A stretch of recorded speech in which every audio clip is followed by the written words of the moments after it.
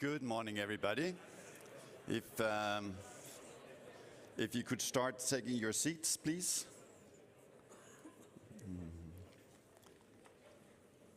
Perfect. A bit more. It's a bit difficult to see whether you actually sat down or not. Okay, good. Let's get started. A very warm welcome to the third edition of the CCUS forum. I will actually start with, I know I just told you to sit down, but I will actually ask you to stand up again. And don't worry, I'm not gonna make you do anything weird like talk to the person next to each other. I'm simply wanna give a very warm and very big welcome to our guest of honor, the Royal Highness, the Crown Prince of Denmark.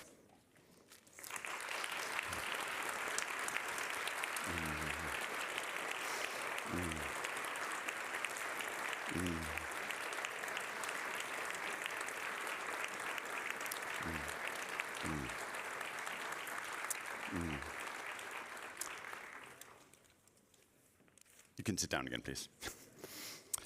Well, thank you so much, and thank you for all of you joining her, and thank you also, Commissioner, Minister, distinguished guest. I think we are actually more than 450 participants in the room, covering 30 countries and over 200 different organizations. So far, I think this is the biggest of this type of event, and we're extremely pleased to have you with us, and we're also extremely pleased to the ones that are looking online. Hopefully, we have a very full program, so we hope you will enjoy it, and we hope that you will learn a lot, and that you will get inspired to do more action. We have chosen to have this forum in Denmark, of course, obviously, but also in Aalborg, and there's many reasons for that. I mean, first of all, we really loved the venue. We thought that this was sort of an ideal place. It had this, a bit like CCUS, it's ugly in this beautiful way. It's big and it's concrete, and we really like this stuff. But also because of Aalborg, Aalborg is a city that really have seen CCUS as part of the core strategy, not only for the city, but for the full part of the northern Denmark. So the first person on stage is, of course, the mayor of Aalborg, Lars Jørgensen, who will give us a warm welcome. So Lasse, the floor is yours.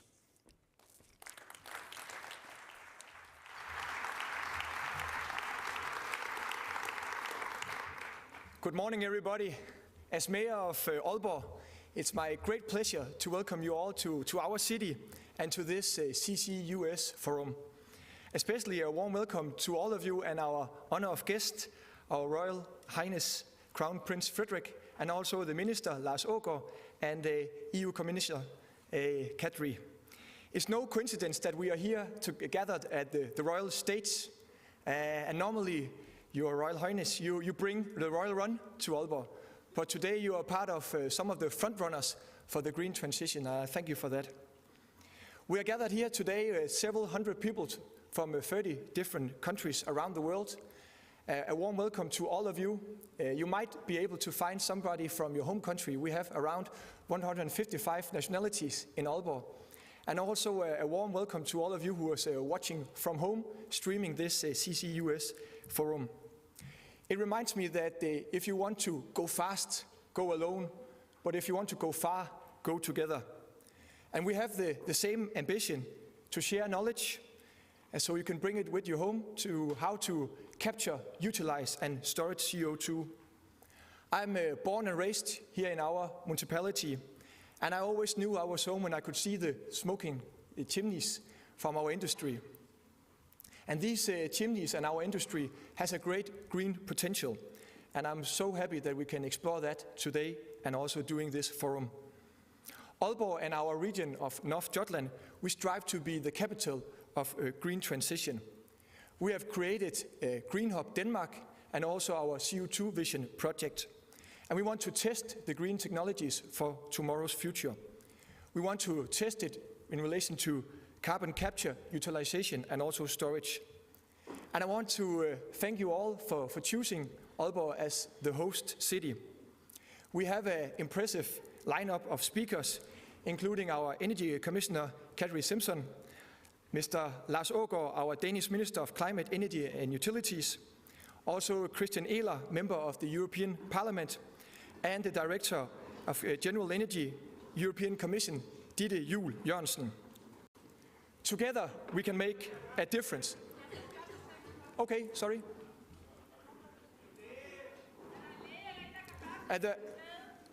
Any doctors here in the house? We have a situation.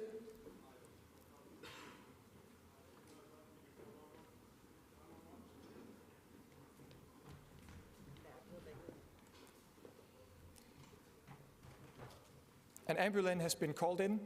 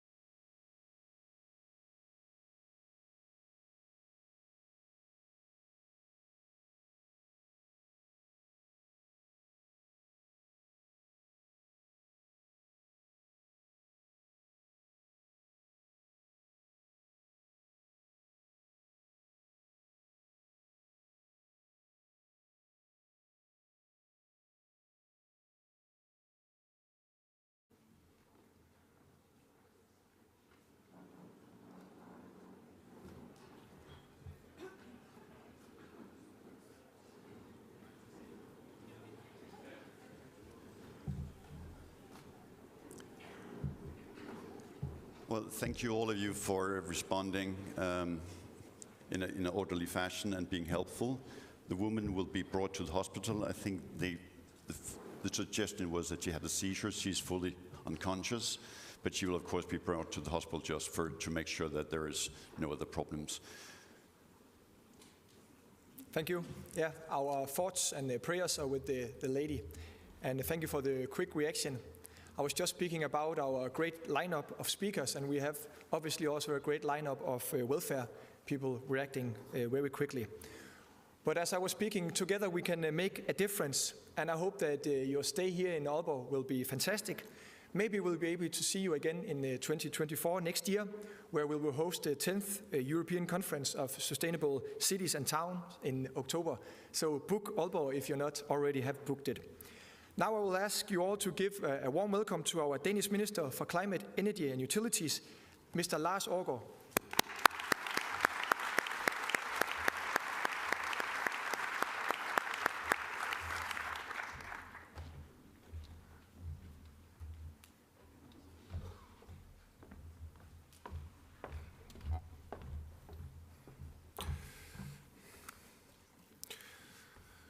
Your Royal Highness, Commissioner Simson, dear guest, dear Mayor, a warm welcome to EU CCUS Forum here in Aalborg.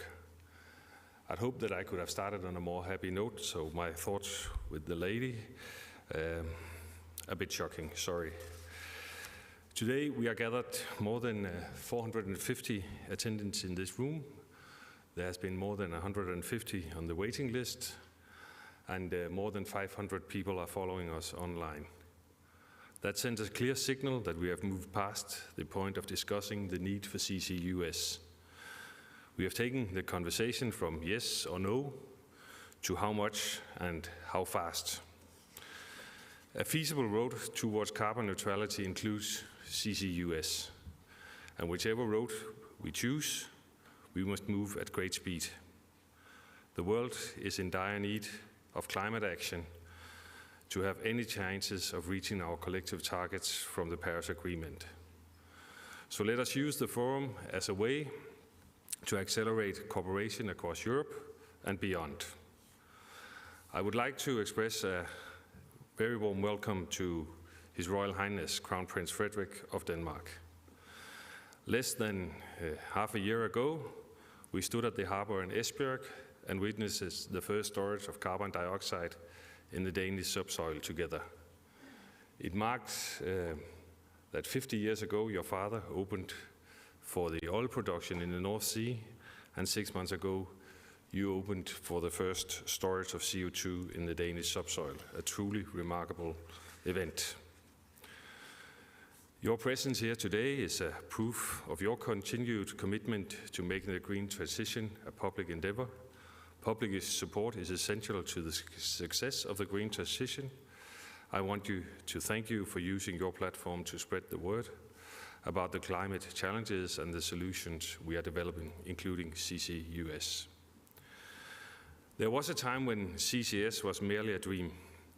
Some of you might know that about 15 years ago, when I was CEO of the Business Association of Danish Energy Sector, my team and I came up with a vision for a carbon-neutral Denmark. We called it Power to the People. A lot of pieces to the puzzle we already knew. Electrification of transportation, of heating, flexible consumption that matches fluctuating production, sector integration that allows for better synergies between electricity system and heating system. But one piece of the puzzle was missing.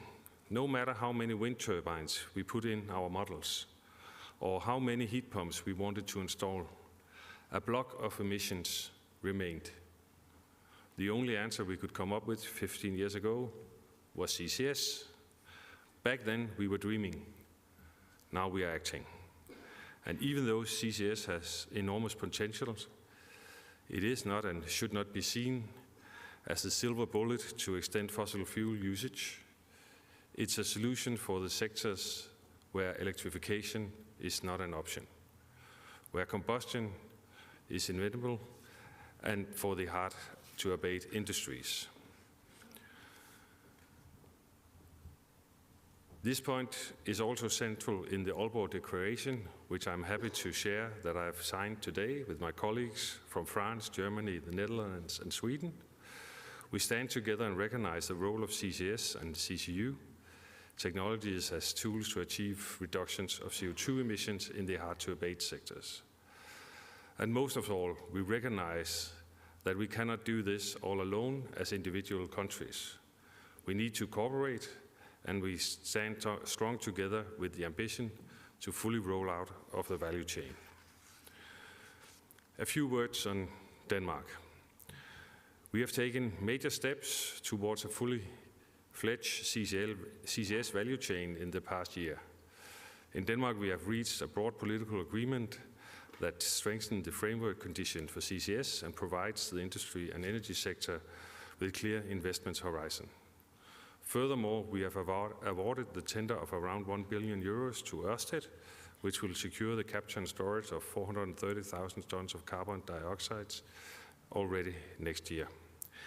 In addition, we recently disclosed the winners of the first Danish tender for production of green hydrogen, an important part of the CCU value chain.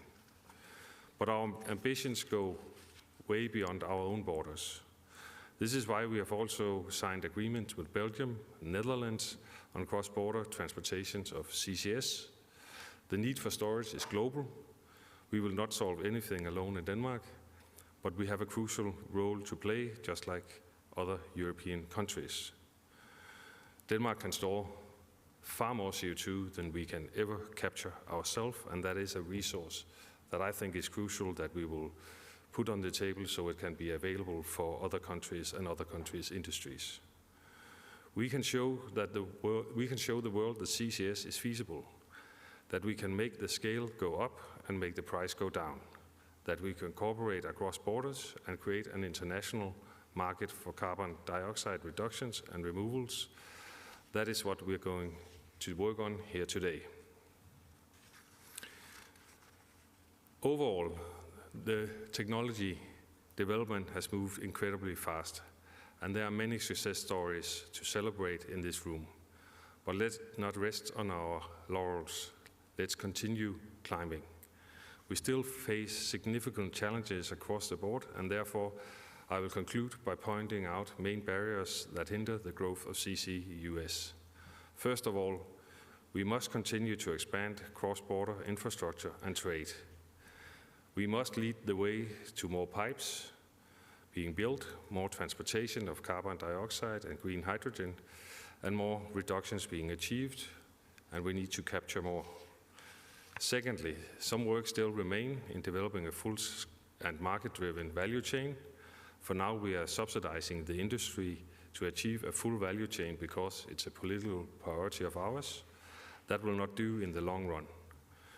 We will have to reach a point where the market thrives by itself, and that will take both continued political attention and further strengthening of the investment framework.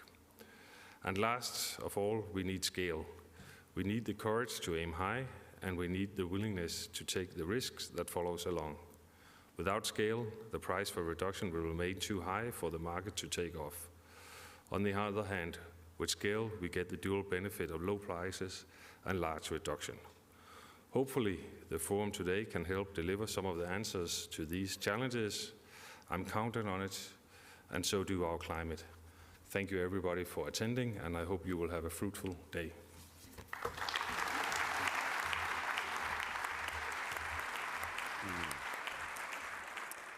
Thank you, Minister. And the next speaker is our dear Commissioner. I think we feel quite privileged in Denmark. You are a common guest in our country. Just to mention a few times, last year in May, you went to Esbjerg to sign the declaration turning the North Sea into sort of the power hub of Europe. So that was the fix of renewable. Then in June, you were back in Sønderborg, signing the Sønderborg Action Plan in June, making sure that energy efficiency was in place. Energy efficiency, renewable, fixed, and now it's CCUS. So Commissioner, welcome.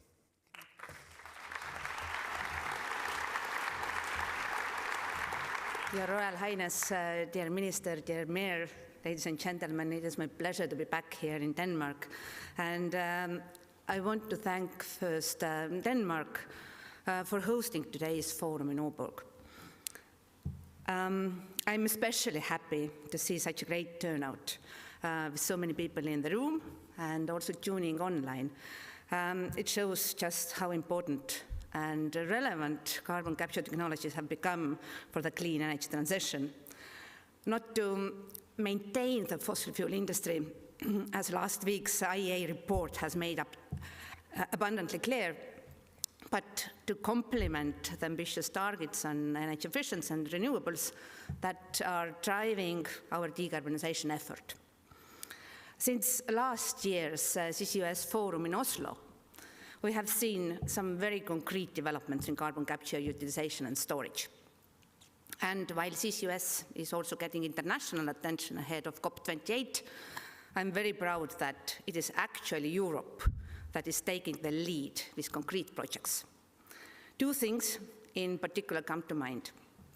The final investment decision in the Porthos project to store CO2 in empty gas fields in the North Seas, and last week's agreement to transport and store 800,000 tons of CO2 from an ammonia production facility in the Netherlands to the Northern Lights project in Norway.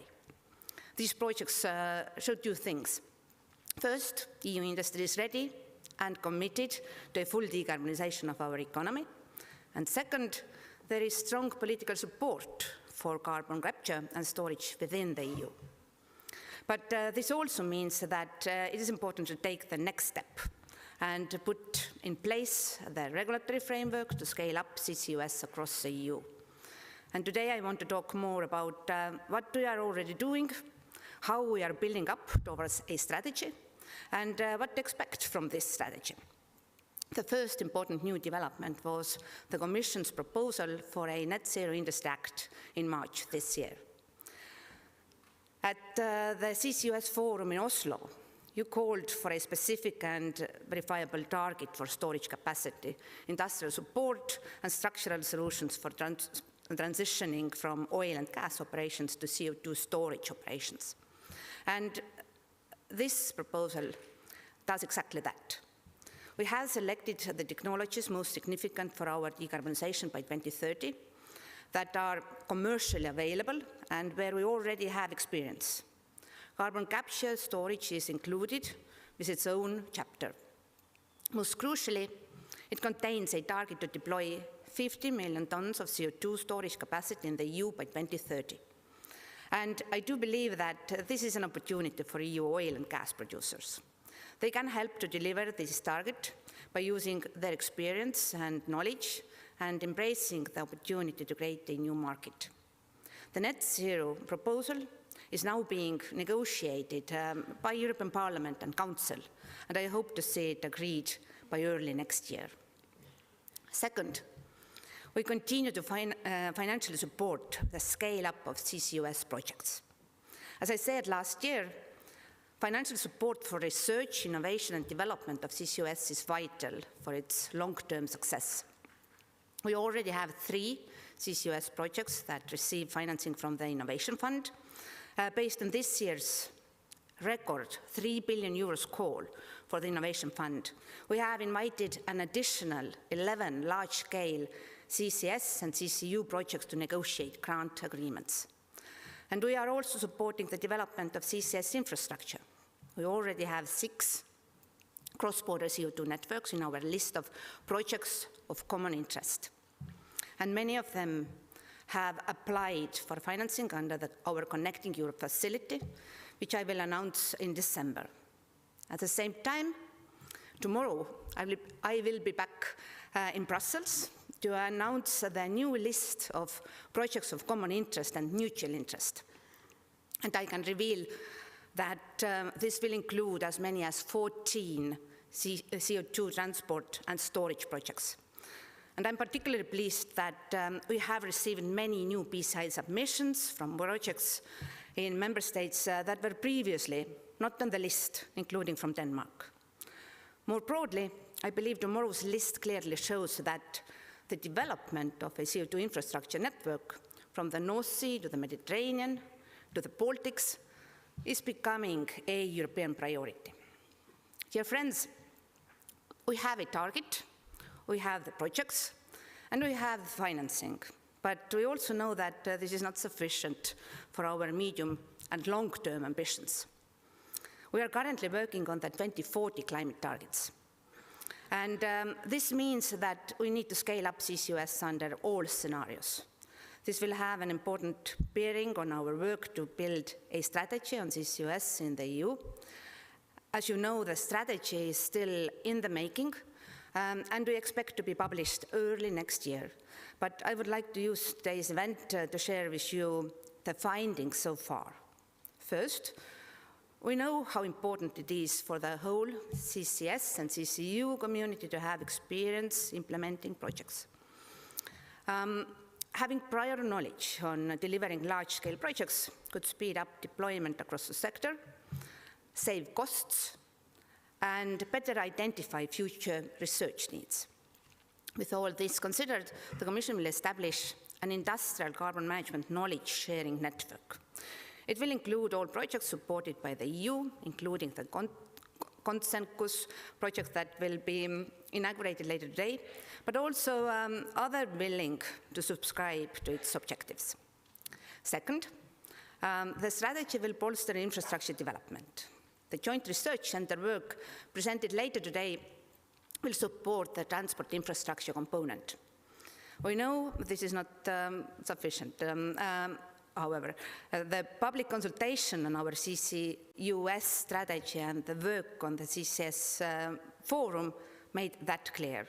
Industry has requested a legislative framework to support CO2 infrastructure planning. Such framework must balance well the requirements of capture installations and infrastructure operators. And I can also announce that to enable interoperable EU-wide open access CO2 infrastructure, the Commission will initiate work with our standardization bodies on CO2 stream composition standards. And third, we will create a CCS observatory. This work will start already next year, based on a pilot project in cooperation with the European Parliament. This observatory will monitor, report, and verify the CO2 captured from cement and waste incineration plants. And if successful, it could turn into a permanent EU CCS observatory for the whole carbon management value chain. Ladies and gentlemen, this is just a snapshot of the strategy, but it gives you an idea of what's to come. We have made great strides this year, and I would like to thank you all here in the CCUS forum for your support. We now have solid building blocks for the industrial carbon management strategy, from the investment decisions taken, the financial support provided at European and national level, and the input that we have received on our public consultation and through this forum. My intention is to present this strategy to you at the earliest opportunity next year. So I look forward to continuing our discussion once the strategy is out. And I wish you a good forum and looking forward to reading its conclusions. Thank you.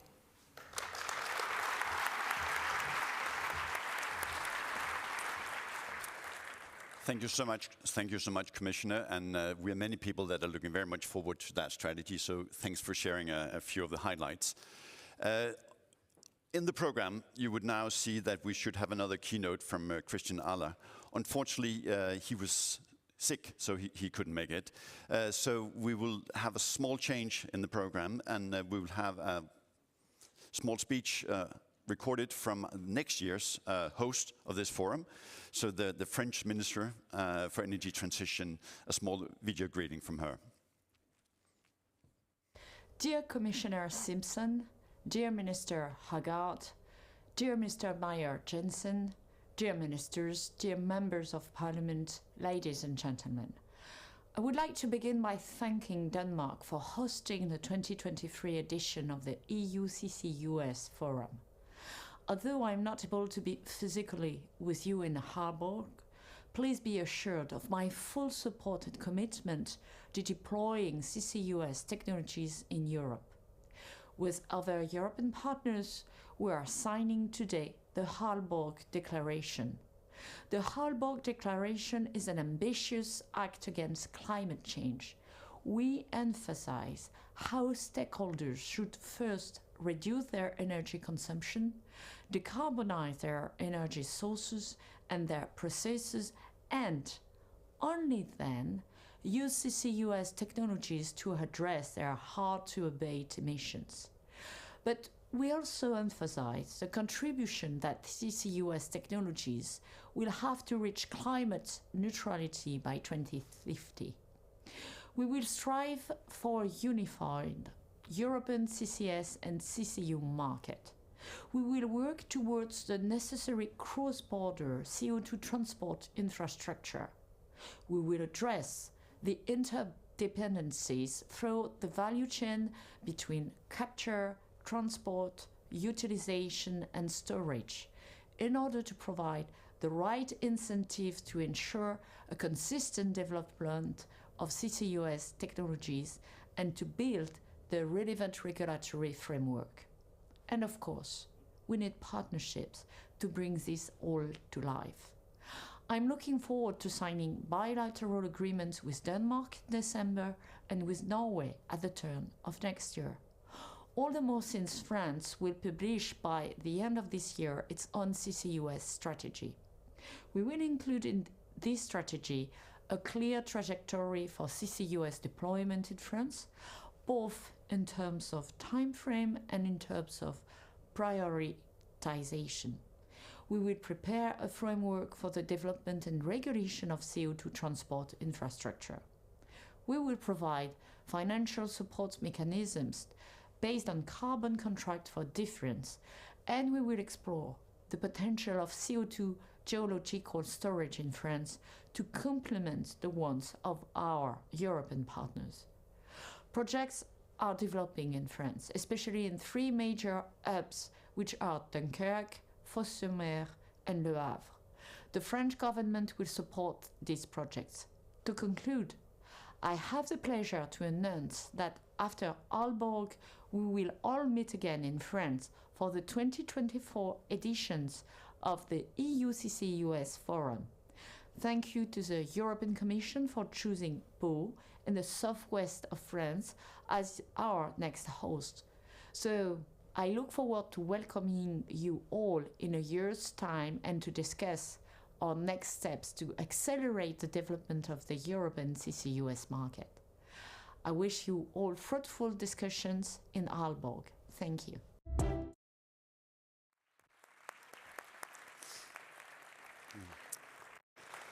Thank you so much. And now we know that we will be going to France next year. I think this actually have the end of the high-level forum, so we'll ask our high-level guest. And it's not because they don't want to hear the rest of the speeches. It's simply because we want to show them CCUS in real life. So they will be visiting the cement plant to see how they're working with that, and they will be visiting Aalborg Harbor to see how you actually do it in real life. Let's give them a round of applause.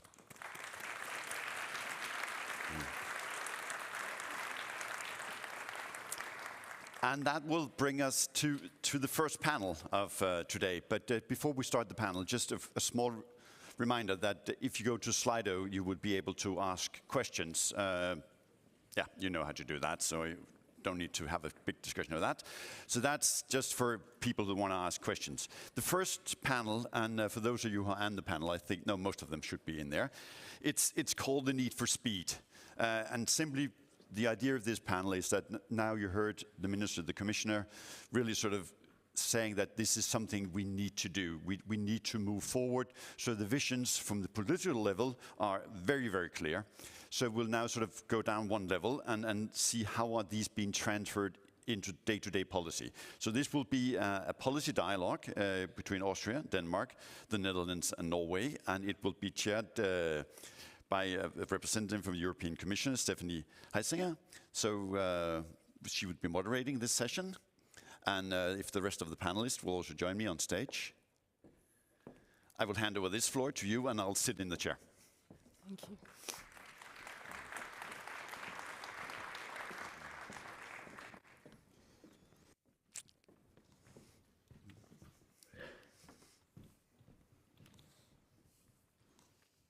Thank you, Anders, and apologies for my voice. I'm actually happy that I can still speak.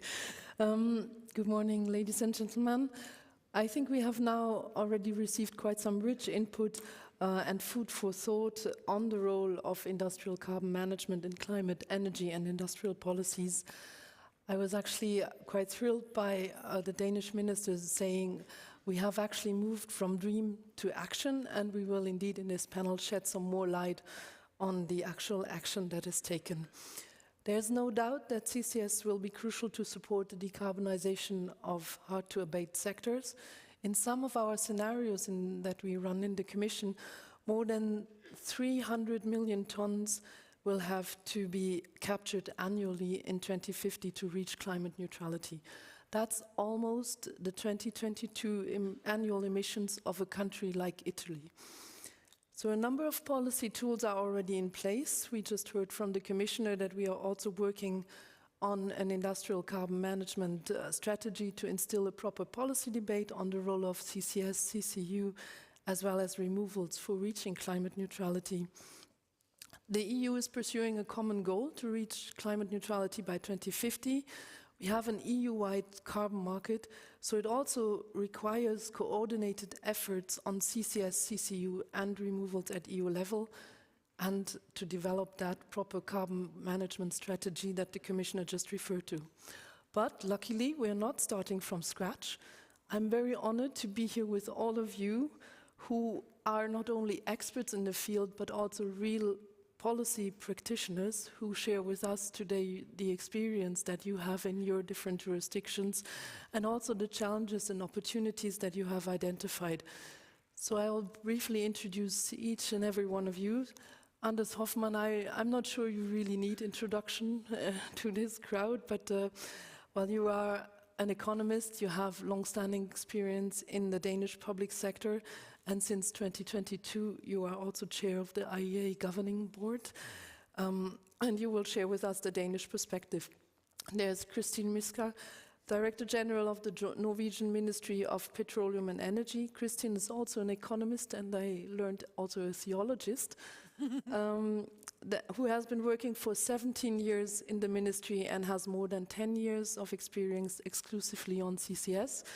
So we all know Way is investing a lot in CCS, and very happy that you also share the wealth of experience that you have. Then there's Esther Pijs, a Director General from the Dutch Ministry of Economic Affairs and Climate Policy. Esther has a background in international relations. She has been with the ministry for more than 8 years in several management positions, and she's currently the Director General for the Groningen and Subsurface Program, and we will very eagerly listen to your experience from the Dutch projects. And last but not least, Jürgen Schneider from the Director General of the Austrian Federal Ministry for Climate Protection, Environment, Energy, Mobility, Innovation and Technology. So I'm sorry, that's a very long name. But you have a background in chemistry, and you have also held different positions in the public sector in Austria. And what is unique about your role on the panel is that actually you come from a country where CO2 storage has been banned, and we are very eagerly looking at understanding your views on industrial carbon management in that context. So I hand over the floor to the panelists to dive into the discussion, and Esther, maybe I can start with you, because we've also already heard Porthos is the first CO2 storage project in Europe to receive a permit under the under the CCS directive. So last month, the project has taken final investment decision. What were the challenges encountered by the Dutch government in order to reach this point? Thank you.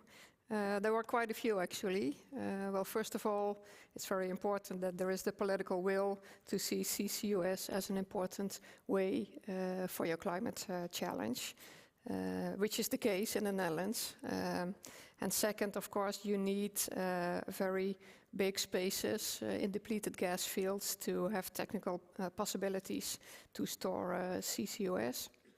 to store CO2. And of course, we need a legal framework. But once that is all there, then comes the most important factor actually, and that is the economic framework. How to make sure that the whole value chain is being through the right pace and the right process altogether. And for that, the Dutch government has worked together very closely with industries and also with state-owned companies to make sure that we have the same pace between demand and supply part of the chain. And the chain, of course, it's big.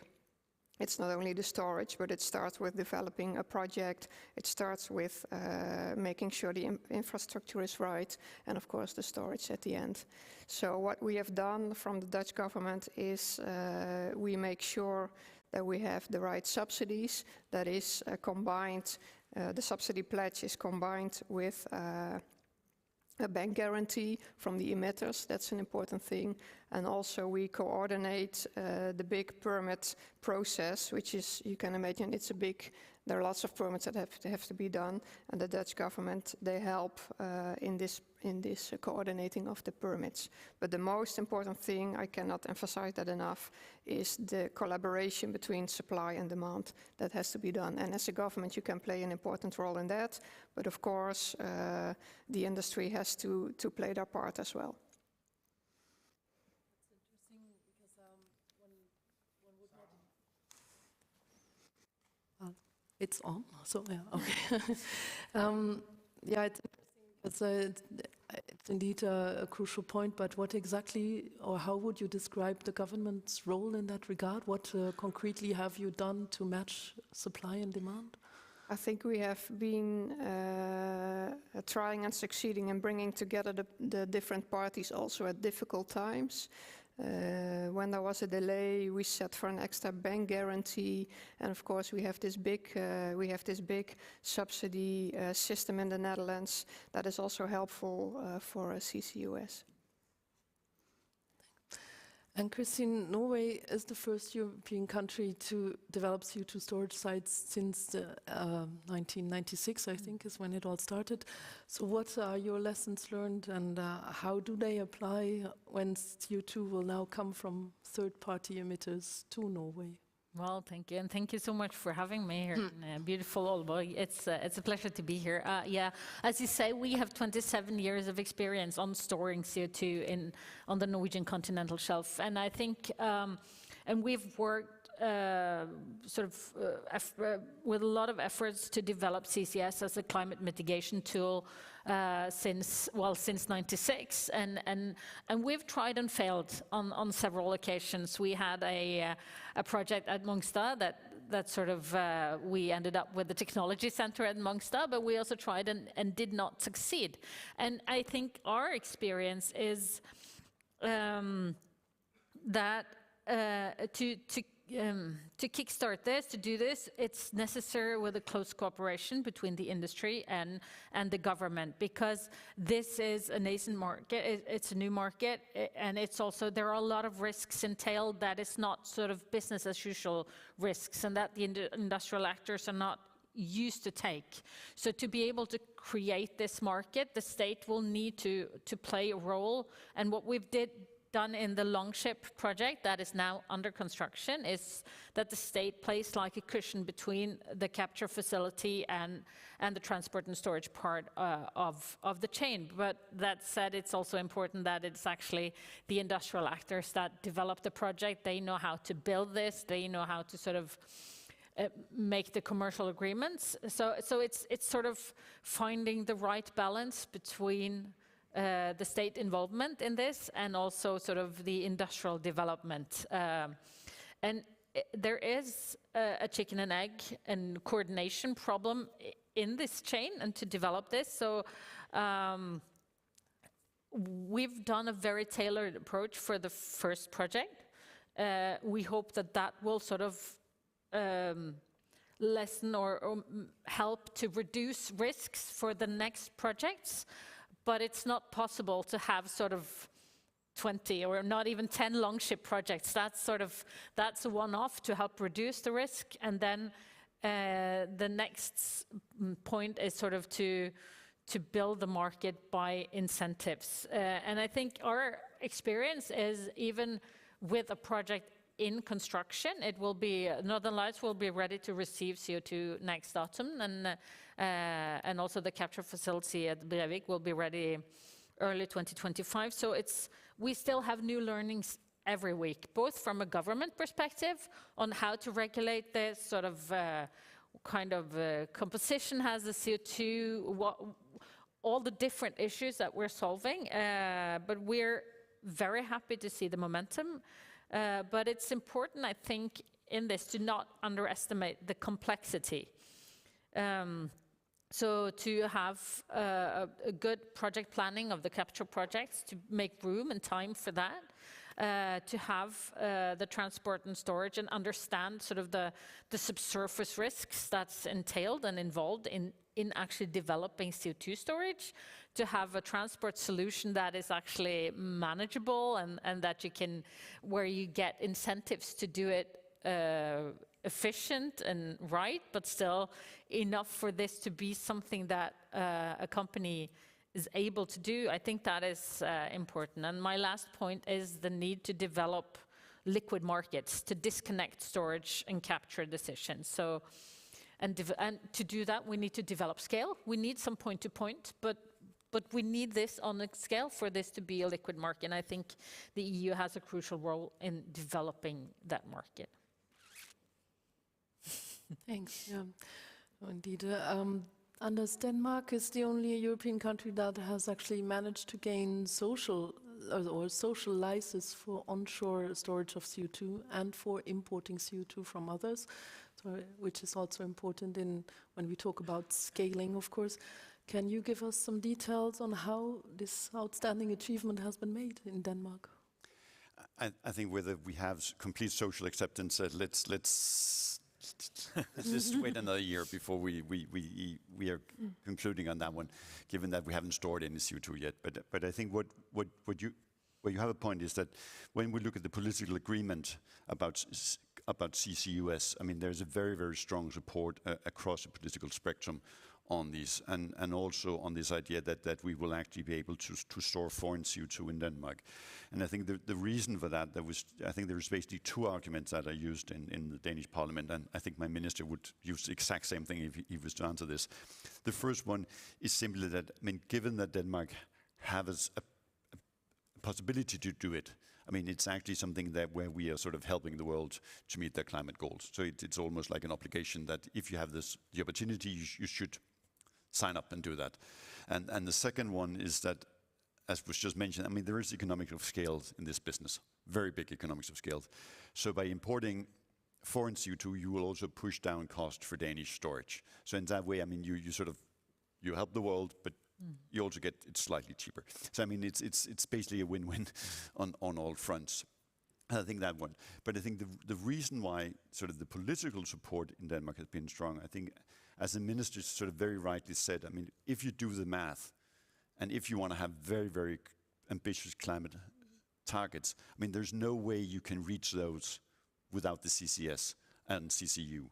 So I think it's just the further you go down this climate road, the more you actually see you need it. So I think it's also sort of more pragmatic. You need that, and then being extremely clear, as also mentioned by the commissioner and the French minister, that you need to do the other stuff too.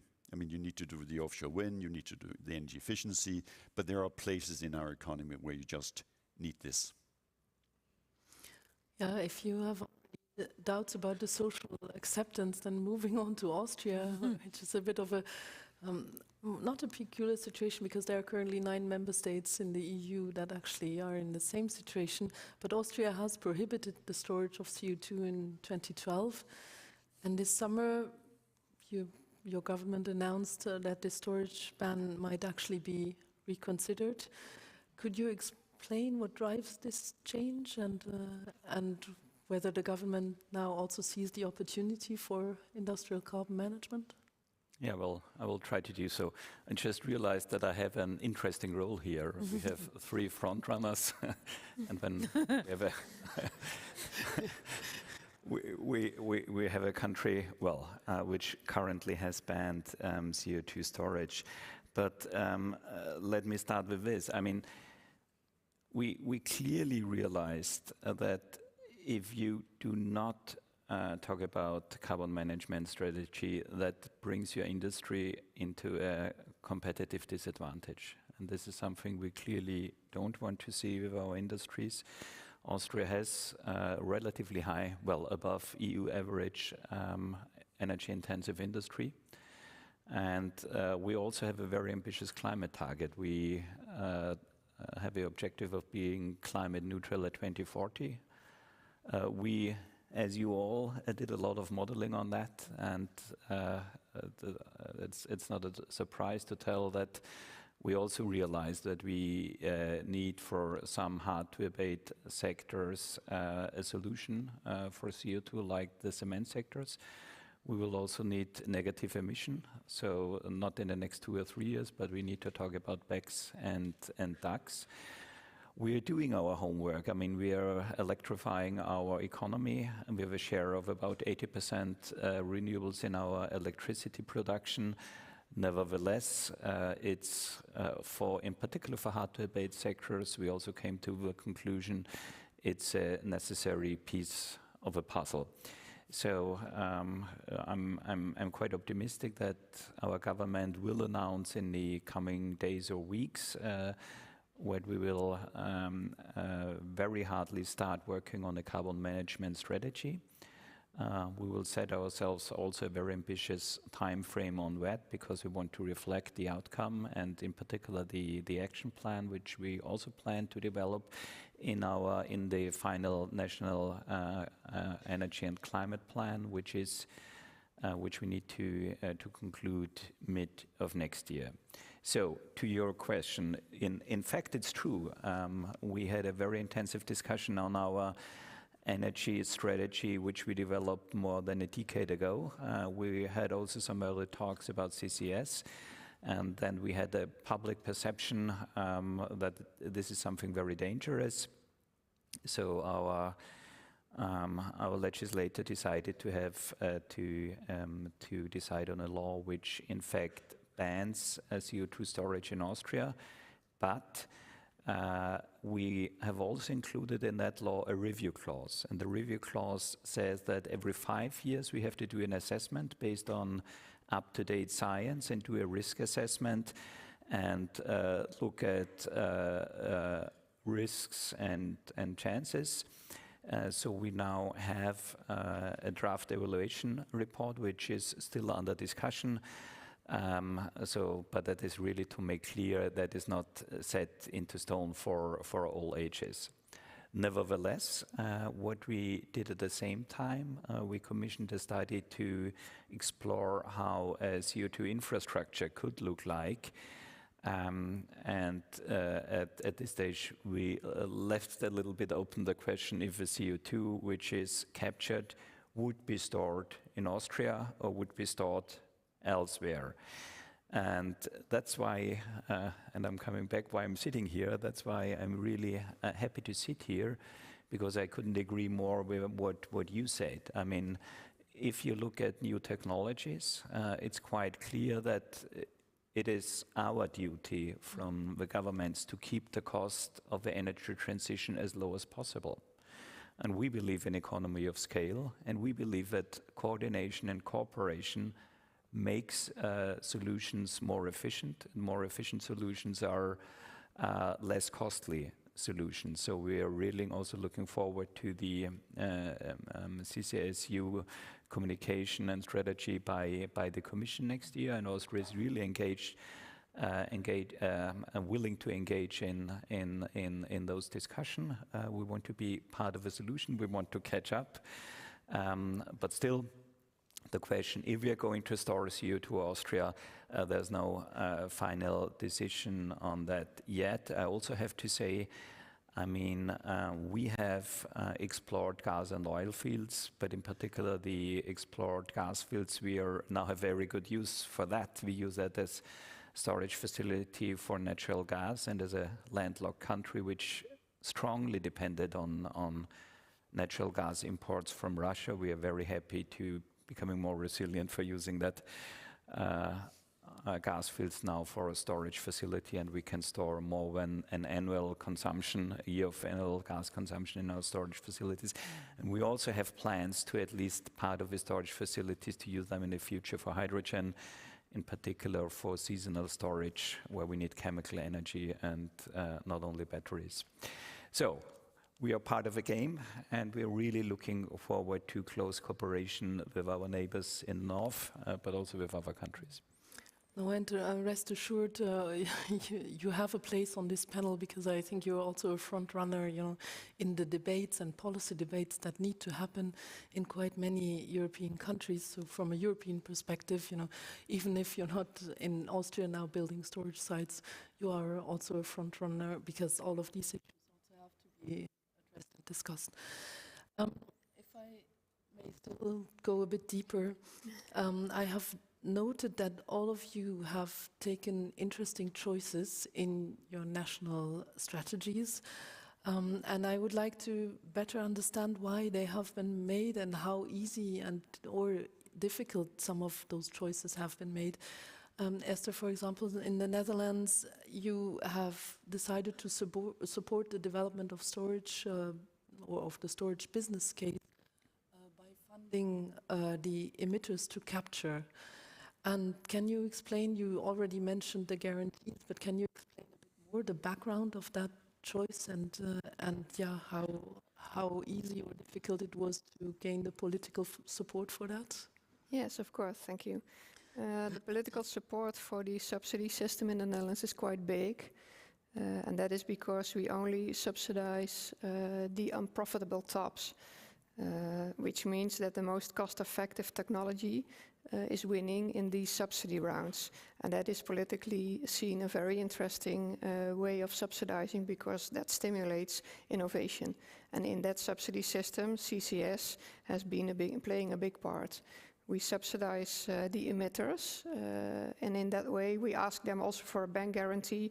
In that way, the Porthos parties are for sure that their customers once Porthos is operational in 2026. So this way, and also this subsidy system is the same for wind and for solar, but for CCUS it's taking out quite well. And well, Christine, in Norway, you have actually chosen to exclude oil and gas fields from the areas that were open for exploration in view of CO2 storage. And can you explain why that choice has been made? Well, I think it's not that we have excluded it. We have an open door policy when it comes to CO2 licenses. So whenever a company finds an area that's attractive, they can nominate it, and then we will assess whether that is a good solution or whether that is a good point to do CO2 storage. Our experience is that when it comes to old oil and gas fields, they often come with old wells that have been plugged and abandoned, and that entails a risk in the CO2 storage because you cannot be sure what kind of cement has been used, basically, especially if they're very old. So it is there is a risk entailed to that, and that. That also leads me to a point that I really want to make, that there are many learnings from the storage that we've done for the last, I don't know, almost 30 years. And one of them is the importance of being open about what you're doing. So we release all the data from all the monitoring that we're doing of the CO2 storage. And that is really important to ensure public perception of this activity. That everyone, all sort of researcher and the research community can use the data from Slido and Snøhvit and look into those and see sort of, so what is this really and is it safe? And we also have a huge research activity into CO2 storage to make sure that we're using the best technologies available, basically. And we have, over the last years, we did the Longship investment decision back in 2020. We did that because we wanted to create or to sort of take part in creating a market for CCS in Europe. And I'm thrilled to see the development that's been made since we did the investment decision in Longship. And on the Norwegian continental shelf, we have actually awarded 6 licenses for CO2 storage exploration since then. Those licenses always come with, I guess, ambitious plans. And if all the ambitions in those ambitious plans, if we succeed, there is licenses awarded to store some 40 million tons of CO2 per annum in 2030, which is huge. So there's a lot of capacity out there, but there are a lot of issues to solve as well.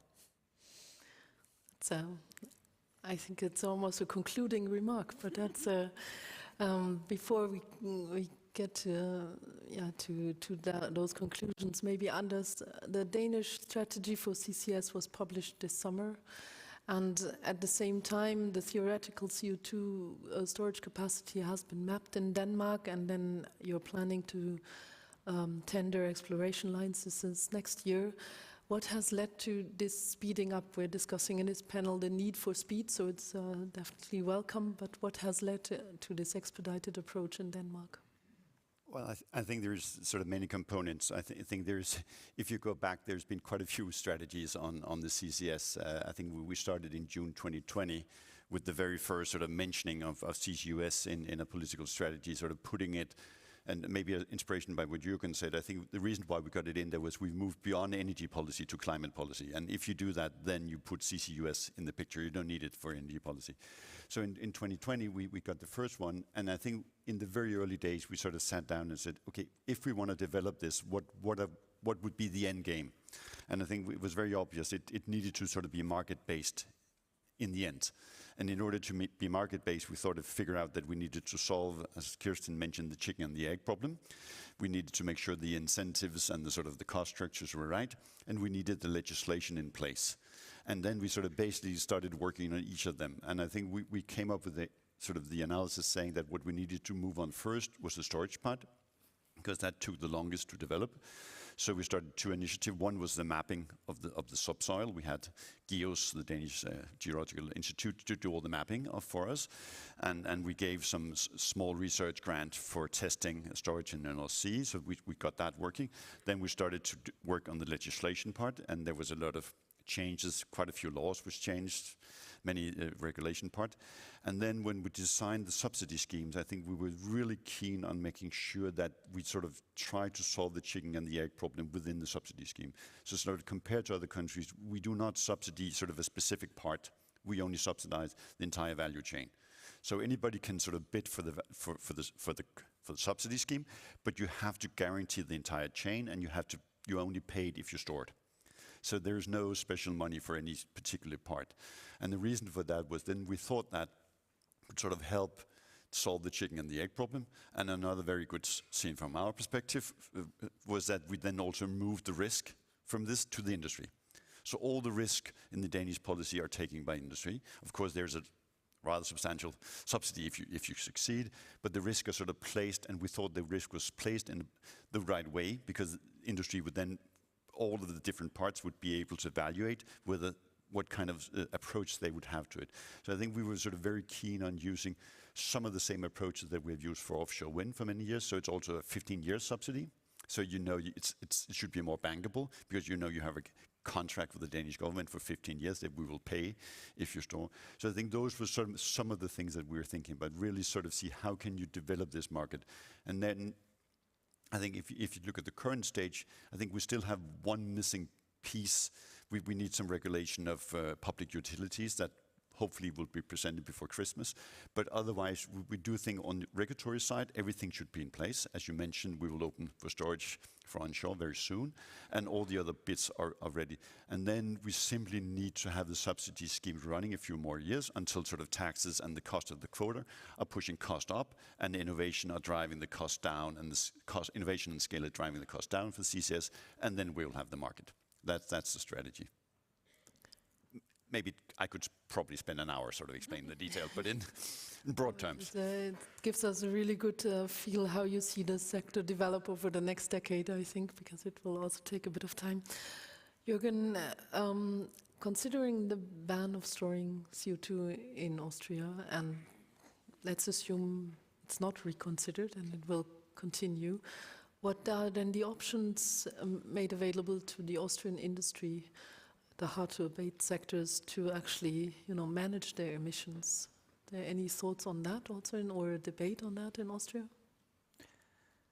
Well, I really at this stage, I don't have a crystal ball in front of me, and I'm not in a position to prejudge if a ban will be lifted or not.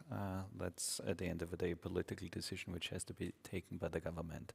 Nevertheless, as I stated earlier, it's very clear for us that we have industries which we want to keep in our country, which will have to rely on carbon capture.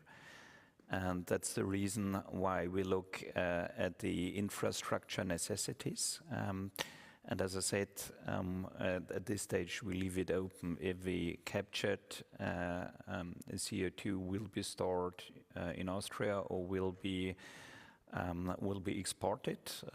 You could either export it to the south or to the north, basically, if you look at Austria. We don't have our own shores, so there's no possibility for offshore storage in Austria. And that's why we also have a very high interest in potential European infrastructure.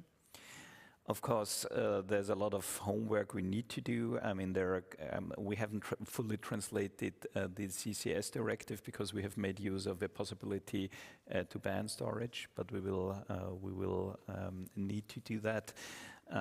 So if we have an infrastructure, talk about regulatory framework, permitting, we also need to do common, together with our European friends, work on standardization. So we want to do all the homeworks. We want to provide, together with our industries, solutions, and I also have to say cost-effective solutions. Interestingly, in Austria, the responsibility for mining is not in our ministry, but it's in the Ministry for Finance.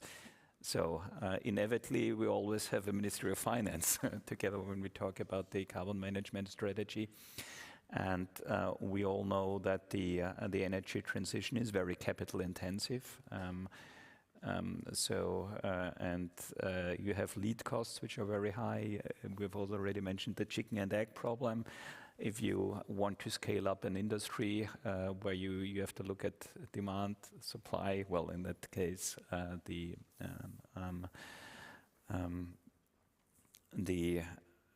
capturing and then the final storage, we need the infrastructure. But as I said, now we take that very serious, and we want to come up with possible solutions, the better early than late.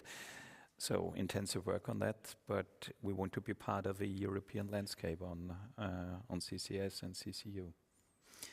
And for that European landscape to build, actually, I was about to ask you a bit selfishly, I can admit, a question about the forthcoming industrial carbon management strategy at EU level. What, in your view, is one key element that you would like to see or need to see in that strategy? And maybe I can combine that with one question from the audience that we received is what you see as one thing we can't do without for the scale up in the coming decades. So either or, you know. Sure. I think there are a couple of things. I mean, first of all, I think the first thing we need to solve is, of course, that we should be able to transport the CO2 among countries. I think that was sort of almost like a no-brainer, that we need to fix that. And I think that would be very helpful with some work on the Commission. And then secondly, I think in the early days, we're pretty sure that ships could probably do the job for most of the transport. But I mean, if we're talking about sort of major scale and we will need some pipes, and how do you create, what would be the network of these pipes? Sort of some EU support for developing cross-national pipes would probably also be very helpful. And then, of course, there's quite a lot of nice EU subsidies to keep developing those, supporting these probably sort of with a focus on the cross-national thing would be extremely nice, and also the one that would actually prove the entire value chain, not just sort of one-off sites, but this idea about developing actually real European value chains. I think those three components would be something that we would clearly like to see, and then we have a very long list of other things. But this really focusing on the transport and the developing on truly European value chain, I think that would be some of the high priorities from us. Yeah, that was 2 more wishes than I can serve, but maybe Esther, you want to add a wish for the European industry? Yeah, thank you. I fully agree with Anders that the shipping and transport is very important, and also the funding. I also think it's a very young industry and a very young value chain, so it's also important that the industry is able to develop itself. So there needs to be lots of responsibilities within the industrial sector. So that means for the EU, I think, besides all the wishes that we have been sharing for now, that it's also important not to over coordinate.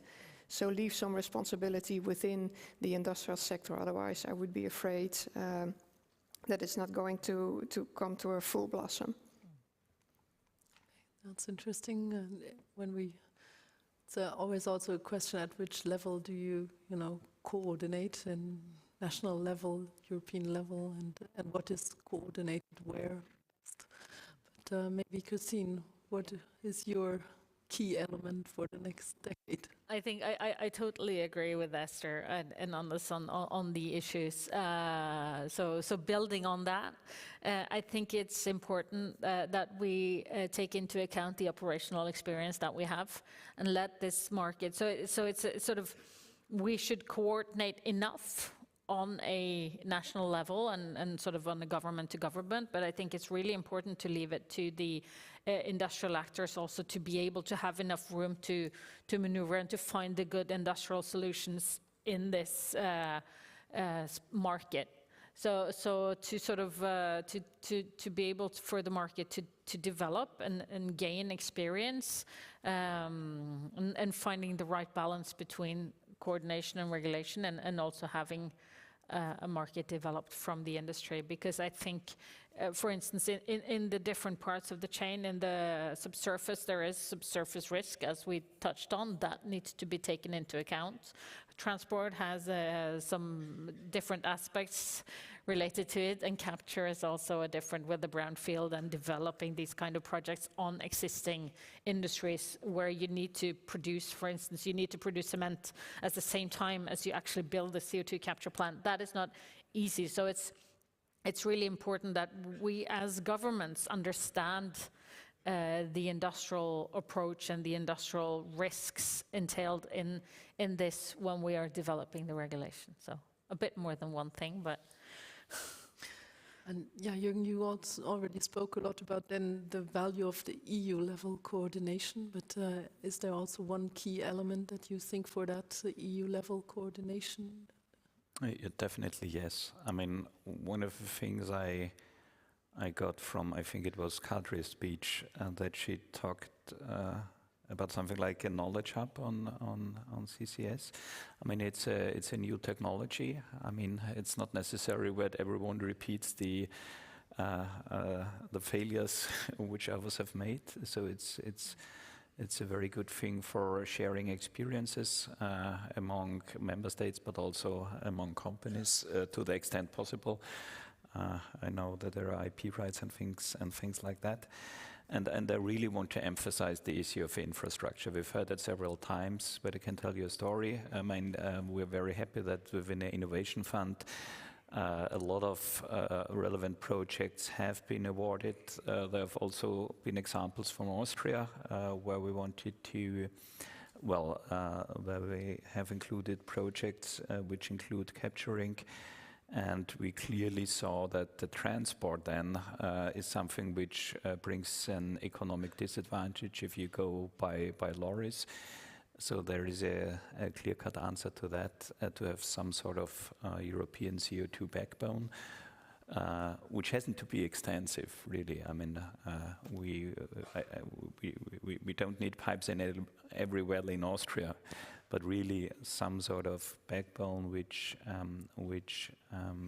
connects the major industrial areas. That's really something to think about, and that's really something where we need not national but European solutions. So I think we're coming to an end of this interesting discussion, which you already said. I think we could continue for a few hours, but if you allow me to maybe conclude or draw 3 conclusions. First of all, I think you've all underlined that CCS and CCU is needed to reach our climate target. It's a challenging task to build that value chain at different levels, that's for sure. There are, however, many lessons that we can learn from you, from your experience. Also, maybe, Christine, you said we also made some mistakes, so maybe others do not necessarily need to repeat those mistakes. And to learn from that experience is then the first step to an EU-wide coordinated approach, that these lessons are shared and that also a wider audience listens, which I think we make a good start today for that to happen.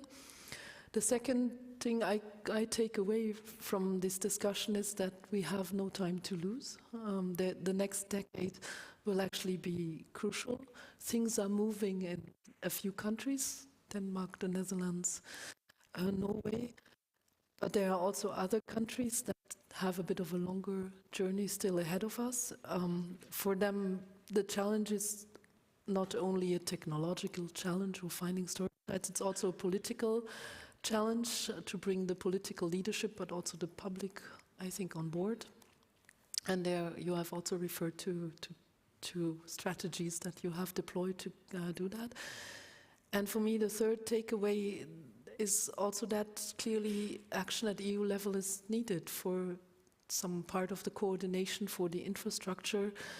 But it's a huge challenge. We are all united in this EU climate target of reaching climate neutrality by 2050. So we will not be able to rely solely on the front runners. That's also fairly clear. We need more information on the storage sites, on the capacities, and we need to look at more regions and countries in the EU to provide those storage sites, because ultimately, and you mentioned it as well, we need a single market for CO2 to develop so that we provide the most cost-effective solutions to the hard-to-abate sectors to reduce the emissions and also enable removals and negative emissions after 2050. For me, that was a very interesting exchange. I thank you very much for being available today for that exchange. I hope we will have more fruitful discussions in the course. Thank you.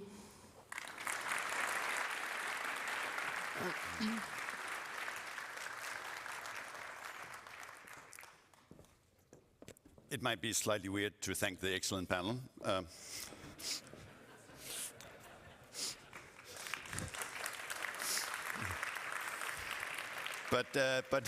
But as the next speaker get ready, I think one of the things that we looked up, as you can hear from the discussion, we are all discussing this chicken and the egg problem, and I think that's going to be one of the biggest challenges for many countries. So when we were developing the Danish subsidy schemes, we actually checked what came first. And for those of you who sort of know your sort of evolution theory, of course you know it was the egg. I mean, there were eggs before birds. So I think just sort of for discussion over lunch, I think just reminds everybody it was the egg that came first, and you can continue the discussion based on that because, never mind. Well, another thing that came up in the panel was this whole idea about, I mean, what would actually be most important, and one of the most important things would really be to look at how do we actually transport the CO2 in Europe. So the next speaker is really trying to focus shaping the future, the CO2 transport network, and there has been some modeling simply saying that what if we look at how would an ideal transport network be looking at, and we had the Joint Research Center from the European Commission. Tuma, the floor is yours, please.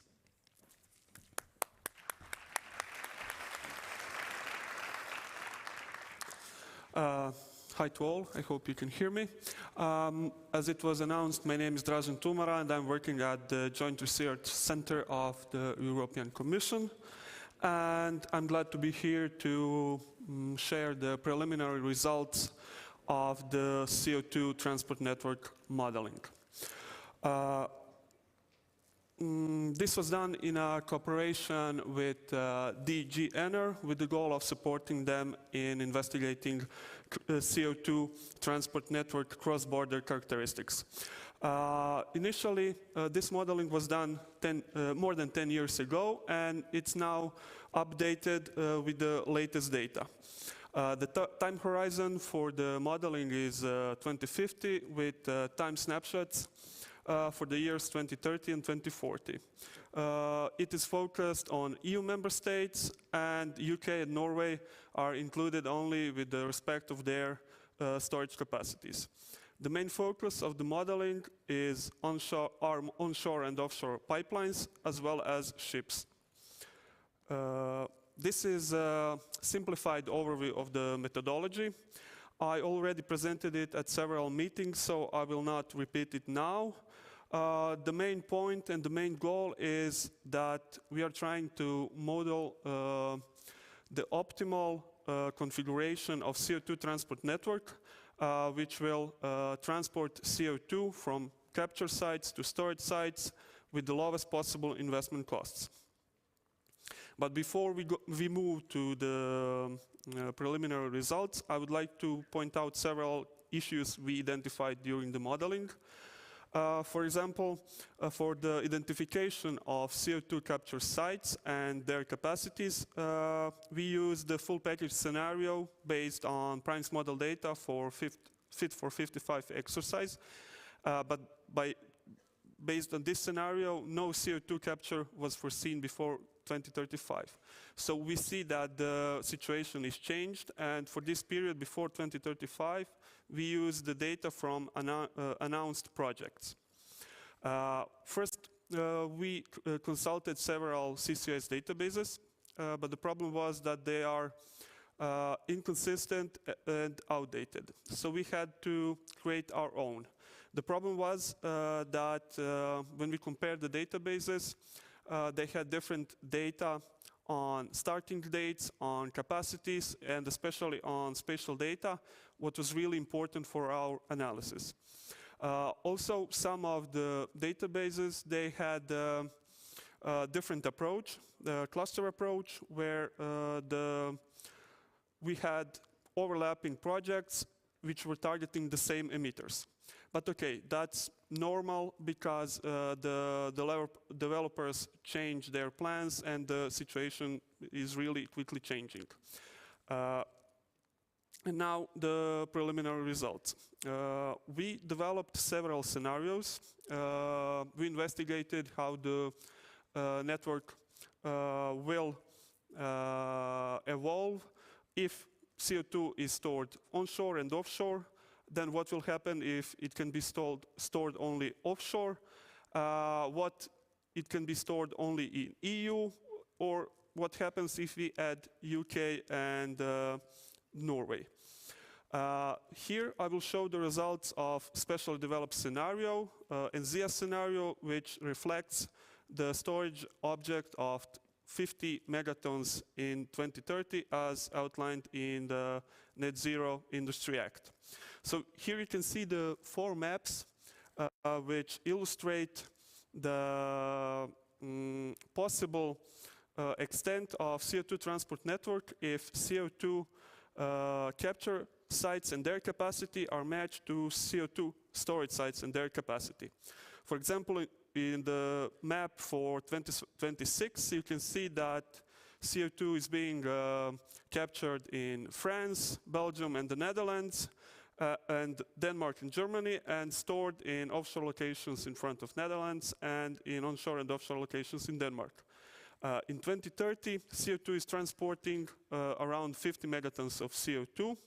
The network is now more developed. The North Sea region is still the main storage region, but there are also CO2 CO2 is also stored in Northern Adriatic and in Greece.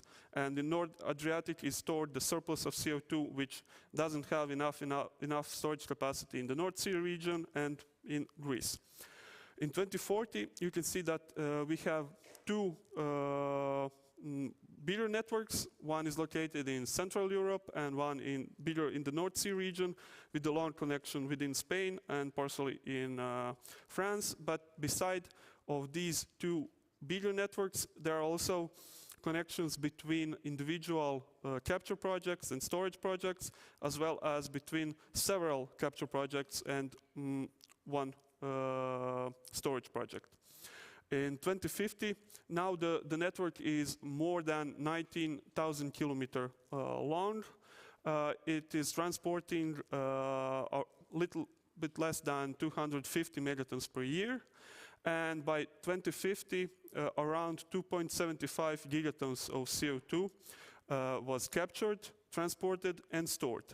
CO2 is being captured in 20 countries and stored in 13 countries.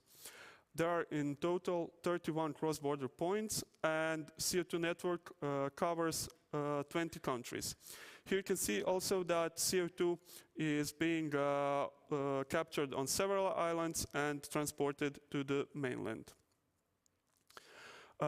This slide shows the results in a different way. On the left side, you can see the distribution of transport network length per country, per member state. And on the right side, you can see the evolution of amounts of CO2 captured, transported, and stored, as well as the total investments expressed in euros, 2021 euros. And our main conclusions are that early CCS adopters, they have a significant impact on the development and extent of the CO2 transport network, because the network is evolved and developed around their locations. Based on the CCUS database and the modeling we did, we can see that there is a lack of storage capacity when comparing announced CO2 capture amounts and announced CO2 storage capacities. This can be seen especially in the early phase of the network development, but it can easily happen in later phases because there is more it needs more time for CO2 storage sites to be developed compared to the CO2 capture sites.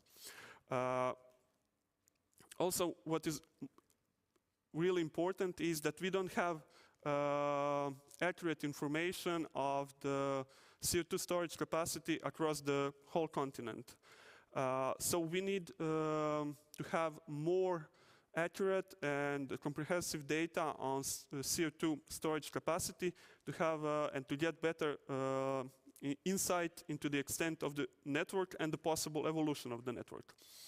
Also, based on the modeling, we've seen that a lot of capture sites and storage sites are involved, as well as many countries. And the CO2 is being captured between a lot of CO2 capture sites and storage sites. And what we need are CO2 quality standards for that transport. So far, I was talking about the main transport network, but also CO2 will have to somehow be transported to the main transport network.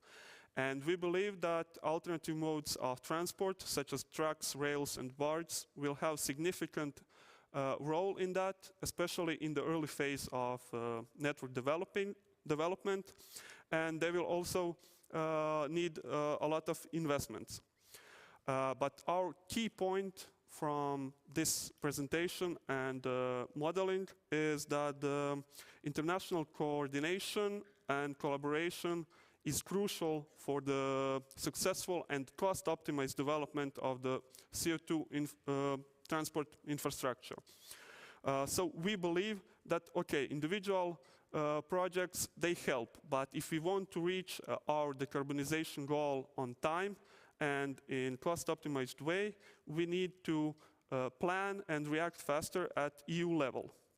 And in the end, I would like to say that we are now developing new models based on more recent CO2 capture data projections, and I hope they will be available in the beginning of next year.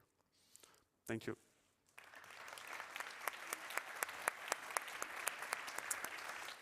Thank you so much. And I'm pretty sure that people in Aalborg were quite pleased to see that all the maps were sort of going through this city. So the idea about developing a CCUS hub is also supported by research. I think that's quite reassuring. We will now move to the second panel. The first panel was me and my colleagues on the political side trying to transfer all the sort of the political ambitions into legislation and policy action. Now we move sort of more out to the, I must almost say the real world, to look at industry and people who actually implement these things. And the idea here is, of course, to have some, I think we call it target practice, how to effectively ensure enough storage capacity and transport infrastructure by 2030. And given that that was sort of the major theme for all the countries represented on stage, I think this is a very timely discussion now. I will introduce the moderator, Lee Beck from the Clean Air Task Force, and you will then have the chance, if all the panelists would come to the floor.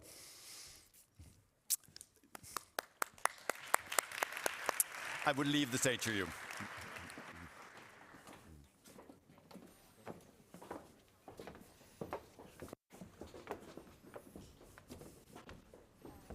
Tak for det. No sound?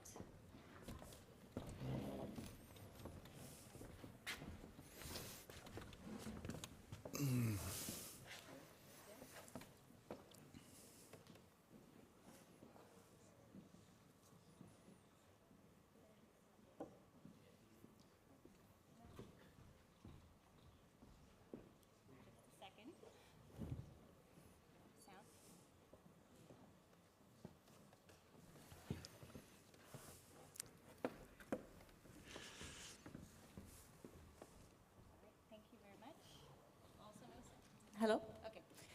Sorry about that. Now we're here. Very exciting.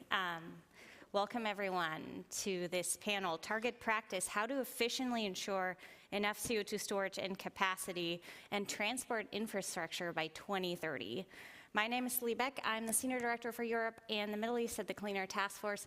We're a global climate organization focusing on overlooked solutions, and one of them is carbon capture and storage. And so I just want to say, when we started working in Europe on carbon capture and storage about 3.5 years ago, I would have never ever thought that this could be the community that could be assembled here just 3 years on, working on realizing carbon capture and storage across the European Union. So I just wanted to say thank you to all of you. Thank you to European Commission for hosting us here along with the Danish government and of course the community of Aalborg. So what we're gonna do in this really exciting panel following on from multiple discussions on the importance of CO2 transport and storage is really look into the commercial and infrastructure delivery realities across the European Union. I think in 2023 we added close to 30 carbon capture and storage projects to our own tracker at the Clean Air Task Force. That means there's more than 100 projects across Europe in planning. The Net Zero Industry Act also looks at a target of 50 million tons of CO2 storage within the EU by 2030, yet there is the operational storage capacity by 2030 is 0. And so it's easy to set targets. It's harder to deliver the infrastructure to do so. So I think key questions that we're going to discuss in this panel today, one is how can governments efficiently understand and plan for the cross-border infrastructure that's necessary to deliver CO2 storage, transport, and capture at scale. And I think Christine said it really nicely on the panel before, a lot of different pieces have to fall in place at the same time to make these projects a reality. I think there's been a significant and commendable expansion of CO2 storage planning in the North Sea, but we need to make this a reality across the European Union, thinking about the need to really keep costs low and the less CO2 transport infrastructure And the more dispersed storage, the lower the cost. But also, not all EU countries have emissions, of course, from industry, but not all have CO2 storage. And then I think the most important next steps is we need to get more projects to FID, and that involves efficient policy incentive, administrative and permitting frameworks that really support this timeline harmonization that we've already talked about.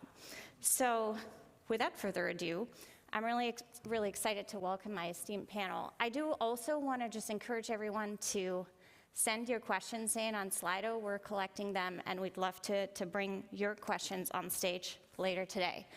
And so with this, I'm really excited to introduce to the left of me here, Piero Ercoli, who's the Executive Director at the Decarbonization Unit at SNAM and focuses on the Ravenna projects. Welcome. We also have Morten Stage, who's the Head of New Business, Total Energies CCS Denmark, and Chairman of INNO CCUS. Welcome, and thanks for hosting us here. Florina Sora, who's the Head of CO2 Geological Storage Office at the National Agency for Mineral Resources in Romania. And Johanna Bo, who's the Head of CCS at Altera New Ventures. And last but not least, of course, Søren Poulsen, who's the Head of CCUS INEOS Energy Denmark and partner in Greenport Scandinavia. So let's start with our hosts here. I want to start with you, Søren, actually. So, of course, Greensand has pioneered a demonstration of offshore storage here in the EU. Can you tell us a little bit more what the biggest barriers are right now to making final investment decision? I think that's a very short answer here. We need to bring down the cost. They're still too high. Or we need to increase the ETS value, so there's a strong driver for emitters to start working on storage or capturing projects. So that's the biggest challenge, is to lower the cost. And it comes to, of course, scalability. And the next one to that is, of course, in order to get scalability, we need to build infrastructure. So, and that's coming back to the theme of this conversation here.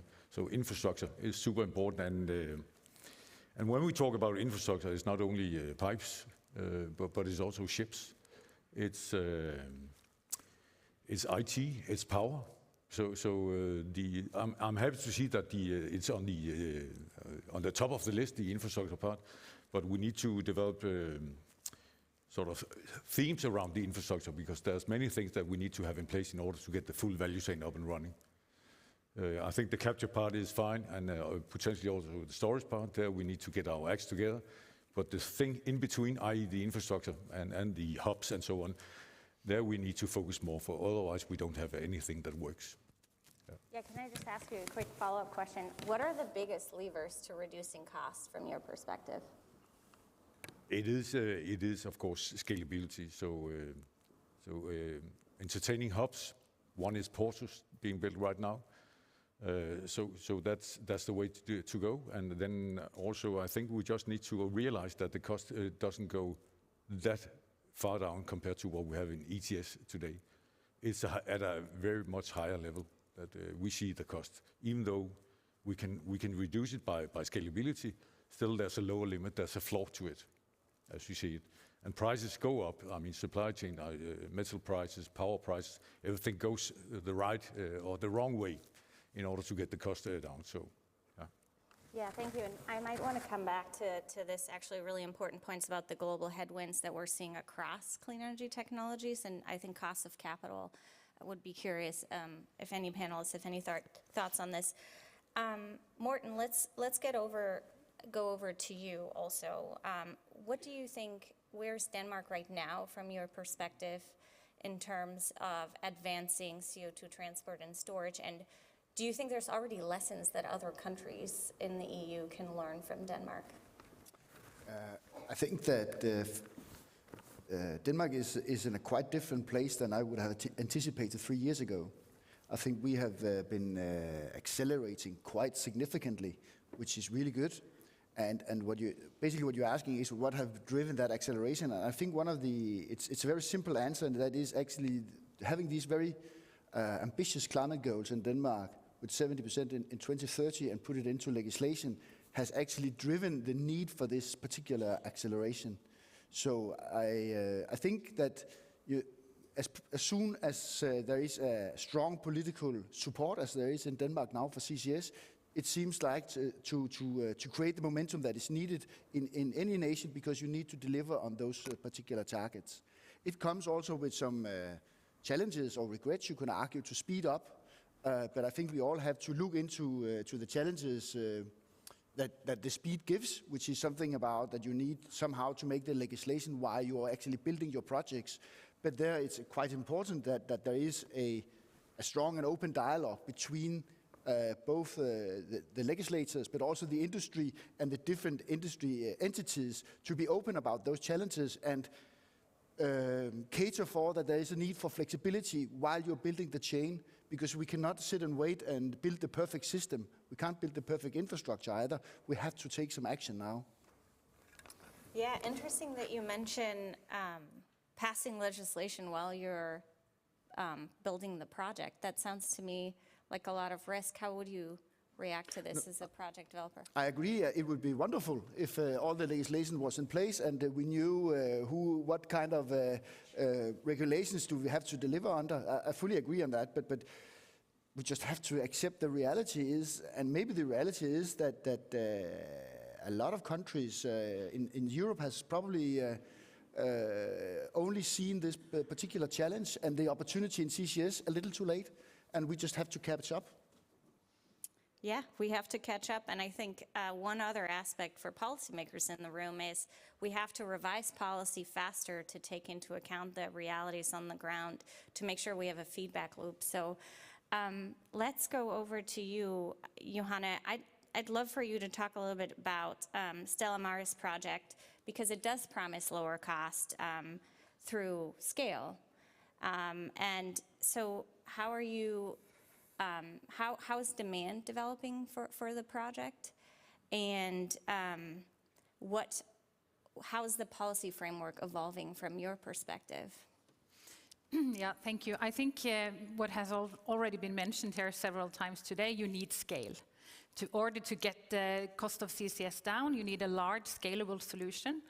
And you mentioned Stella Maris. I think our goal is to build a large-scale, open and shared infrastructure, including transport and storage, because we have this Havstjerne reservoir in Norway for multiple emitters across Europe. And how do you, and I often get the question, yeah, but the market today is very small, how do you build large already now? Is there a demand for that? And I think it's also how we see it in multiple industries, it's to get the minimum viable product. How do you get enough long-term offtake agreements from strong counterparties in Europe, enough to build the first ships and develop the reservoir? So I think key to that is to have collaboration across the value chain. It's very capital-intensive projects for all the actors in this value chain. So you need to lift this together in the industry. You need strong partnerships, and you need these front runners also among the emitters. And also what I see has been important is that the EU Innovation Fund has awarded funding to many of these new first mover capture projects, which has really stimulated the demand for storage. So I think today there is enough demand to build the first minimum viable product, to lift this first project off the ground, and then you have a scalable solution. So you add more ships, you develop more reservoirs, and you could also then optimize the utilization of the infrastructure. And on the capture side, on the storage side, I think we have reasons to be optimistic. We see many new storage licenses being awarded. Kristin Mushashi mentioned earlier here today that only in Norway now we have accumulated up to 40-50 million tons storage capacity per year. So it's coming, but it's extremely important that the storage operators are now keeping the momentum, developing the reservoirs in a pace that is needed to meet the demand for storage. So the chicken and egg dilemma is certainly there, but I think for the first projects, collaboration across the value chain, sit down together, secure minimum viable volume, and that get this financed. So I think, but in the end, we will see a more mature market with multiple various infrastructure. You will see pipelines, you will see ships, and also storage capacity across Europe. So it's really about lifting these first projects off the ground. Yeah, thank you so much. And keyword, storage projects across Europe. Piero and Florina, I want to go to you, to Italy, Italy and Romania respectively. Piero, maybe let's chat a little bit about Italy. When we were talking earlier, you told me, well, for the first time, carbon capture is in the National Energy and Climate Plan, which are the first round drafts are in, which should also be definitely re-envisioned as planning tools for infrastructure such as CO2 transport and storage. But there's of course also exciting projects happening. So maybe you can give us a little bit of an assessment of where is the regulatory framework in Italy, how fast is policy moving, and how does this align with where the projects are, for example, the Ravenna project? Okay, well, thank you for the invitation and thank you for being here. I mean, first of all, I mean, Ravenna project is a project where we develop in joint venture with Eni, and that was the cornerstone of the initial project, and where we put together, complementary capabilities, in terms of reservoir management, but also, Snam is a more regulated player looking at infrastructure. So that is very important to develop such an important project. I think in respect of last year, I was there in Oslo. I think we made very good progress in the project. First of all, the phase one of the project is on track to inject next year. So we have 25,000 tons as a target, and this is very important to also allow the all the authorities to get comfortable with the result and with the target, with a lot of all the things that will go into the industrial project. And then a little bit like we were saying, I heard before about Denmark, we are running in parallel, right? So we cannot really stop and wait for things to happen. We need to balance this risk, but we see also a lot of movement from the government. First of all, as you said, in the revised energy and climate plan, CCS has an important role in decarbonizing Italy. Second thing was that when we submitted a PCI application, we received a support from the government, and that was together with other government in the Mediterranean regions. And of course, we are now working to complete the legislative framework, because the directive that was implemented in Italy in 2011 needs some important amendments, because you need to have some certainty about several elements. But we are also seeing a lot of support from industry, in the sense that at the end of the day, industries sees the ETS changing, especially for hard to abate, and they're scrambling for solutions. So it's not anymore a situation where you can wait and see. They see that they're going to start paying very heavy cost, and therefore they're looking for help, and that's a little bit our role, to try to create some clarity about the planning.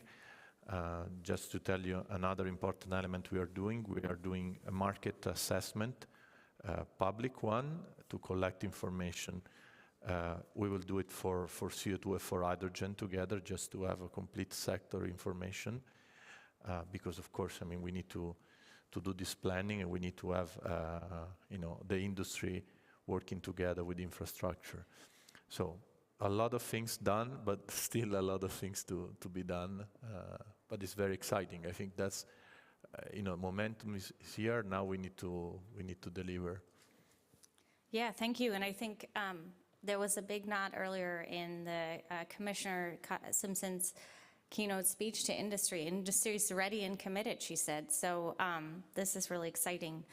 Florina, let's go to you. Romania has an incredible vision for decarbonization, embracing a lot of next generation technologies from carbon capture, hydrogen, nuclear, its own gas production with Neptune. So maybe you can give us a little bit of an overview. Where are you in terms of permitting and regulatory infrastructure for CO2 storage? What's the vision for carbon capture, transport and storage infrastructure? Okay, thank you. As Romania is a major oil producer in Europe, about 20% of the production comes from Romania. We see, and looking with the interest at deploying this technology, CCS technology in Romania. We have the right framework in place. The directive is transposed. We prepared and approved the procedures for granting exploration permits and storage permits. We, considering that first and the first project, viable project we see will be in depleted reservoirs, and building on the experience and knowledge the oil and gas companies have, we set up a group and analyze and review the legislation and propose some amendments to streamline the transition from oil and gas production to permanent carbon storage.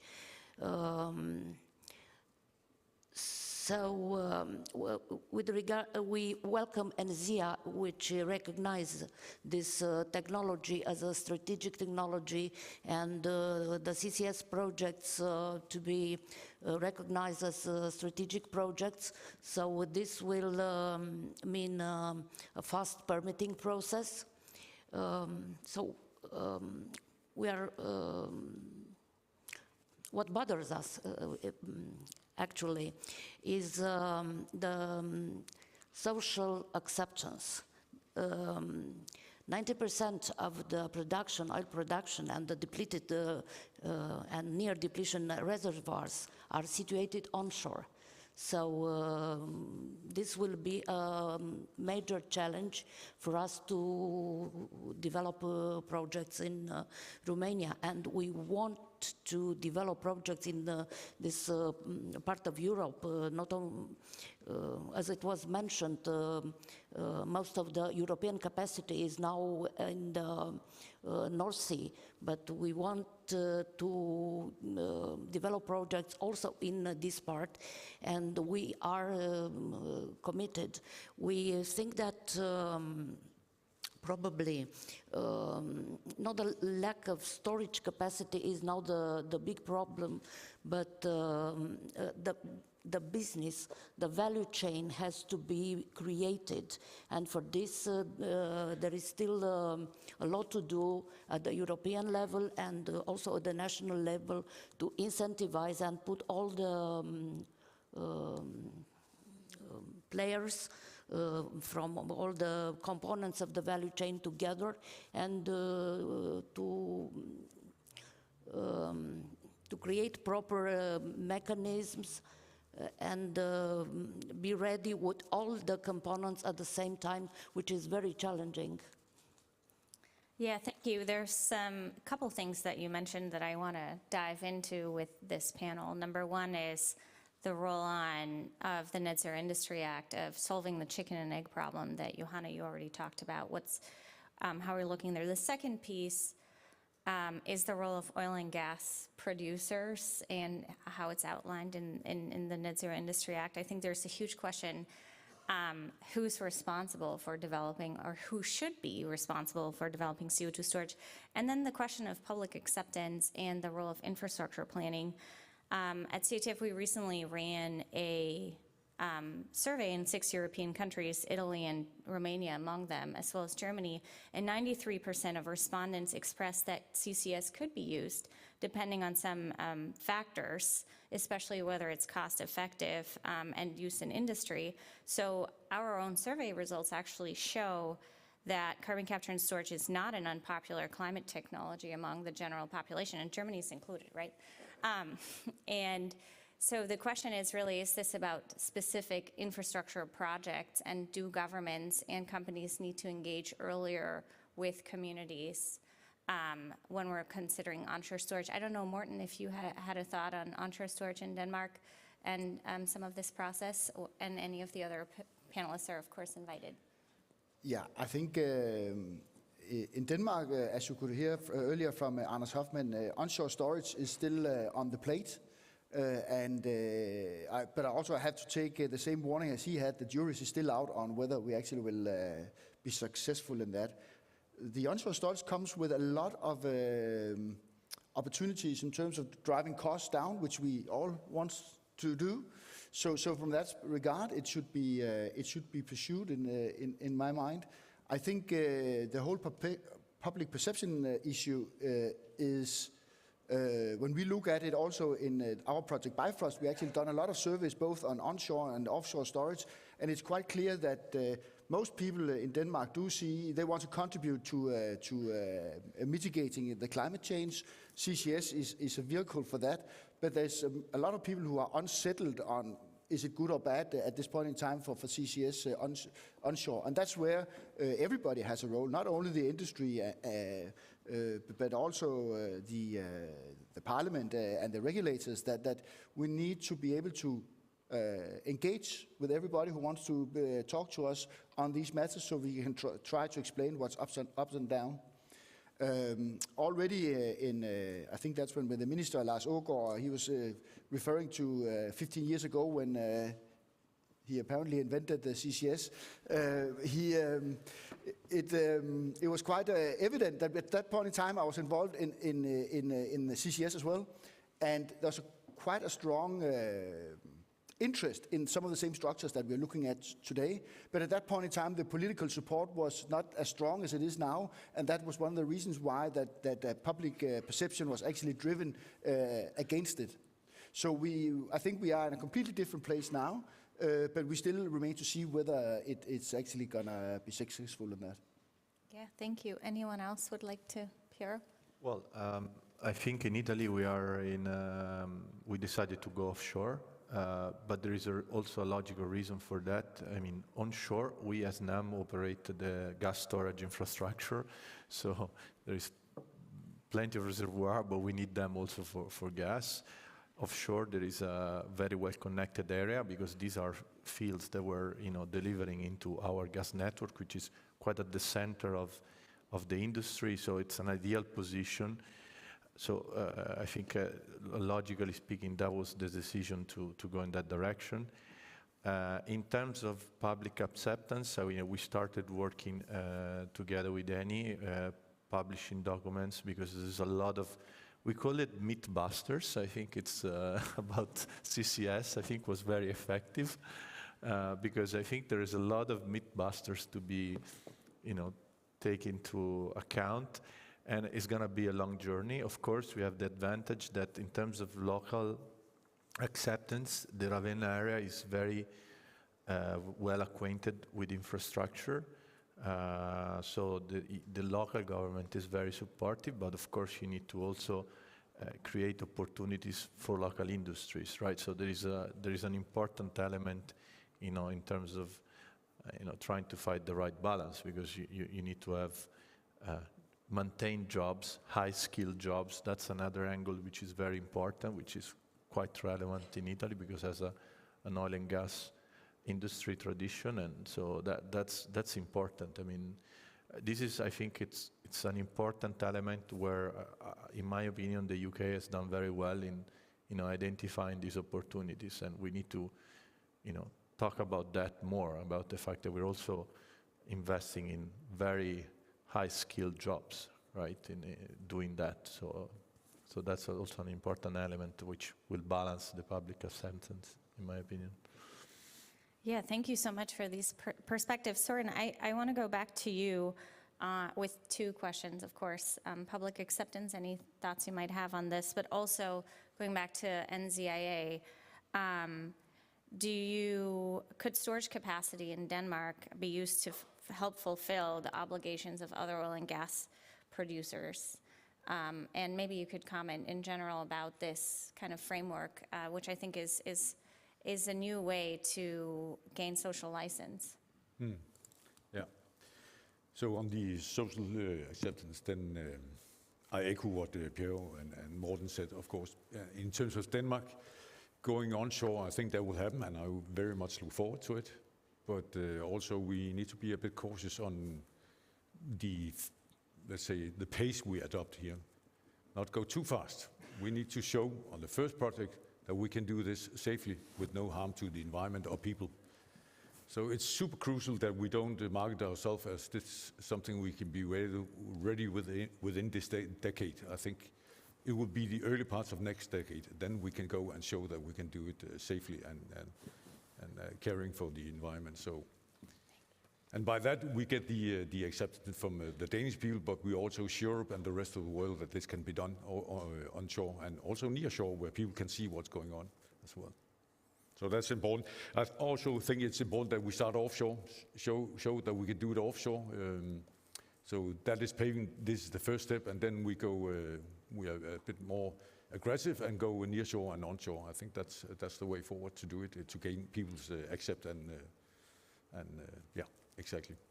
And the other question, I'm not very much into this regulation or what's coming there, but of course, if we as oil and gas operators can demonstrate that we can do it safely and store a large amount of CO2, then I think that's the way to go. We come with a lot of experience. We know the geology and so forth. You heard it all before, but really it starts with the big oil and gas companies, as I see it, paving the way. But that doesn't prohibit other operators to come in. But we certainly have an advantage, as I see it. And the fee.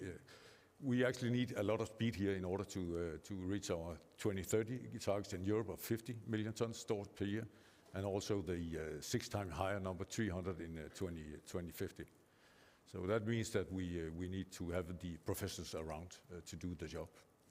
And that is clapping myself a bit on the shoulder, but it's also, I think it's a necessity. We need to do that. Great, thank you very much. And unfortunately, we're already running out of time here with this panel, and this is such a huge conversation. So thank you to all of you who have submitted questions. Some of them we've already covered, such as can we reliably expect onshore storage? There's one question about financing. Johanna, if I may go to you. How essential, or can you talk a little bit about what financing schemes would be most helpful? Also, earlier, we talked about the headwinds, cost of capital, how is that affecting projects? And then I think the question here is, shall the European Commission establish additional support schemes? But maybe we can talk in general, what is the framework of support schemes? And then we can think through further who's the right political actor to do so. Yeah, it's a very good and relevant questions. I think many times I see 2 years ago we were talking about all the technical concepts, what is coming and the different solutions we have. Then more and more have been about commercial models and how do you make bankable commercial models for CO2 infrastructure like transport and storage. And I think where we come from is that you need to build large scale, you need like strong counterparties that the emitters, providing us with long-term offtake agreements that gives us the predictability we need. And it's all about having a commercial model where we could attract the lowest cost of capital. And could we then wrap this project into something that could actually attract infrastructure type of capital? We could really be a differentiator in the market towards the emitters. So, but I think it's the great combination about private capital, because when private capital comes into a new industry like this, we really see that things are moving fast. And many of these projects, they become too important to fail. But you also need to de-risk some of that capital. And I think some of the things we've seen so far, which have been appreciated, is of course some public funding. And we think that you need to focus the public funding on the emitter side, on the capture project, so you could front load or move these first projects once we are now realizing this end of this decade. So I think the combination is extremely important, and we are asked, should there be even more kind of governmental support and funding schemes in place? So I think all those kind of funding schemes are very welcome, but again, mainly focusing on the capture projects, the emitters, so that they could ensure that they have a robust kind of solution, financing solution for their first projects, because it is extremely capital intensive. And I also like to say that this is not a super profit, high margin business. We are in the waste management industry. It's decent returns, it's a decent business, and if you shape this and if you create this project in the best way, you could actually do a kind of a long-term decent business out of this. So if you are looking for a super profit project like you see in the oil and gas world, that will not going to work. We will not get the cost of CCS down. So I think that, but again, it goes back to the combination of the private capital and public funding, if you just use that wisely. Yeah, thank you so much. You know, what keeps me up at night is how CCS projects will fare in these global headwinds, cost of capital, inflation, supply chains. So quick follow-up question to you actually from the audience. Thank you very much. How essential are UK and Norwegian storage? How essential is UK and Norwegian storage capacity? Should the Net Zero Industry Act include these countries? Good question, and I know this is debated in many various forums. I think, speaking for Norway, I think we have definitely been paving the way for CCS. I think I'm also proud of seeing that from Norway. We have the Northern Lights project being to operate first, and we see now 7 storage licenses in Norway. But I think also in order to really stimulate the kind of development of storage capacity in Europe as a whole, I see many benefits of including Norway and also UK. Norway and UK are large oil and gas producers. We have a massive, important experience with oil and gas for many years. So I think that could definitely bring some good dynamics into this overall European target. And also I think from being a project developed in Norway, being more closer to the EU Commission and the EU policies on incentive schemes and how do you efficiently bring projects together. So I personally think that it would be a benefit for the CCS industry as a whole in Europe, but also for the Norwegian projects coming on. So I think there could be many good opportunities also for us if we were a part of that. Yeah, thank you, Johan. And Florina, I want to go to you, back to NZIA. Does it solve the chicken and egg problem? And what additional incentives, going back to the question from the audience, and support schemes do you think Romania would like to see, for example, from European Union? Thank you. I don't know whether the Net Zero Industry Act solved the problem, chicken and egg, but I think pave the way to the solution. And the solution is to look at the whole value chain and to have all the pieces ready at the same time. So we have to give attention to every single aspect of the different industries, because to reach the targets, oil and gas companies who have the experience and competence and are ready to embark on this business, but sure they have to have some conditions to be met. So it is from the demand side, long-term contracts, infrastructure, transport infrastructure in place. So all these have to be developed at the same time, which is very, very challenging. I think the European Union, through the delegated acts that are mentioned in the NZIA, could support in developing the business and the value chain. I think there is room for this.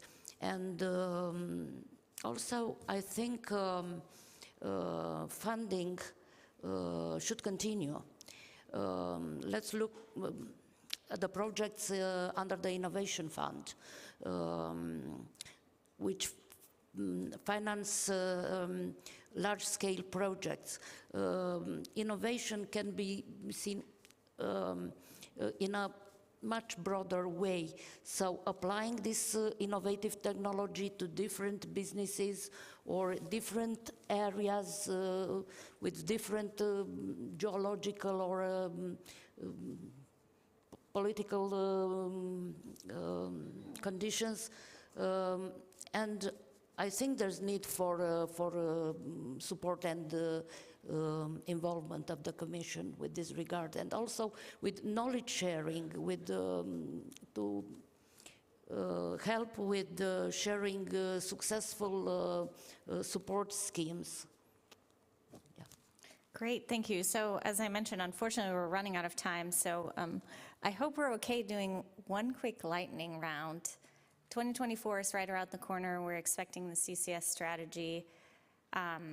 2030 has a huge CO2 storage target within the European Union. Luckily, in Norway, we already heard storage capacity will be ready next year. So if you had to choose the three most important things that need to happen as soon as possible, which one would it be? Which ones would it be? And anyone can start as a conclusion. As a conclusion, yeah. Okay. Well, infrastructure we're talking about, and pipelines and all this, but don't forget all the shipping part as well. So if we want to get to 50 by 2030, then maybe it's up to 100 ships that needs to be built, special purpose CO2 carriers. So Repeat. that special built CO2 carriers that needs to be built for the purpose of transporting CO2 from designated ports to the storage sites. And I think if there's any regulatory barriers, they need to be removed immediately. Up to 200, you said. No, I said up to 100, depending on the size and so on, of course. And that's, but the number will be big, and that we need to build these ships. And right now the lead time is probably 3 years from the time you order the ship. So add that to where we are today, then you will quickly get squeezed. And if there's any regulatory barriers, then it's crucial to get them eliminated as soon as possible. And a very good example is the ratification of the London Protocol. That needs to happen, or something needs to happen, so we can transport CO2 as a waste from one country to another country. So that was my punchline. Great, thank you. Yeah, now I can echo much what Søren said already. I think on the regulatory side, yes, we have hurdles. We need to get that solved. He mentioned a few of this. But I think really to get these first integrated CO2 or CCS projects realized now, because that would unlock so many opportunities for the shipping industry to build more ships. You would see pipelines and you would see others that could connect to this existing CO2 infrastructure. So it's really to get realized the first ones. I think that's the most critical part right now. Great. Florina? Try to create a market for this, and take into account the specifics of Europe. The pipeline maps we saw just before we went on stage is quite sobering. If we need to establish infrastructure in 2030 of that scale, I think the EU Commission plays a role in supporting that to build a backbone of infrastructure, because that will give scale, that will drive down cost, and that will realize projects. Well, I think we have a very clear idea what needs to happen. We need to have legislation in place, and then which allow us to go for permits, because we are working already on that for the industrial scale, and then we sit down with the emitters and we see, if the cost is right. Otherwise, probably we'll need some support, and we need to take FID. That's what needs to happen. So a very clear and precise path. So, which is not everything in our control, but we can try to influence that as much as possible. Fantastic. Thank you so much for this incredible conversation. I wish we had more time. I always wish we had more time. I think the key takeaways that I have, there's a long list of homework for policymakers, including enacting legislation faster, more comprehensive support schemes. We need to finally get the London Protocol issues out of the way. Thanks for mentioning this. And really thinking through what is the most efficient infrastructure footprint for Europe to really unlock a market of CO2 storage. I think really important to get the first projects done to show that it can be done responsibly with the support of communities in a safe and cost-effective manner.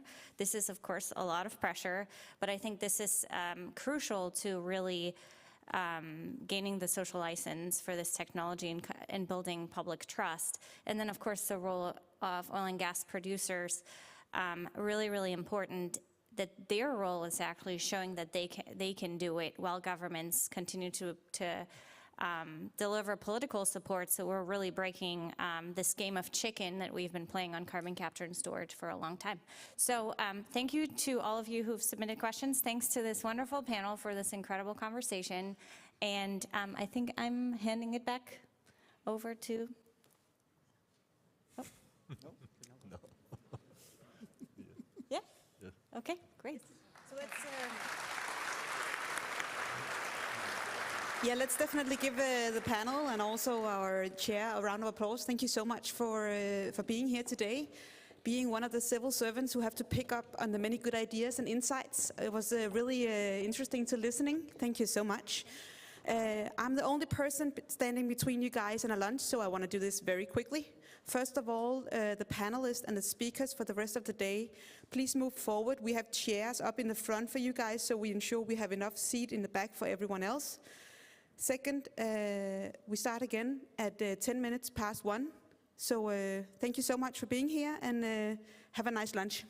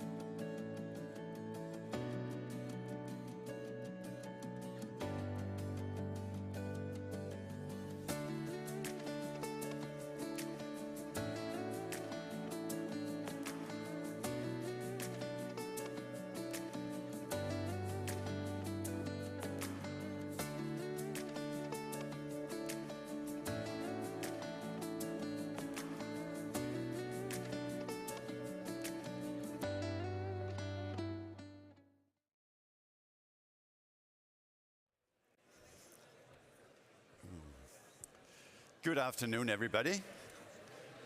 Welcome back to the afternoon session. I hope you all enjoyed lunch and hopefully found some interesting people to discuss, so we are also moving on with the action part. I have two small announcements before we start. One of them is that I have a phone here which is definitely not mine. So if somebody need a phone, there's quite a few messages, so you might not want it back. But it's up here at the stage. It was found somewhere. Okay, good. Thank you very much. That was one of them. The second one was the incident we had this morning. We heard from the hospital that the woman is fine. She's been sent out back home from hospital, so everything is in perfect order there. So just wanted to let you know. You're back. Okay. Good to have you back. Okay, let's start with this afternoon session. The first speaker, we heard her commissioner this morning telling about sort of the overall thing in the strategy, and Ditte Juul will sort of dive a bit more down to the transport and also have some announcement about an important list. So Ditte, without more introduction, the floor is yours. Thank you. Thank you very much, Anders, for the kind introduction. Good afternoon, everyone. I hope you've had a nice lunch break, and I'm sure you've had plenty of interesting discussions about carbon capture, storage, and use over lunch. So in my remarks this afternoon, I would like to, of course, start by thanking the Danish Ministry of Climate, Energy and Utilities for having organized this forum and for hosting us. Also, thank you to the Mayor for hosting us here in Aalborg on what is a cold November day just before COP28. So a very, very good timing. Now, it's clear that the timing is good also because the topic of carbon management, industrial carbon management, is growing in importance, obviously with a focus on the hard-to-abate sectors where we need this as part of our climate neutrality strategy. And I think the fact that we have a full room here, as well as many people listening in, joining online, is ample evidence of that. And clearly, Aalborg is the place to be today when you want to talk about carbon capture and storage. As Commissioner Simson mentioned in her speech this morning, we in the European Commission and DG's Energy, DG Climate, are having a fairly busy year also when it comes to industrial carbon management and with our work on the strategy that is scheduled for adoption early next year. We have ambitions to come up with a comprehensive policy framework for carbon capture and storage, for carbon capture and utilisation, and for industrial carbon removals. The Commissioner has already earlier today announced 3 actions that we're going to pursue, and what I would like to do now in my remarks is to zoom in a bit more on what is it we're working on in terms of CO2 transport. It's an important piece in the new energy infrastructure jigsaw that we are building. And here I would like to focus on 3 points in particular. First of all, the future regulatory environment for the transport of CO2. Secondly, infrastructure planning. And then third, I will give you a bit of a preview, a bit of a taster of the first list of projects of common and mutual interest in CO2 transport and storage that is scheduled for adoption by the Commission tomorrow. Now, on the first point, the regulatory environment, I would like to start by clarifying and getting the facts straight on that. So to get to net zero, we know that we will need to deploy robust industrial carbon management value chains, and we need the related CO2 transport infrastructure in a fairly significant way. According to the study that has been presented and presented to you today and prepared by the Joint Research Centre, already in 2030, we will need a CO2 transport system that would span for approximately 9,000 kilometers across the European Union. The optimal network will need to cross European borders, so borders within the European Union, but also borders with our neighbouring countries. Norway, of course, is a key example of that. And into the future, the CO2 infrastructure will only get more robust, it will include more countries, and it should connect more installations across Europe. So we have to prepare for that, for the deployment of this extensive infrastructure. And here our vision at the European Commission is to build an interoperable, multimodal, open access, EU-wide CO2 transport market. But I would like to reassure you, that we're not planning to propose any legislation together with the strategy at a first stage. We are going to describe the challenges and point towards possible regulatory solutions. We'll consider what measures are needed and when to limit the risk of early or over-regulation and make sure that we do not stifle what is still an emerging market at early stages. We would also like to continue to work with you over the next years to prepare a possible CO2 transport regulatory framework for the future for the next Commission mandate after the elections to the European Parliament next year. We're also planning, of course, further analytical work to underpin the policy and the regulation, and we will continue to work with stakeholders so that we advance the topic. As regards the second issue, the infrastructure planning, we realize that although we can wait a bit with the new regulatory framework, we need infrastructure planning to start in earnest already now. The CO2 transport hubs today are emerging across the European Union and in neighbouring countries. Many of them even benefit from European Union support. But despite that, the fact that we have individual CO2 standards and the fact that they don't necessarily consider CO2 coming from other countries in the planning.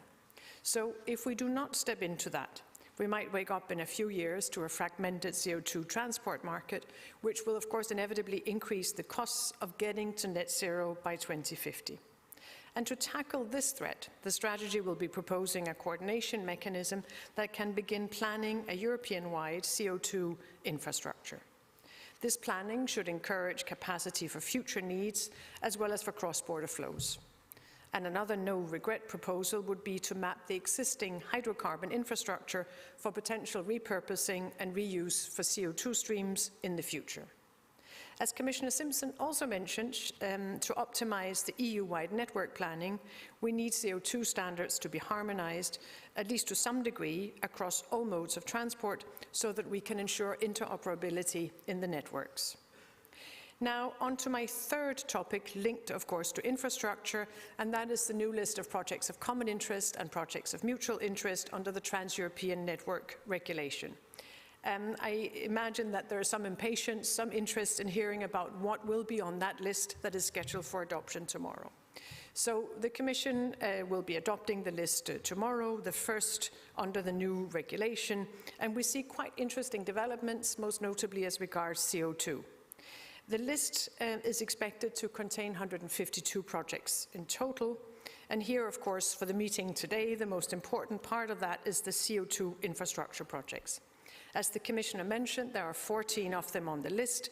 It is more than a doubling compared to the previous list that had just 6 projects. And although the list is scheduled for official adoption only tomorrow, I will lift the veil a bit for you already today. So here you should have it on the screen. Yes, it's coming up the first page. There are 2 pages, so if you don't see your favorite project on the first page, it might be on the second. And just a few comments on that. First of all, we are in Denmark, and I could start by congratulating the host country because Denmark is involved in 4 projects on the list. So a clear evidence of the engagement and planning here. Now, the second thing I think is even better news, and that is the fact that it's very encouraging to see that the geographical spread of the projects has increased very, very significantly compared to just a few years ago. So previously, as you may remember, projects were really situated mainly around the North Sea region, but now they stretch from the Baltic to Western and Eastern Mediterranean, in addition to the North Sea, of course. So very significant developments at European level and with our member states. Here, in relation to neighbouring countries, there are 3 projects that include third countries, Norway, Iceland and the United Kingdom, are important for an optimised CO2 transport network of the European Union, and so it's good to see the projects of mutual interest on this list as well. So I hope that from this short presentation it's clear that we are working very, very hard within the European Commission across services to help set a comprehensive policy framework that will facilitate the deployment of a European-wide CO2 transport infrastructure. Some of the actions will be ready to implement soon, like work on the CO2 standards. Some will need some more time, like a transport regulatory framework, but all of that will become clearer when we launch the strategy early in the new year. So to conclude, I would like to thank you all for your engagement, the hard work in the forum throughout the year. I would like to ask you to continue engagement so that the forum will continue to be very, very busy as we prepare for the meeting next year in France, as announced by the French minister in Pau. I look forward to seeing all of you there. Thank you very much.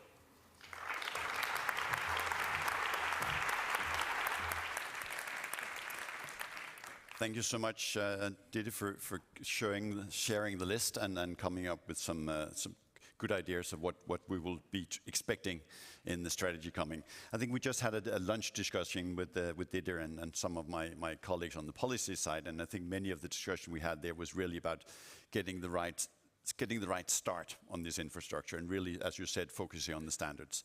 And maybe we should also congratulate all the projects on the list. And for those of you who saw the Danish project and had no idea about the name, it's Nordic mythology, where as for some reasons, if you do something with CO2 in Denmark, you should pick a name from that.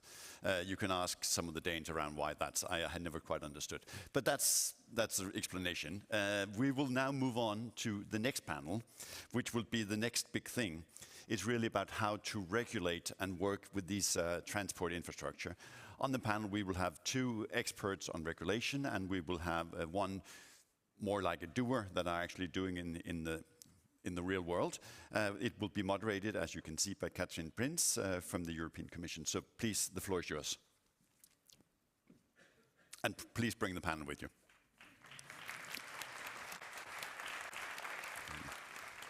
Thank you very much.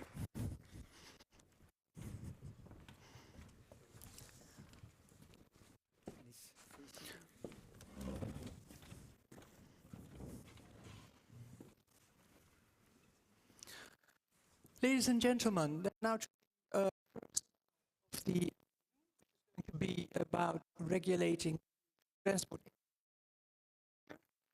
There seems to be some. Thank you. I've got 3 distinguished members of the panel. Right next to me is Mr. Hans Bolscher from Trinomics, who has a very long career also in DG Climate in the Netherlands on CCUS topics. Next to him is Mr. Erik Kolsto from Open Grid Europe. He is head of business development of the hydrogen and CO2 network. And next to him is Mr. Christopher Jones, who has a very long career at the European Commission. He was my first head of unit, actually, at DG Energy. And he would like to take a couple of moments to explain you a bit about the paper that he's just written and that he would like to finish on the basis of your comments and the discussion today on regulating CO2 transport infrastructure. Christopher. Thanks, Katrien. So, yeah, I'd kind of like to just go through the different issues that we have in relation to what the Commission needs to do in its strategy and then what the legislation it would need to do in 2025 that the Director General's just announced should be.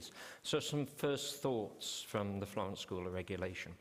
And we kind of come to the conclusion that there's 3 issues that need to be addressed. And they're kind of tricky. Substantive, temporal, and financial. And let's try and unpick those 3. So in terms of substantive, the first thing is to say that, you know what, CCS is really, really different than hydrogen or electricity or gas. And we can't simply take the regulatory framework you have there and stick it onto CCS and think everything's fine.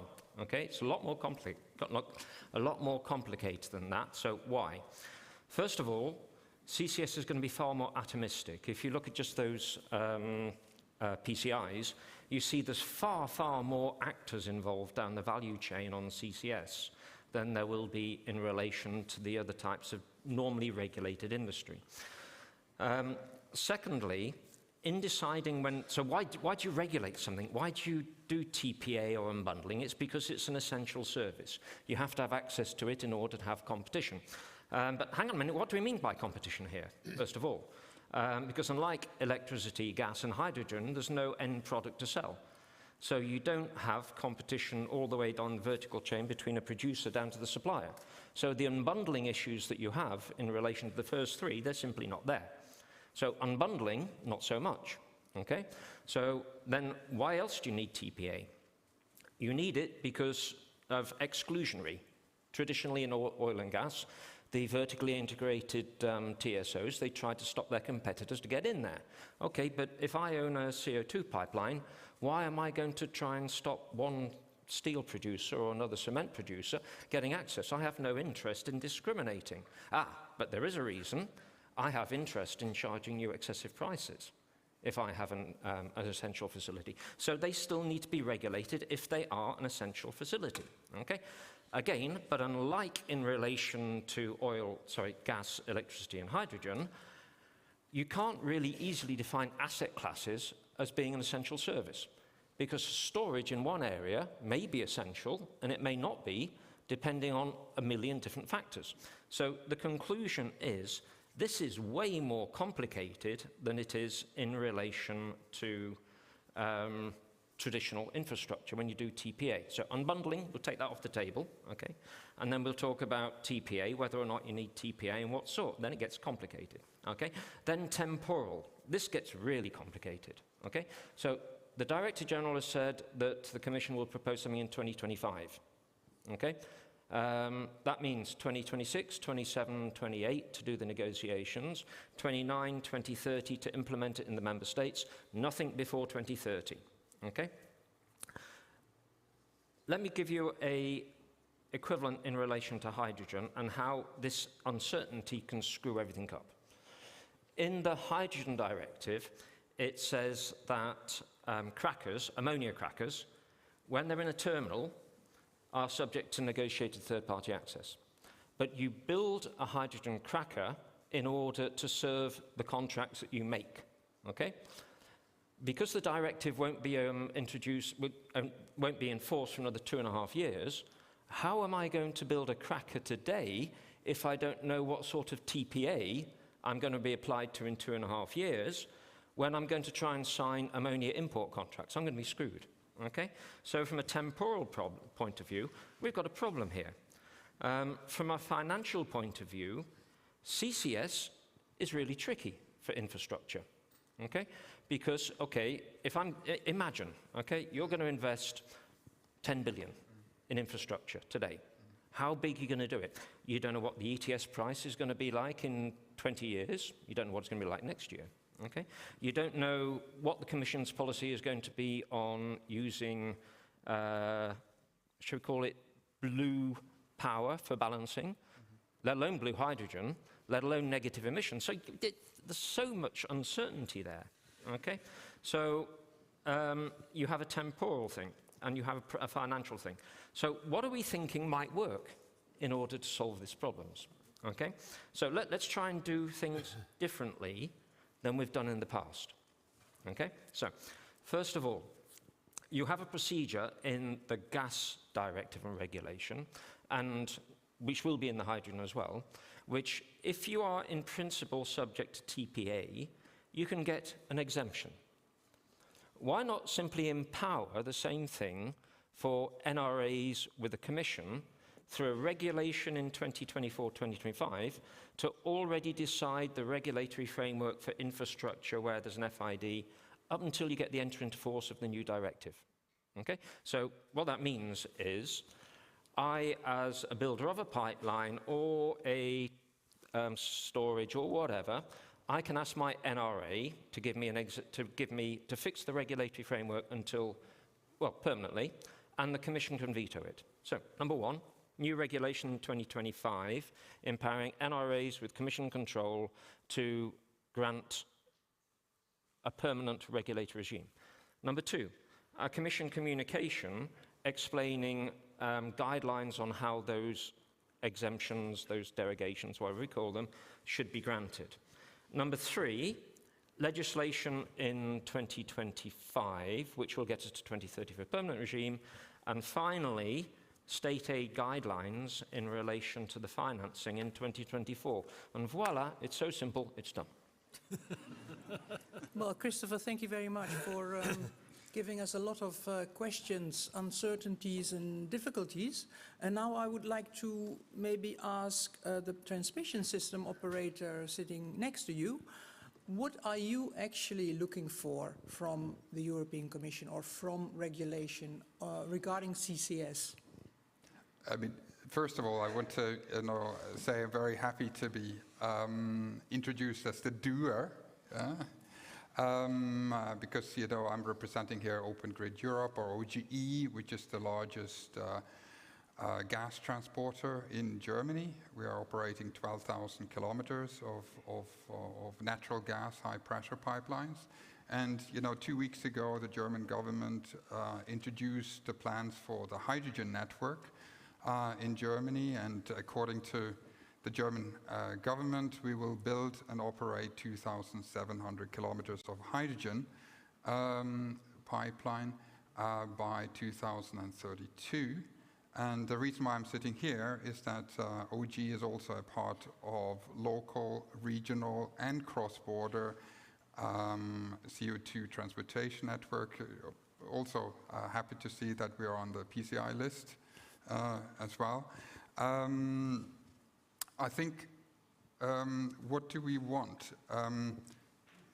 As a doer, you're looking at sort of what is the business cases, what is the for CO2 transportation, and given the European regulatory framework, there are essentially just two business models for us. One being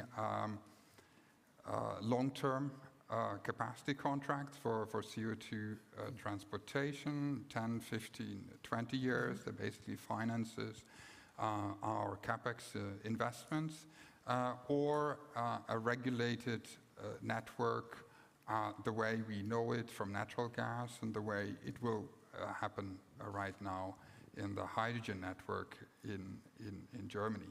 And I mean, from the European Commission, we essentially need to know the rules for how to deal with this. So that is one part.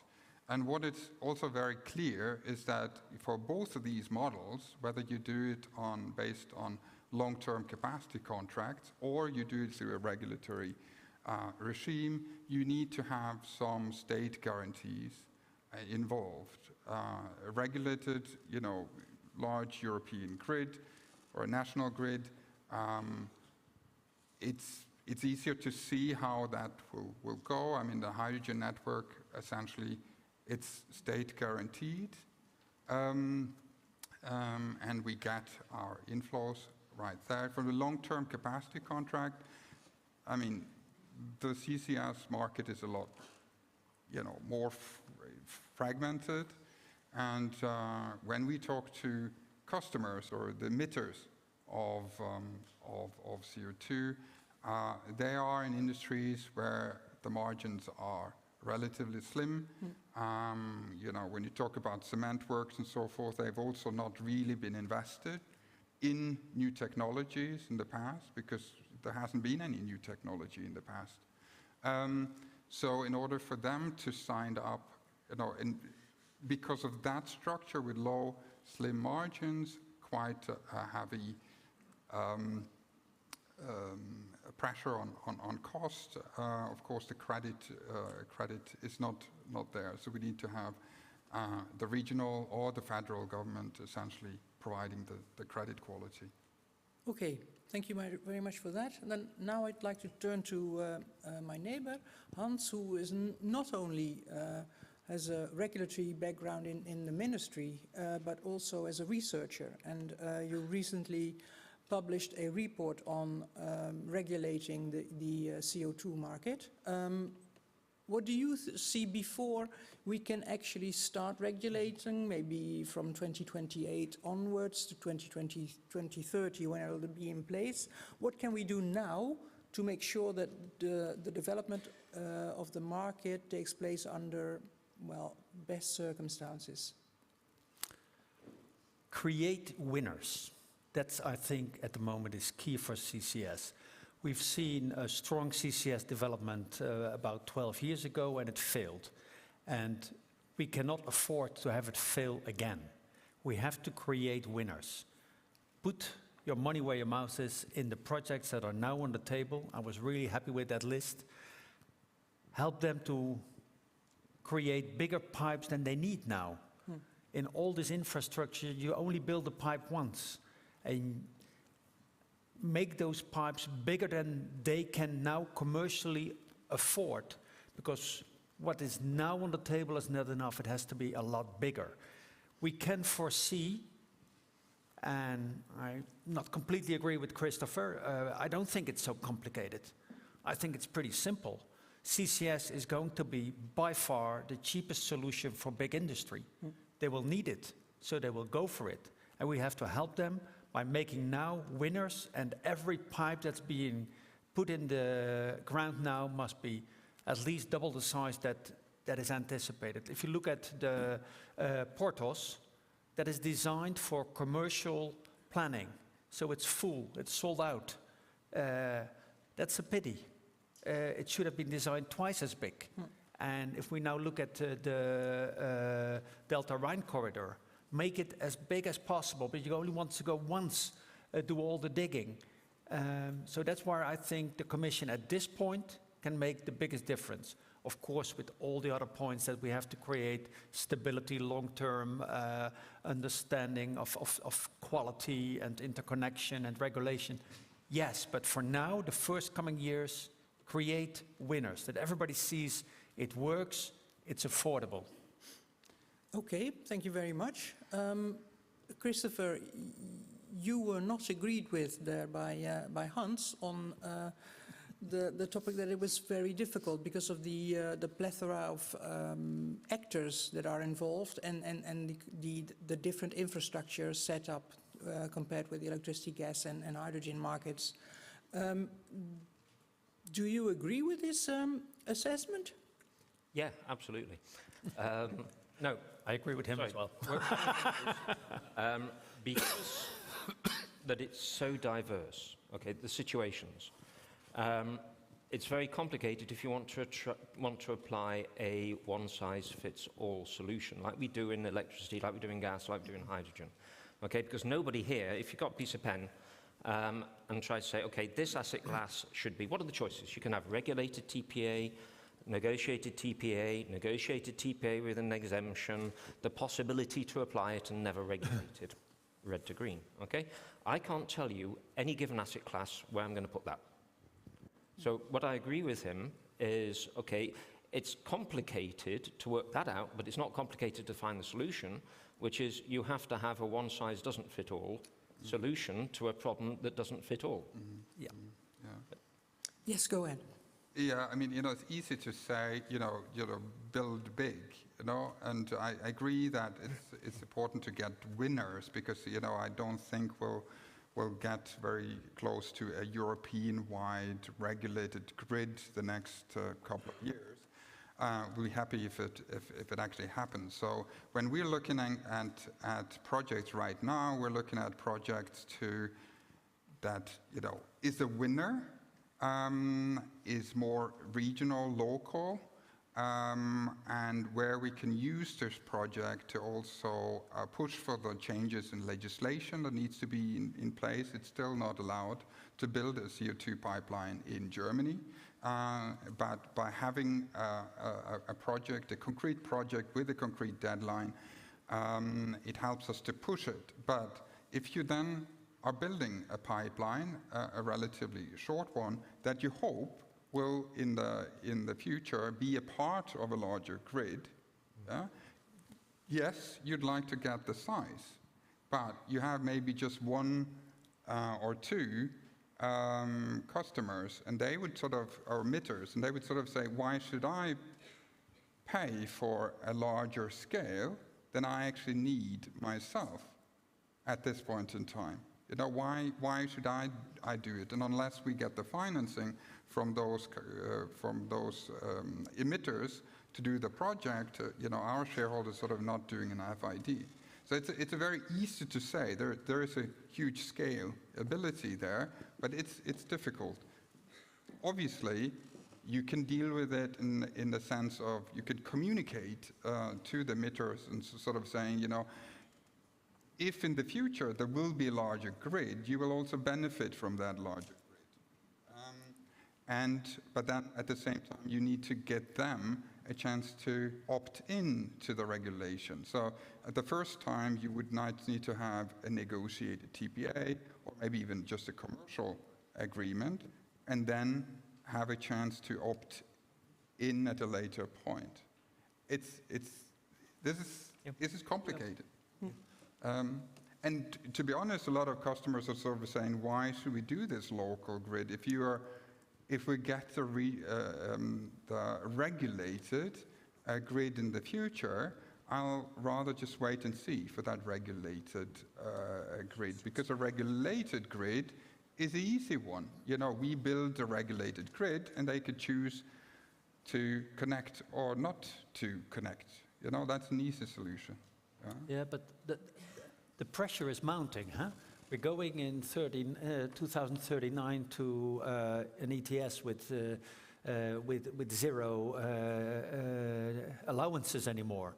And an industry has to take choices well ahead, not 3-4 years, but 10-12 years. So by 28, they have to decide, are we going hydrogen or are we going CCS? Hydrogen at the moment has the advantage of having a greener image. Whether it's true or not, it's not, but it has a better image. But the cost price at this moment is completely different from CCS. So that's the choice they have to make, and they have to know what is available for me. Is there enough import capacity for hydrogen? Is there enough storage and transport capacity for my CCS? And it will not be at the same place everything. We have to make choices there so that we say, this here is going to be hydrogen, this here is going to be CCS, and then make a clear path forward. There I really agree. We have to make choices, but who is going to make those choices? If we look at decarbonization pathways, we now look at CCS for big industry, as you say. There's no other choice for big industry, basically you say, but CCS, or for steel and cement. Even though in the Netherlands, the big steel industry company has chosen for the hydrogen route. And then you've got hydrogen and, maybe to Mr. Colso in the middle, you do both businesses. Do you see that already, that actually your big industry, your cement, steel is choosing CCS and others are choosing hydrogen? I think, you know, when we talk about cement work and we talk to our customers on the cement work, they see CCS as a solution. Clearly, on the other hand, I mean, they're obviously afraid of making the wrong investment decision, given the very limited margin that's there. And I tend to a little bit disagree with you, Hans, when it comes to the necessity to do it. You know, when you think about the product cement, it's relatively cheap, it's very heavy. So the competition that you're facing is rather local and regional.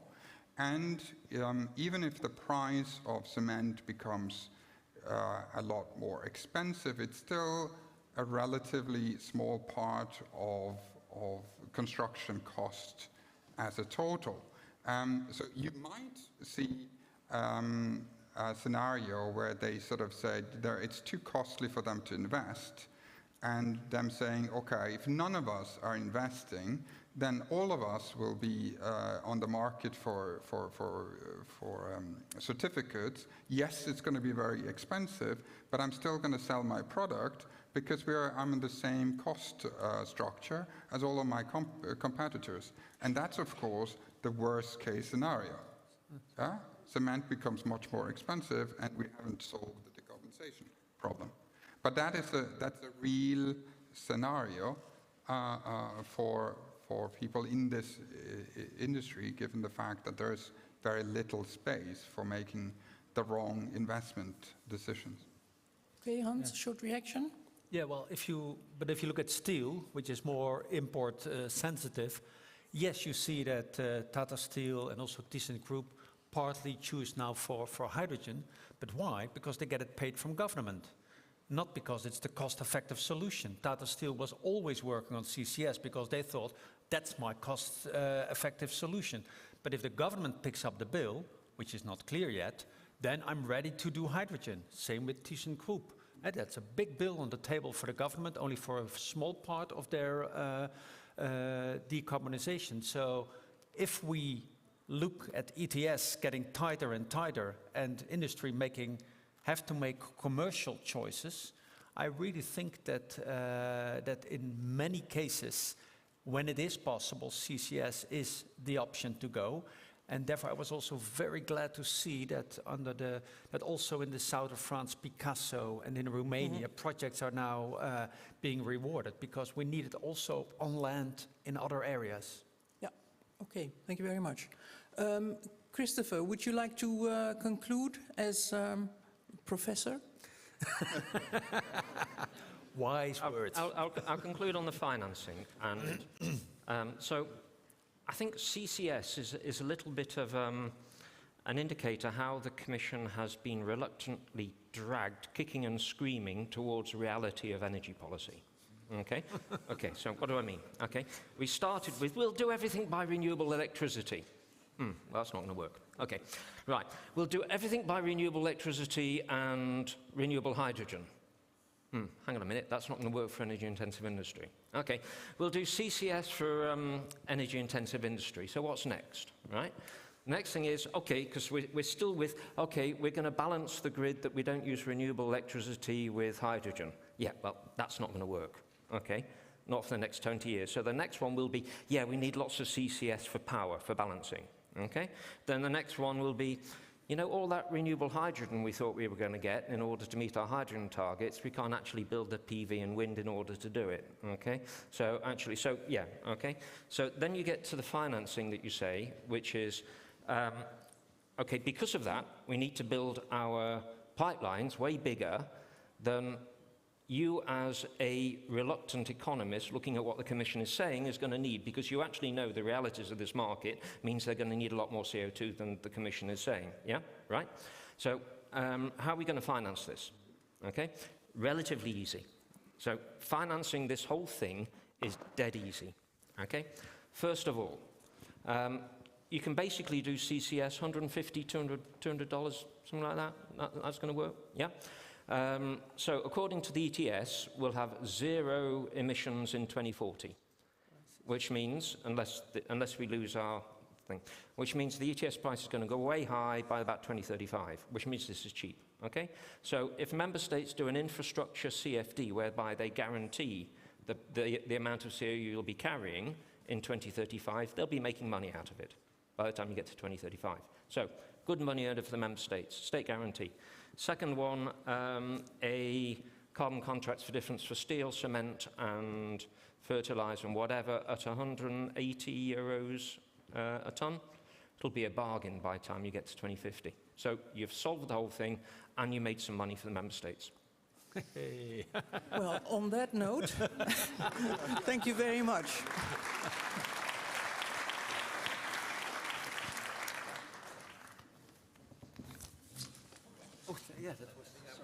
Yeah, a perfect way to end on a panel. We solved the whole thing, and then let's create winners. So thank you so much for a very insightful panel discussion.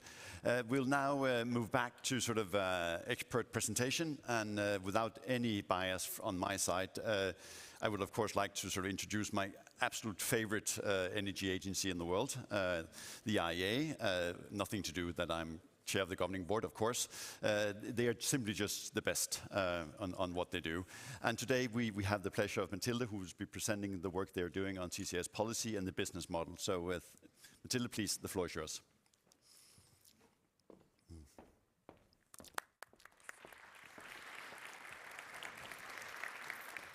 All right. Good afternoon, everyone, and thank you for the opportunity to present today this new report that we just released this morning on CCUS policies and business models. And with this report, the aim is really to take stock of existing policies that have helped projects to date, but also identify challenges that remain for future deployment and the policies that can help tackle those. And this is really in the context of how these new shifting business models are helping emitters access solutions and are opening doors for new investment opportunities. So maybe starting a little bit with where we are today and where we need to go in terms of deployment. I'm going a little bit beyond EU borders today and really talking global. I apologize for the chart size are really small today, but these charts are available in the report if you want to see them in more detail. But basically, if you look at historical CCUS deployment, it has remained relatively flat over the past decade.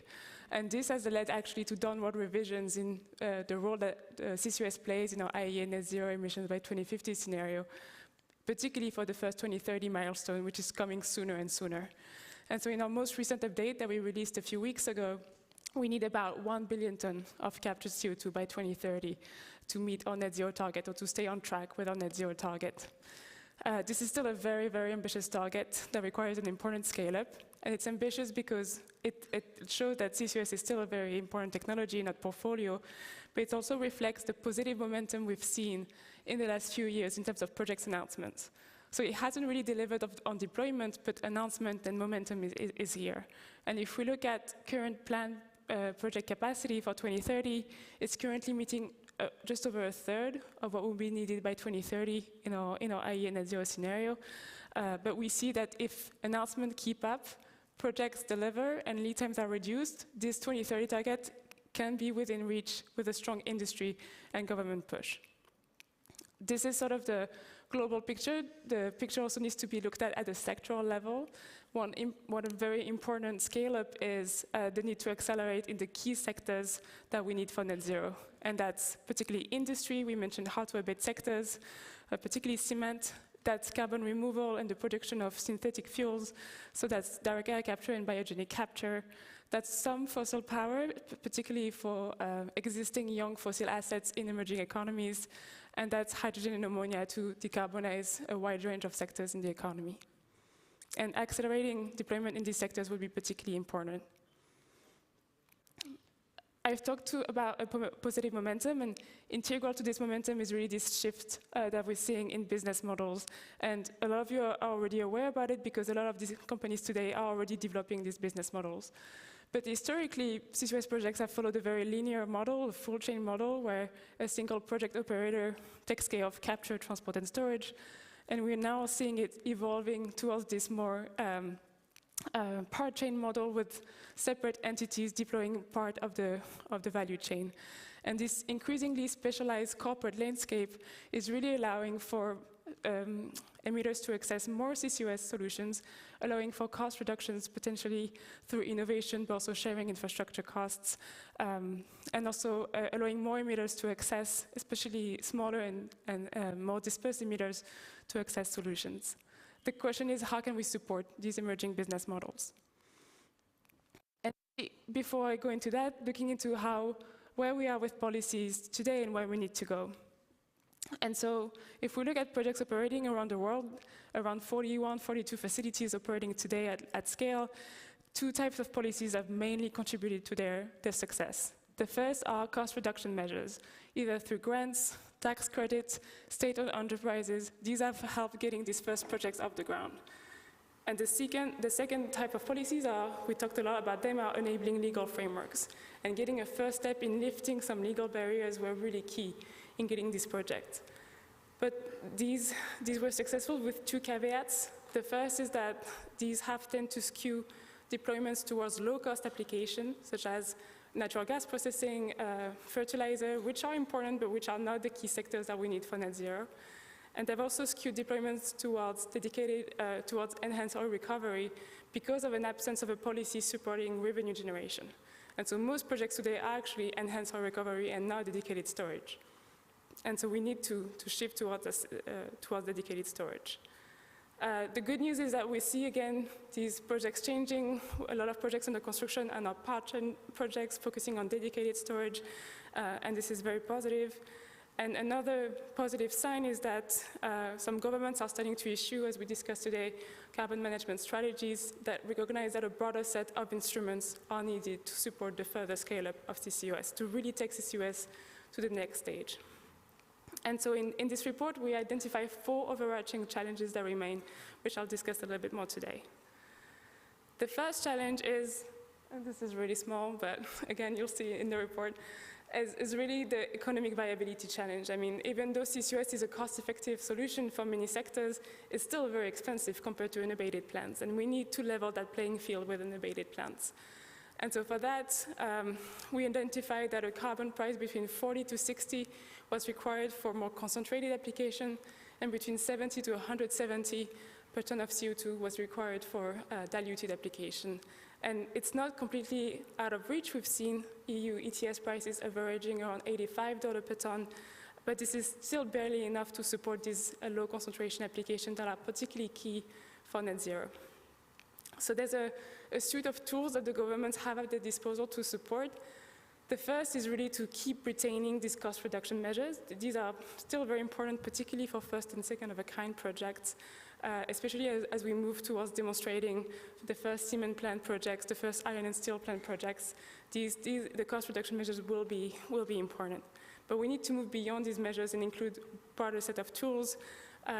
We need support for stable and high carbon prices, so that so far these have been too low or volatile to really incentivize investment. Governments can also support the demand for low emissions products or materials or electricity through public procurement and mandates. A very important part of economic viability is revenue support, revenue generation support, and that could be through, depending on the applications and the part of the value chain, that can be through establishing carbon contracts for difference or a regulated asset base as we wait for the market to be more liquid, as we discussed today. And finally, all of these issues are all the more acute in emerging economies, and there's a real responsibility as well to finance projects in different parts of the world. We have 2 CCUS trust funds for international funding. They are both coming to a close this year and next year, and with that there'll be a big gap in multilateral international investment funding. And so really getting dedicated instruments to finance these projects will be particularly important for emerging economies. The second challenge is lead times. We discussed about how long have projects taken so far. They've taken anywhere between 2 to 10 years, depending on the type of application, depending on the infrastructure requirements. But we have now less than 7 years to 2030. So any lead time reduction is particularly key to reach net zero targets. There's a range of actions, again, that the governments can take. The first one is really to improve the efficiency of regulatory processes. It can be through establishing a one-stop shop for permitting, but most importantly, through building the regulatory capacity to actually process these permits. And we see that could be a bottleneck in the near future. Data sharing is a very important component of speeding up project planning. That can be through data sharing requirements on companies or through pre-competitive resource assessments to identify CO2 storage sites. And the third one, we talked about it, is social acceptability. That can be a large source of delays for many projects. We saw it for onshore storage. We're seeing it right now in the US with cross-state CO2 transport pipelines being canceled or suspended because of social acceptability. So making sure the public is engaged and see the value of projects is really important. And that can be through community engagement requirements when on companies when public funding is issued. That's an example of how companies can help, or how governments can help reduce lead times. The third one is bridging the innovation gap. A lot of the CCUS technologies have been deployed for decades, but many applications, again, that we need for net zero are not the ones being deployed today. If we look at cumulative capacity to 2050, it's barely visible, but to the left, it's really industry. Most of it is in cement. Then it's carbon removal in synthetic fuel productions from direct air capture and biofuel and biopower capture. Then hydrogen, particularly high capture rates hydrogen. We do a lot of hydrogen today, but not at full capture rates. And some retrofits on coal and power plants, particularly in emerging economies. And if we look at the maturity of these technologies, a lot of these are still at demonstration scale or below. Actually, 3/4 of plant capacity are still for applications that are demonstration scale or below. So policy tools to support that, these are quite well known. RDRD funding to support innovation for this new application, but also to keep reducing the energy penalty and the cost of capture technology. And that can be done through competition that encourage diversity so that we don't lock in particular solutions. And then a bit like economic viability, support for emerging economies is also particularly important in this context. And using platforms for international cooperation and international knowledge sharing is a key aspect of bridging the innovation gap in emerging economies. And the last bucket of challenges, which is quite a big bucket, it's really how we tackle these project complexities that arise from these new business models. The part-chain model is great because it comes with multiple benefits, but also it comes with new challenges that governments need to tackle. These include allocating liabilities, mitigating counterparty risks, managing access to infrastructure for all emitters, managing cross-border infrastructure, etc. This is an example of the challenge of getting all emitters access to infrastructure, and I think the European Commission study will be great to see that infrastructure need. But if you look at the EU, a lot of the emitters are not necessarily on the coast where most of the CCUS hubs are being planned today around the North Sea. And some emitters, particularly cement, waste-to-energy, pulp and paper plants, will be more dispersed and smaller. And so making sure that infrastructure requirements are adapted to regional context and sectoral needs is very important. A large range of policy tools to address those because these are many different types of challenges. The first type of bucket is really to create an enabling environment, so that can be through lifting any legal barrier to CO2 transport. We heard a lot about this morning and this afternoon. And the second is really clarifying CO2 storage long-term liability. The second type of help governments can do is on this value chain coordination. The issue is, as we were asking this morning, how much we should coordinate, how much governments should play a role. An example could be through competitive solicitations for hubs that encourage collaboration between sectors. That's a good way of getting capture and storage to align. And another category, when I'll end up here, is on making sure that risks are properly allocated and mitigated. And this can be done through one-off backstop agreements for first movers to provide risk assurances or directly in policy design. And so that's the end of the presentation. It's a lot of different policies that are all gathered in a policy toolkit that you're welcome to explore in the report. And I'll just finish on a note that the path to establishing a commercial market for CCUS will not be the same for different countries, and countries can pick and choose which tools they want to take, which tools they want to use in order to create a market, depending on how involved they want to be in the creation of that market. Thank you.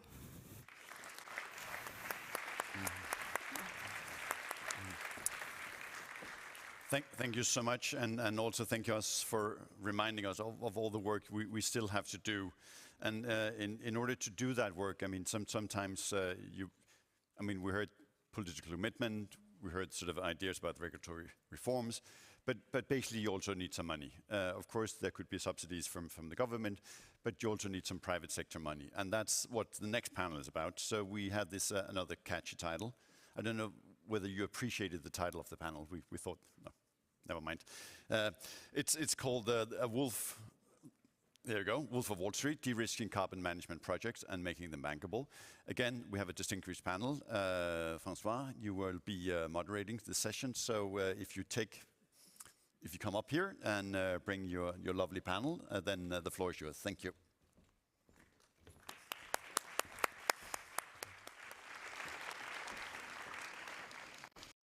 Many thanks, Anders, and incredible master of ceremony. And listening to the different, please, my dear panelists, take a seat, and if I can keep the first one, that would be even better.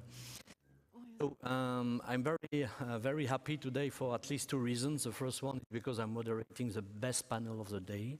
So congrats to you guys. And I up to the level of this panel. The second one is because I was born in Po, and therefore to have Po as the next EU CCUS forum, I would say, center and host of this conference made me very proud and happy. Okay, ahead of COP22, I think that we agree, all of us, and that's not a question anymore, that we need to develop CCUS. We need to develop CCUS very quickly, very efficiently, and at scale. So, and the presentation that was made before by Ditte, Juul, Jørgensen shows that the Commission and the EU is absolutely committed to deliver that. But at the same time, when you look at what Mathilde was saying before, globally, the net zero emission pathway of the IEA is portraying 1 gigaton CO2 emission by 2030 globally, which makes for us between 50 and 100 million tons at least. So therefore, it means that the 50 million tons objective of the Commission is pretty reasonable, in fact. So why do we need to do that? What do we need to deliver all this? The first one is because we believe that the European industry deserves it. And if we need to keep, and we need to keep, it's not even a question, we need to finally keep European industry in Europe with its jobs and R&D. We need to make sure they have other solutions in the future than being exposed to ETS prices. May I remind you all that by 2040-ish, there won't be any more free allowances, and therefore European industry will be totally exposed. The second reason is because there will be more and more renewable sources of energy in the European grid, powering the European grid. And before they are intermittent, it will put a lot of strain on the European power grid. And therefore, you will need decarbonized alternative source of power, be it before emissions, like blue hydrogen, or after emissions, capturing the emissions from natural gas, CCGTs, for instance. So we need those flexible source of emission complementing the alternatives one, the interruptibility ones. The third reason is because by 2040-ish and onwards, we will need negative emissions. And this is why we definitely need, I would say, a chain which is de-risked, and we need to find solutions how to de-risk this value chain. And this is what our report, IOGP report that was on the table in this morning is about. So you have 40 pages that our members put together. And this is why I'm so proud to have this, this panel now. So on this panel, we have two interesting first personalities. One is Agnieszka, representing an oil and gas company in Poland, namely Orlen. And Agnieszka, you are emitting emissions, and you are also planning to store them. So could you tell us a little bit more, you are also in charge of a project which is called EcoCO2 EU. Yeah. And I saw it on so you must be celebrating it, because I saw this project on the slide, so congrats.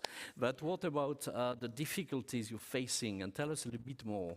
Yeah, exactly. Thank you very much. So I thought that today I'm going to say that we are in the middle of the procedure of being on the 6th list of the PCI projects, but as we may see, we're already there.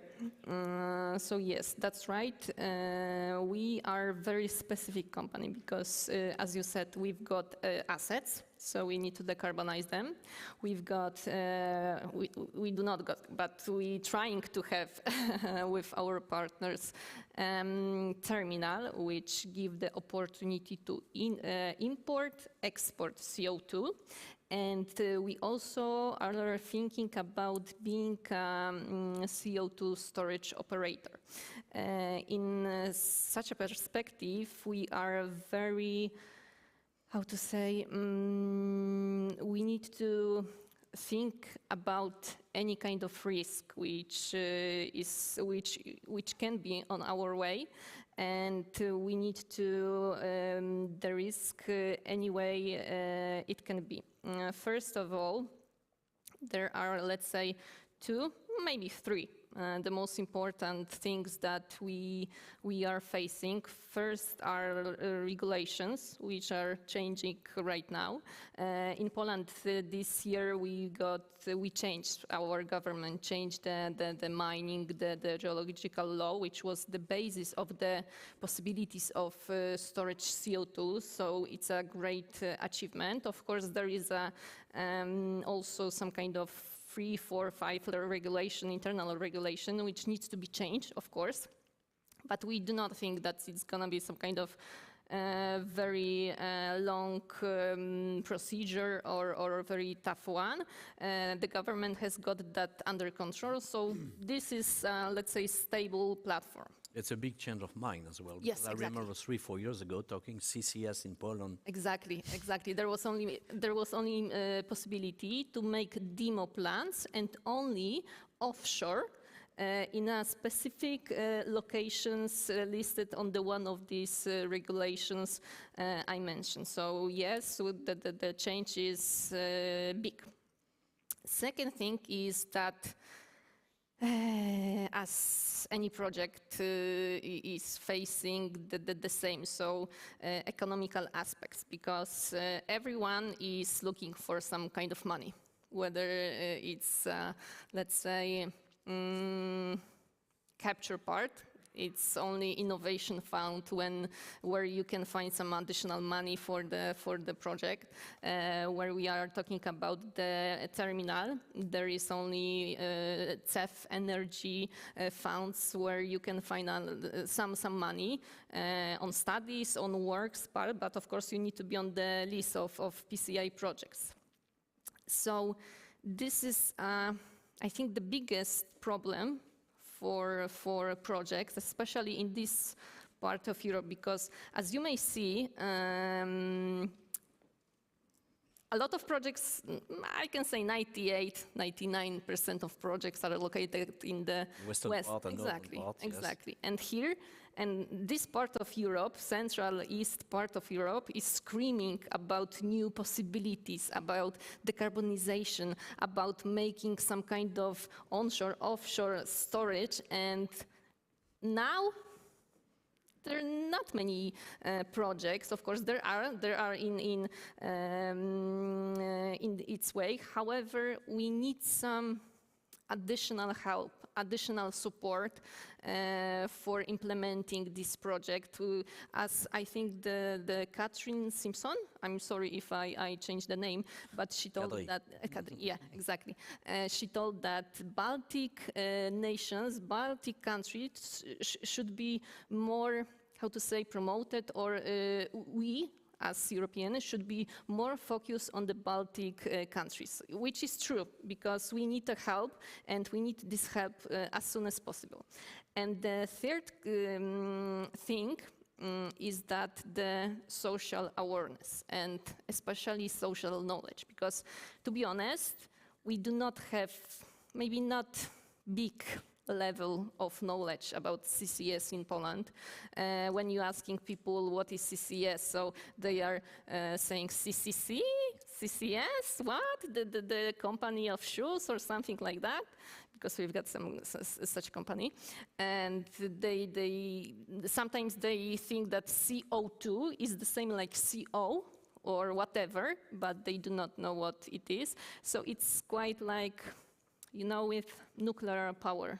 Yeah. Previously, within 10, 15 years ago, something like that. Now, everyone knows what it is. Everyone is approving the building the nuclear power. And I think there needs to be done some kind of, I don't know. Some kind of communication plan, yes, I would say, pan-European on CCS. Yes, maybe. CCS, but yeah. to be honest, this activity should be done not by the industry, not by us, because if we're gonna do that, people will say, no, you want to kill us, you want to bury us, you want to, I don't know, make some kind of... vested interest, exactly. Yeah, absolutely.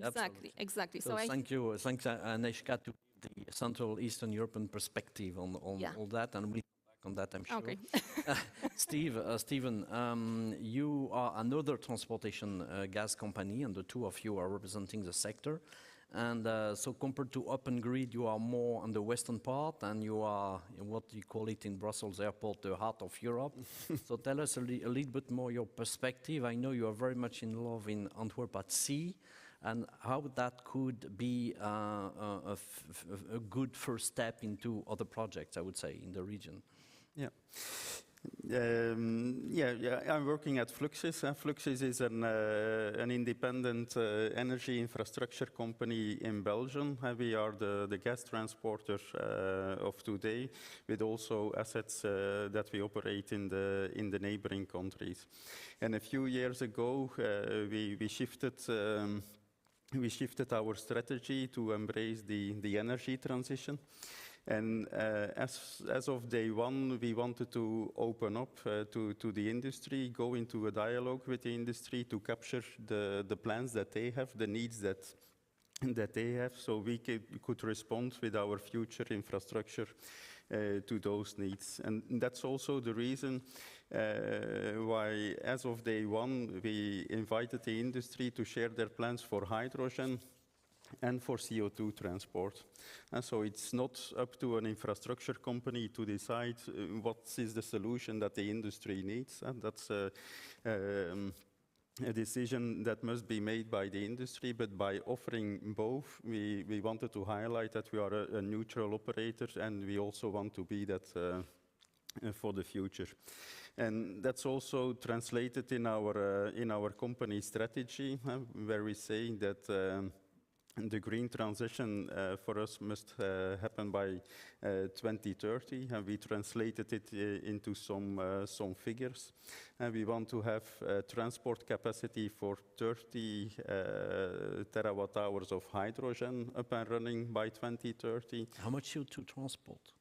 Excuse me? How much CO2 transport do you? And for CO2 also the magic number of 30. So 30 million tons is our target to create transport. By 2030. And what do you need to achieve that?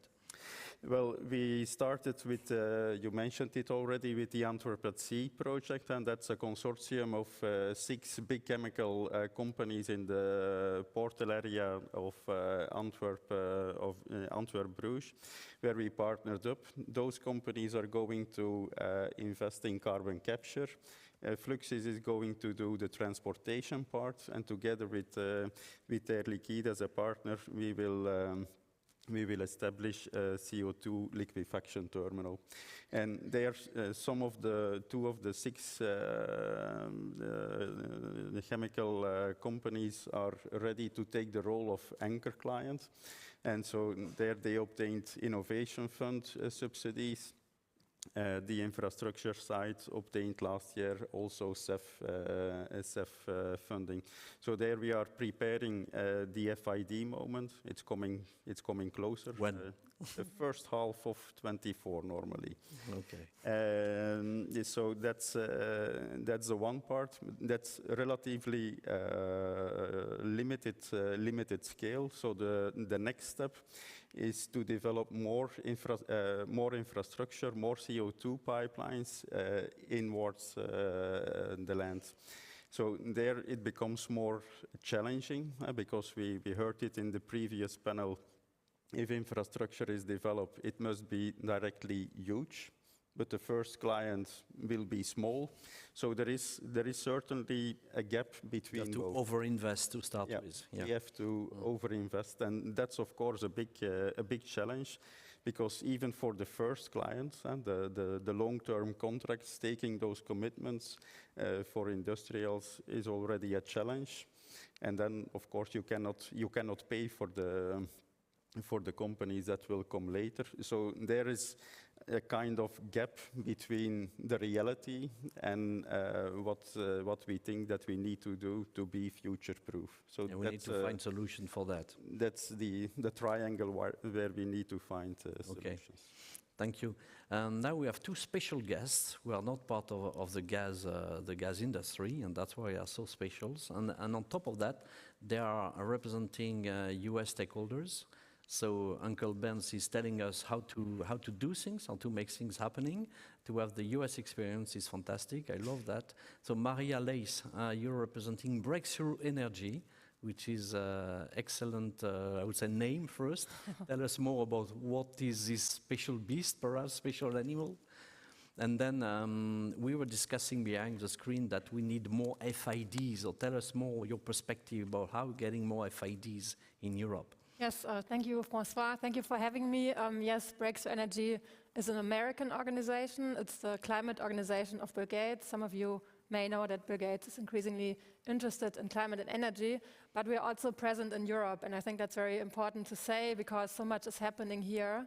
And our organization actually started as a venture fund, so Breakthrough Energy Ventures is invested in different climate technologies, all with a very clear CO2 emission reduction potential of at least 500 million tons per year, so 1% of global emissions, so quite a big number. And carbon management is really part of all of our programs, so the whole value chain from capturing both point source CO2, atmospheric CO2, usage of CO2, storing. So it's really part of our program. We also have an early stage program that is focused on getting great ideas out of university into demonstration. And then we have a later stage program that is called Breakthrough Energy Catalyst. And I think that's especially interesting in this context because today we are talking a lot about getting projects off the ground, FIDs, project financing, and I'm actually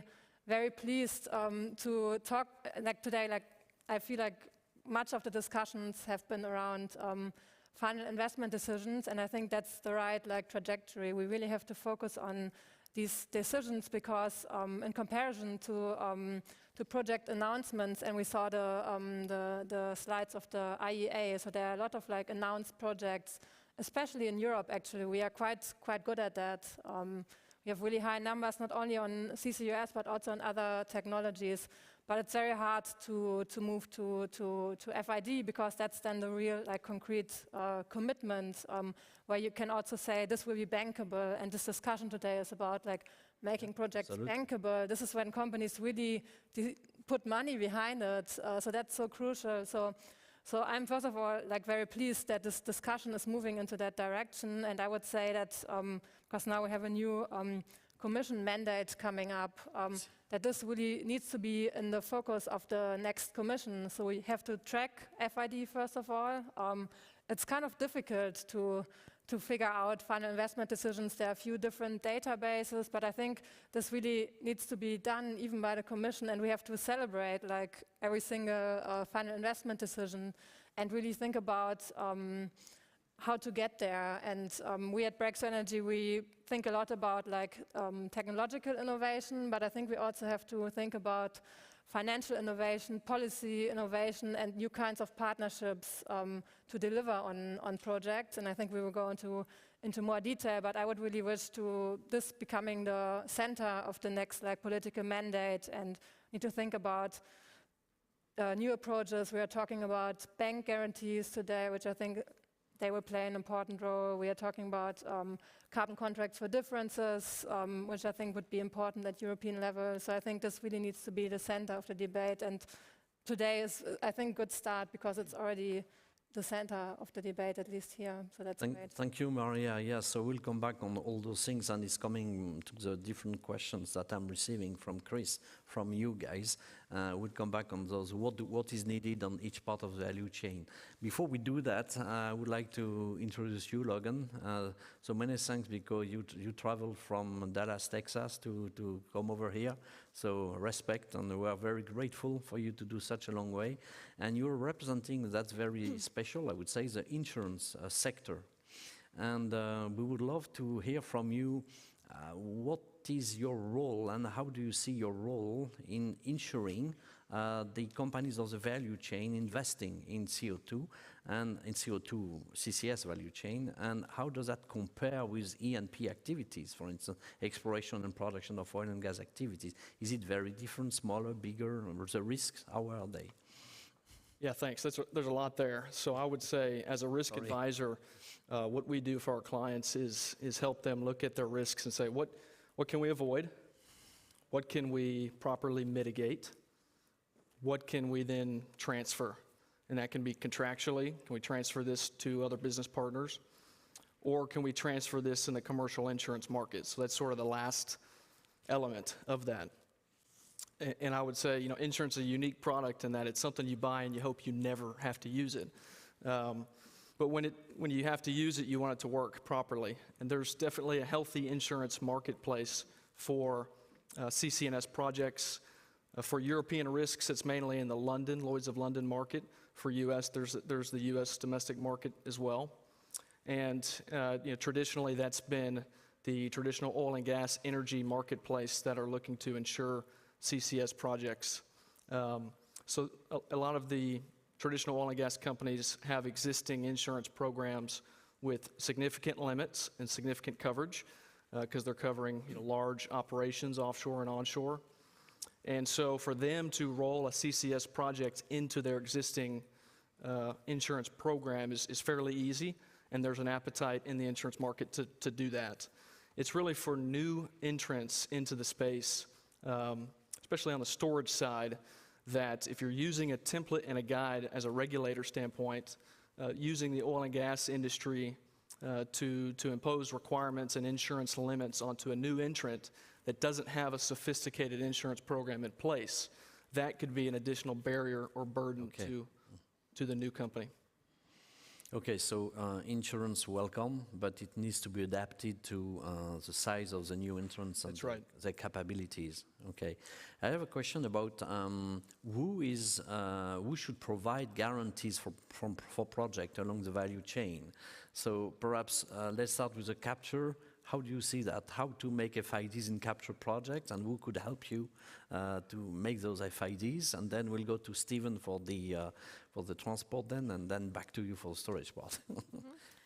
Of course, depending on the business model that the company has, it might be only, let's say, an investment of the one investor, or you can make that as a, let's say, service, because a lot of licensors would like to take such a cooperation. So this is some kind of the risking of its project, and this is some kind of, let's say, help in making FID decision. However, in general, I think that Commission should, as I said, Commission should take more,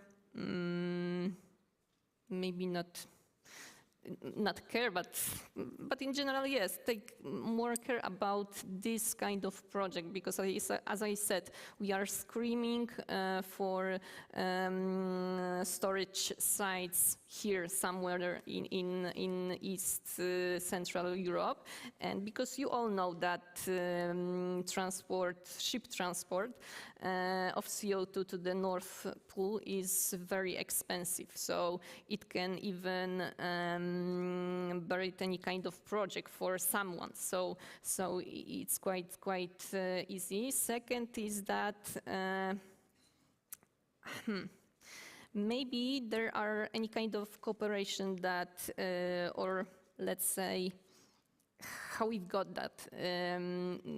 When you are trying to, let's say, finance any kind of capture project, any kind of like that, you can go for the innovation fund, and you want to do that not only you, but with some kind of cooperation with other companies. In such a situation, your risk is dividing on on 2, 3, I don't know how many companies. However, this is also some kind of possibility to not taking the whole risk on your head, let's say, but to deal with it and to make a better opportunity to find to sign an FID.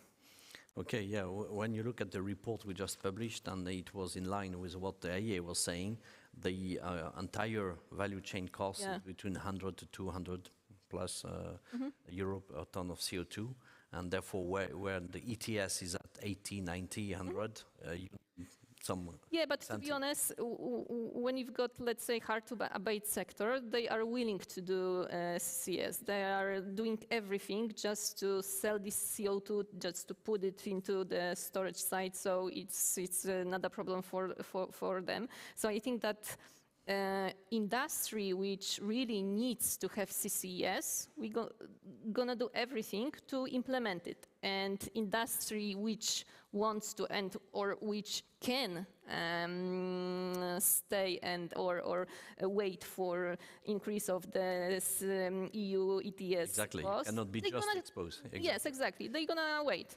And the capture, the CCFD's carbon contract for differences on the capture part could be something to incentivize this part of the value chain. To be honest, I do not really familiar with that, but I'm sure yes, exactly. Maria is. What do you think, Maria, about I it? actually also wanted to come back to the guarantees, if I may, because I think that's you are asking who should issue the guarantees.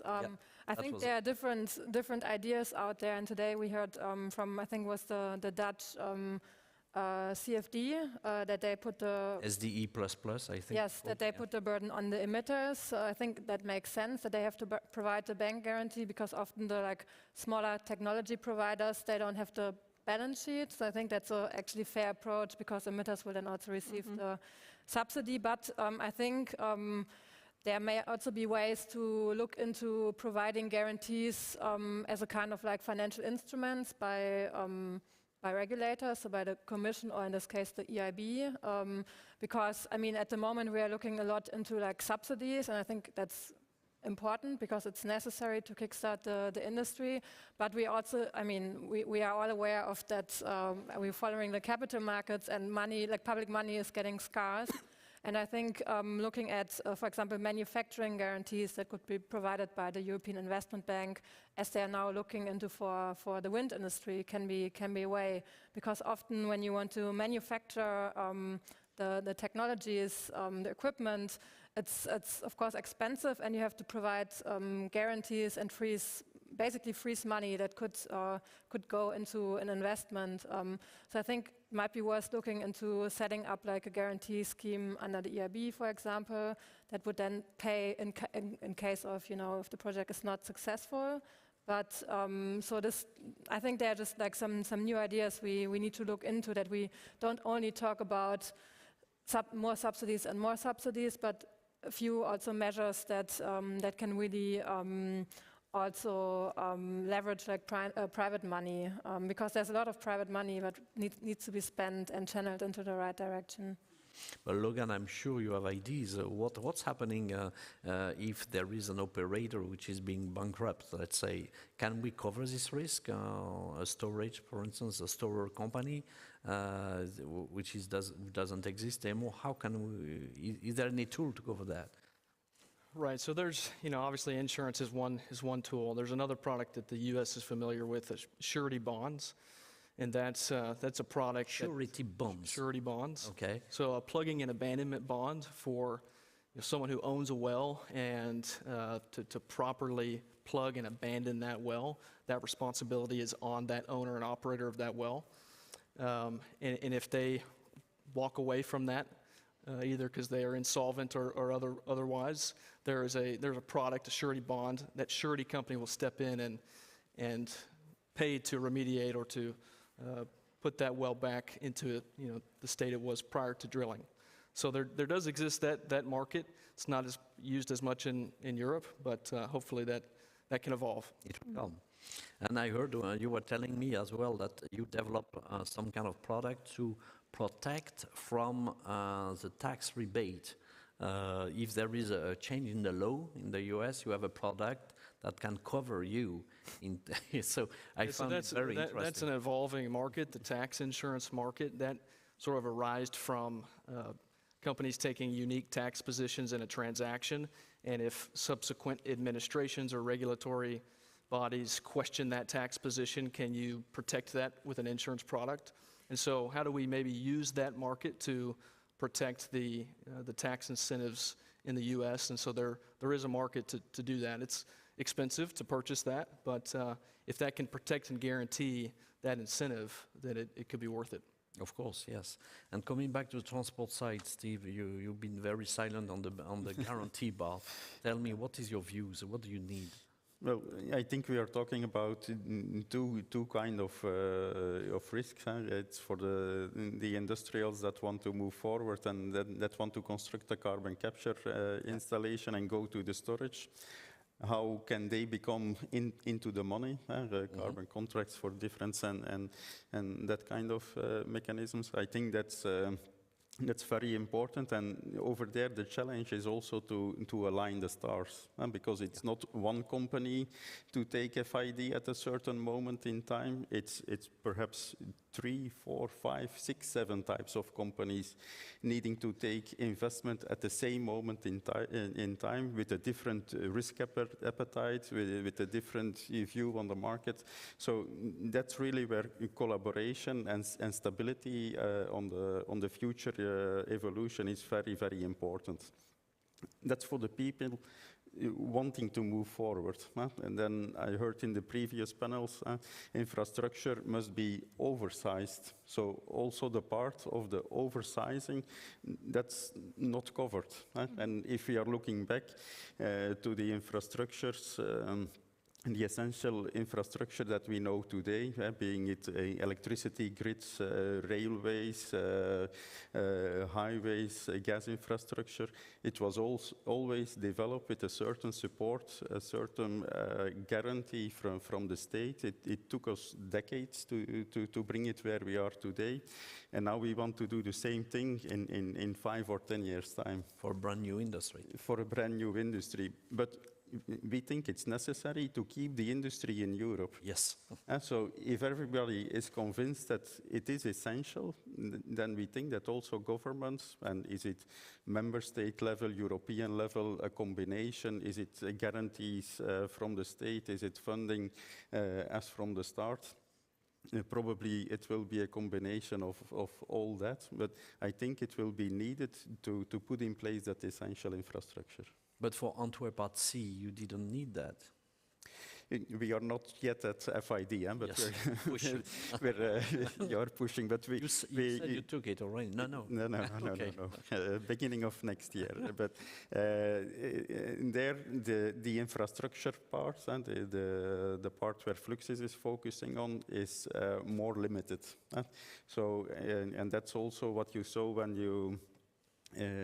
the EIA projected a map of the emissions in Europe. There are a lot of emissions near to the coastline. And when the emissions are near to the coastline, the value chain is capture, terminal, shipping and storage, or a pipeline as alternative for the shipping part. But if you move more land inward, then the onshore infrastructure part becomes more tangible and more important, and that's where we will need some guarantees or additional support. Yeah, and when I heard 9,000 kilometers of CO2 transportation network, this is where you will need this kind of... Indeed. Okay. Coming back from CEE projects, Central Eastern European projects, so you screaming at having more of this project there, but you not only scream, you also plan to have a terminal, CO2 terminal. You remember, it reminds me 5 or even 9 years ago when there were this LNG terminal plan, nobody was believing in it, and it was very forward looking, very strategic in the end. And I'm sure it's the same in this case. Yeah, that's right. Our project Eco2CE, and the aim of the project is to build a terminal, as I said, import-export terminal, because we see, as Orlen and our partners, which is Lafarge Cement, which is Liquid Polska and Orlen Lietuva, we see that this terminal might be in the first stage, of course, some kind of, export terminal, because we do not have storage site and we need to do something with this CO2. But in some moment, there will be a possibility to be an import terminal, to store in Poland, whether it's going to be onshore, whether it's going to be offshore, or whatever. The project has got a lot of synergies and is very connected with other projects. For example, with Klaipėda Nafta, their project Baltica, which was also on the PCI list. Lucky. Congratulations, Justinas. Is also connected with us because we want to use their terminal to transport our CO2 from the Orlen Lietuva. And what's more, we've got also the partner who is Lafarge Cement, who already obtained the innovation fund cash for building their carbon capture site. So it's not just words. We've got a great client who's got CO2, and we as Orlen also are in the middle of the binding process for license and basic design for getting the carbon capture plant or on our assets as well. Okay, thank you. Just to summarize a bit, because we need to come to an end, if I was asking you, Logan, since from the US, what would be your one or two best advice you would give us here in Europe to make our CCS projects bankable and to de-risk them, what would it be in terms of the insurance part? Yeah, from an insurance perspective, I would say make sure insurance is a tool to enable projects to proceed and not overburden companies, especially new companies trying to get in with significant insurance limits and requirements. Maria, how to make more FIDs? Again, your favorite topic. Yes, I think I already said it before. One or two. Yeah, so I think we really have to bring all the players together, and this is, I think, is a good representation. So also when companies start to plan their projects very early on, sometimes new companies, I think they have to think very early about also aspects of insurance, of infrastructure, of off-take agreements. That's something we didn't cover in this panel, but it was said before. That's also absolutely crucial to reach FIDs. And then we also have to think, the regulators also have to think how they can bring all these players together and think about all these different angles, because it's really complex. But I think there are some really best practice examples also from other climate technologies that we can learn from to bring all these players together and think about the complexities very early on. And I had one question as well, do you think that CCU project could help to make this project more bankable? I think it helps because we also have some countries, for example, where storing CO2 is not permitted yet, but they can start with CCU. It also plays an important part, and it's very helpful to kickstart industries. And if we look at aviation, for example, then CCU is very much needed. So I would agree that it also helps making different aspects of the value chain bankable. Thank you, Maria. Agnieszka, I remember you insist a lot on public awareness. So communicating, campaign on European communication, CO2, I think it's key. Huh? Yes, exactly. European could make some kind of work with communication, with especially in countries like our, where this knowledge about CCS is not very big. So this is a key for everything, because we could, on the table there is, on one hand, we can go with CCS, with onshore, offshore, whatever, and everyone is accepting that. And on the other hand, we do not do nothing, because we, let's say, have storage site, we've got, let's say, money, we've got technical aspects under control, regulation as well, but society will say no.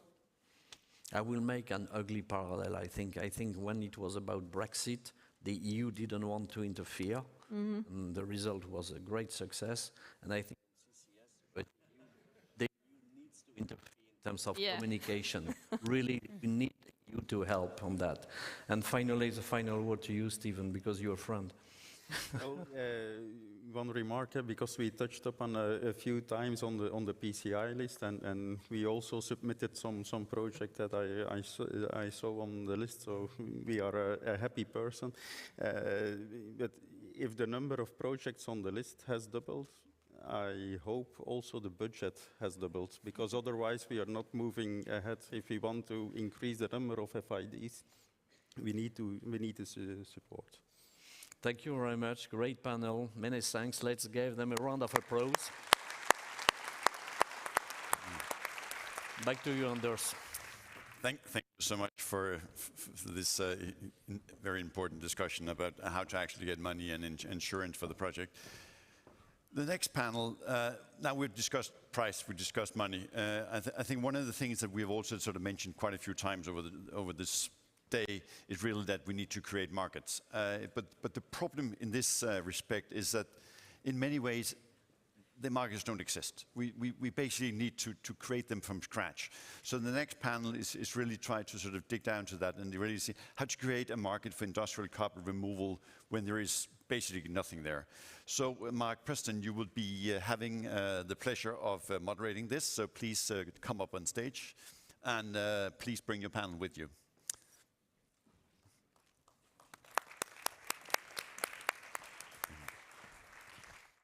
Cool. I'm going to sit on this side to switch things up a bit.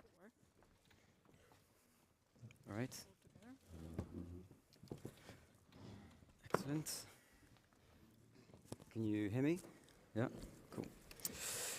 So thank you very much for inviting me here to moderate this panel on industrial carbon removals, joined by 4 excellent panelists here, Veronica, Lars, Tobias, and Ralph.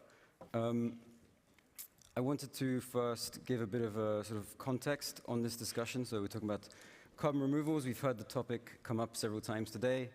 Obviously, this refers to capturing CO2 from the atmosphere or from an industrial installation with biogenic CO2, and then permanently storing that CO2 away from the atmosphere. As we know, there's currently very little of this happening today, but we saw from the latest IPCC report that the need for removals is unavoidable. Removals are an unavoidable component of net zero, so it's very clear that there is a role for it. And the IPCC also very helpfully suggested 3 sequential roles for removals from now until we sort out the climate crisis, where firstly, removals are served to accelerate net reductions, so that they sort of sit on top of emission reduction efforts. Secondly, removals serve to counterbalance residual CO2 and non-CO2 greenhouse gases, so that we can reach a state of net zero climate neutrality where we stop causing further harm to the atmosphere and to the climate. And thirdly, that we remove more CO2 from the atmosphere than we are emitting greenhouse gases, so that we can then bring down concentrations of CO2 and try to lower global temperatures to less unmanageable levels. So on that note, I think it's time to move on to the panelists. Veronica, Deputy Head of Section for the Federal Office of the Environment in Switzerland. Can you tell me a little bit about why Switzerland is interested in removals and what you're doing about it? Thanks very much, and good afternoon. Absolutely, removals are an essential part of the Swiss strategy for 2050 to become net zero. It's very clear that we will have some residual emissions, and these need to be counterbalanced. The strategy foresees the use of removal for the hard-to-abate emissions from the waste sector, cement production, and agriculture. But still, for those remaining emissions, we need to counterbalance them. And the answer here is obviously removals. There is first activities already today underway in Switzerland, but it's also very clear from the strategy that we have formulated that the potential within Switzerland will not be sufficient even to counterbalance these residual emissions.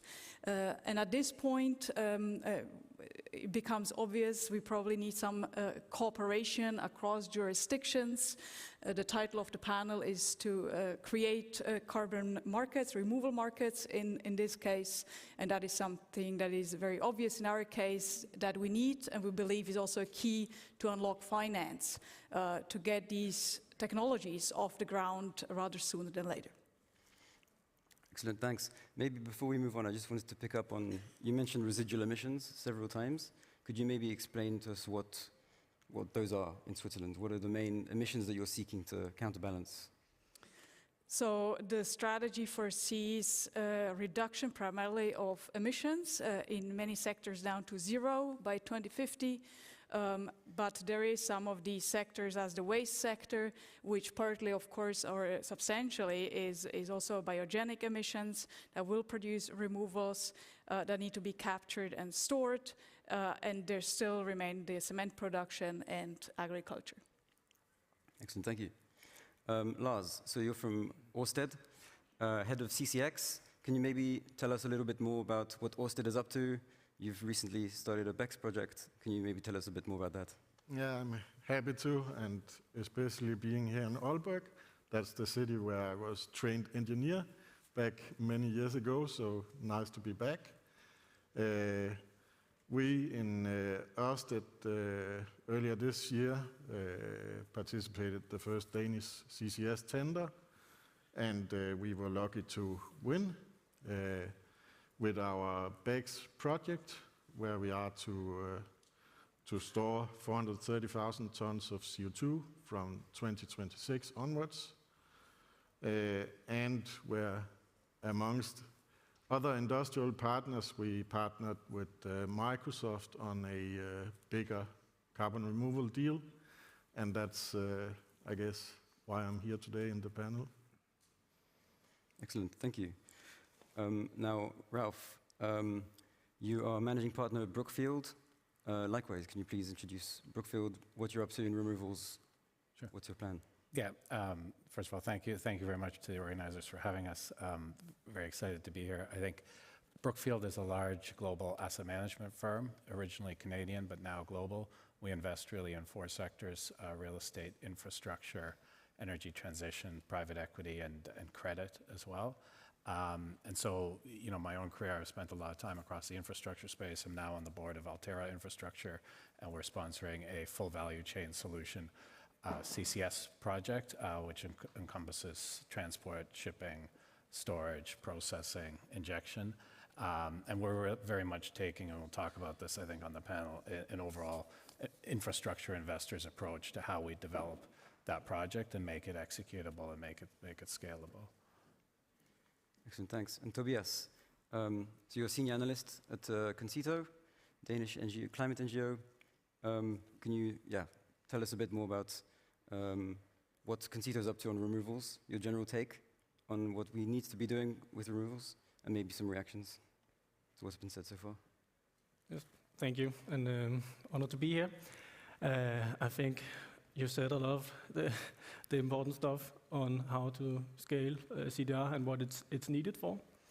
Maybe I can supplement with a reflection on how we're doing it now and what we should do. We should definitely start scaling up now and think about the long-term integration into a European system for incentivizing scaling up industrial carbon removals, but also be aware of potential side effects and risks of various methods, including large-scale bioenergy carbon capture and storage.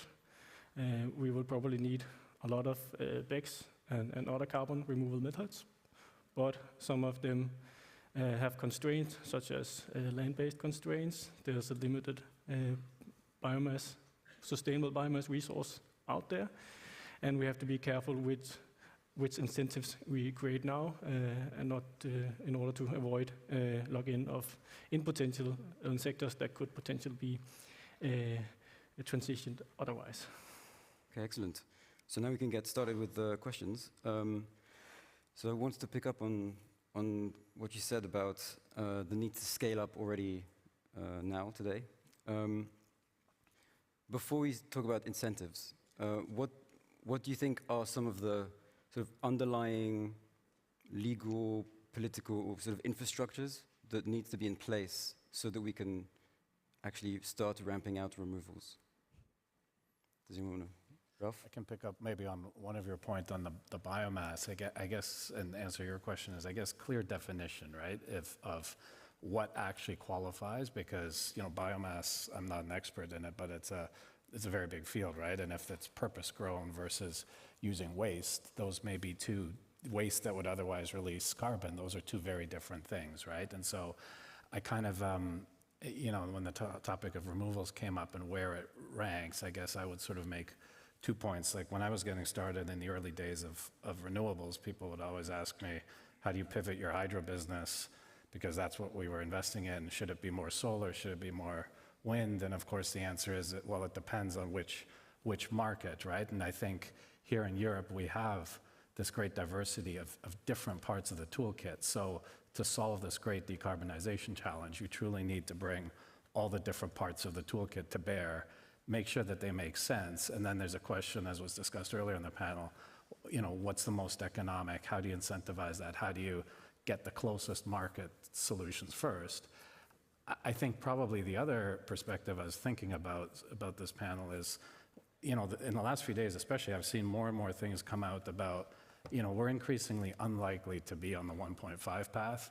We're probably not on the 2 path. People are talking about it's more 3 to 4, right? And so the carbon budget we have left and the climate emergency is getting much, much nearer. And of course, I think what people are just starting to think about is as you get to those much higher temperatures, the effects become nonlinear, right? And it's much more dangerous. So that sort of changes maybe your cost equation from a general, you know, carbon abatement curve and where removals sit to, well, should we have some targets and should we have some incentives, right? Those would be 2 reflections. Yep. Maybe also 2 reflections, I think. First, to the policies. I think we are, as you say, we can't do enough. We need to do all possible. There aren't many FIDs happening out there, so it's important to support FIDs to get the ball rolling.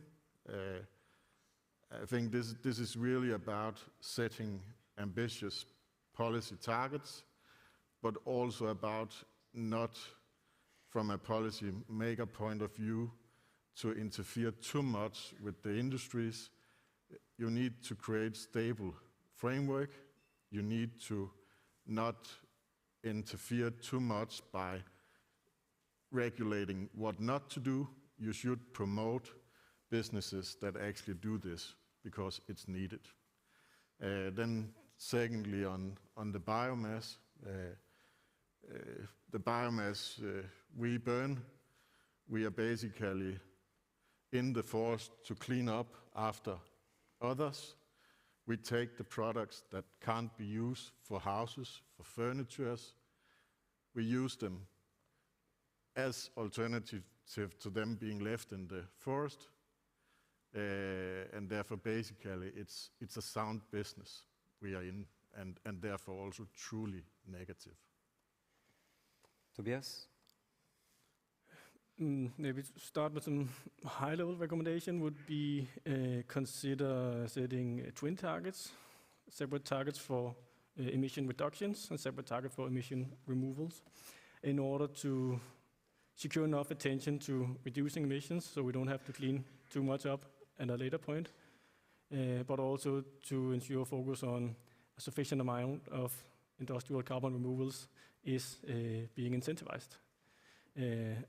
The exact level of the targets will be a very important topic of discussion for maybe another panel, but that's a consideration to ensure sufficient prioritization of both reductions and removals. And on the biomass, I think that we could spend easily a few days talking about that. But biomass, sustainable biomass residues left in the woods that was used for other purposes are, of course, what we should use for BECCS. But we should also consider that some of the biomass we take for bioenergy today is already a temporary carbon sink. And when we turn that into energy, it releases the CO2 immediately. And when we store it in geological reservoirs, it's permanently stored, which is better than temporary stored. But it's not immediately when you pump down 1 ton of biogenic CO2, it's not 1 ton removed from the atmosphere at day one. It may take years to decades in order to become truly net negative. And we have to be aware of that when we create the incentives for large-scale carbon removal, including with bioenergy.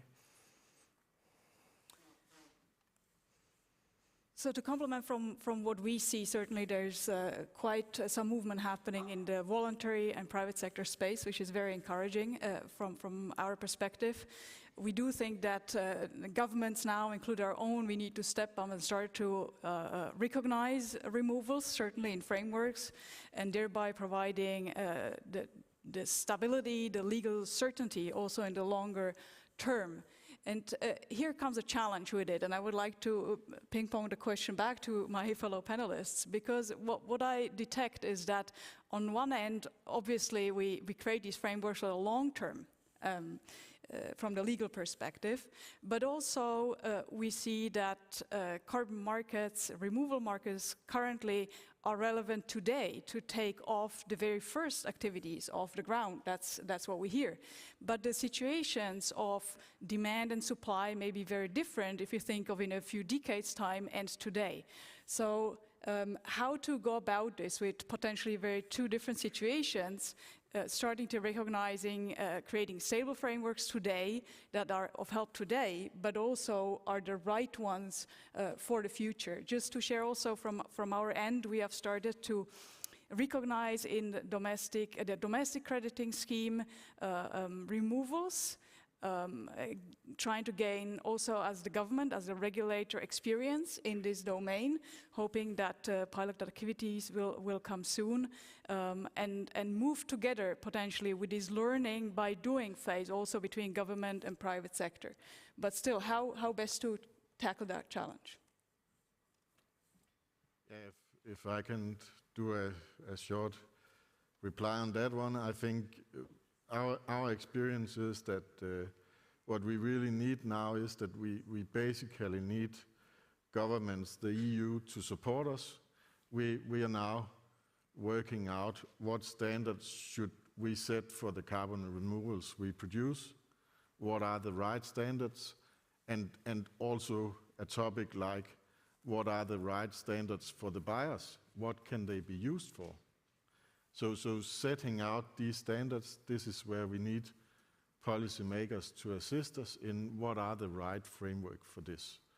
I think industry is slowly starting to get the ball rolling and need gentle assistance in getting it up speed. Excellent. So maybe to kind of flip the question again,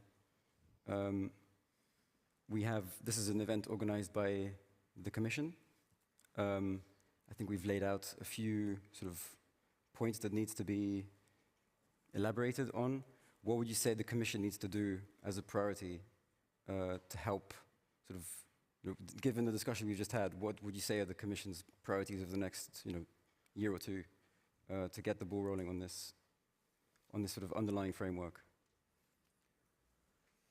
You want me to? Sure, I can make a few comments. Maybe let me start a little bit with sort of what we're doing in our project, ultimately how to get our project financeable, right? And then we can talk about how that applies to removals. So in our Altera Stella Mars project, we're trying to build a very large-scale 10 million tons per year project, and I guess we have a couple principles to try to get it off the ground. One is, we're providing a full value chain solution to our customers. Two is we're building shared infrastructure. And three is this concept of minimum anchor volume to try to really get critical viable scale. And we think that when you put all that together, you ultimately have long-term contracts that make this project financeable, but more importantly, those long-term contracts lower cost and mobilize large-scale amounts of capital. So back to your question, Mark, I think that the key thing is, what are the right incentive mechanisms to actually mobilize the very significant amount of capital that's required to do decarbonization?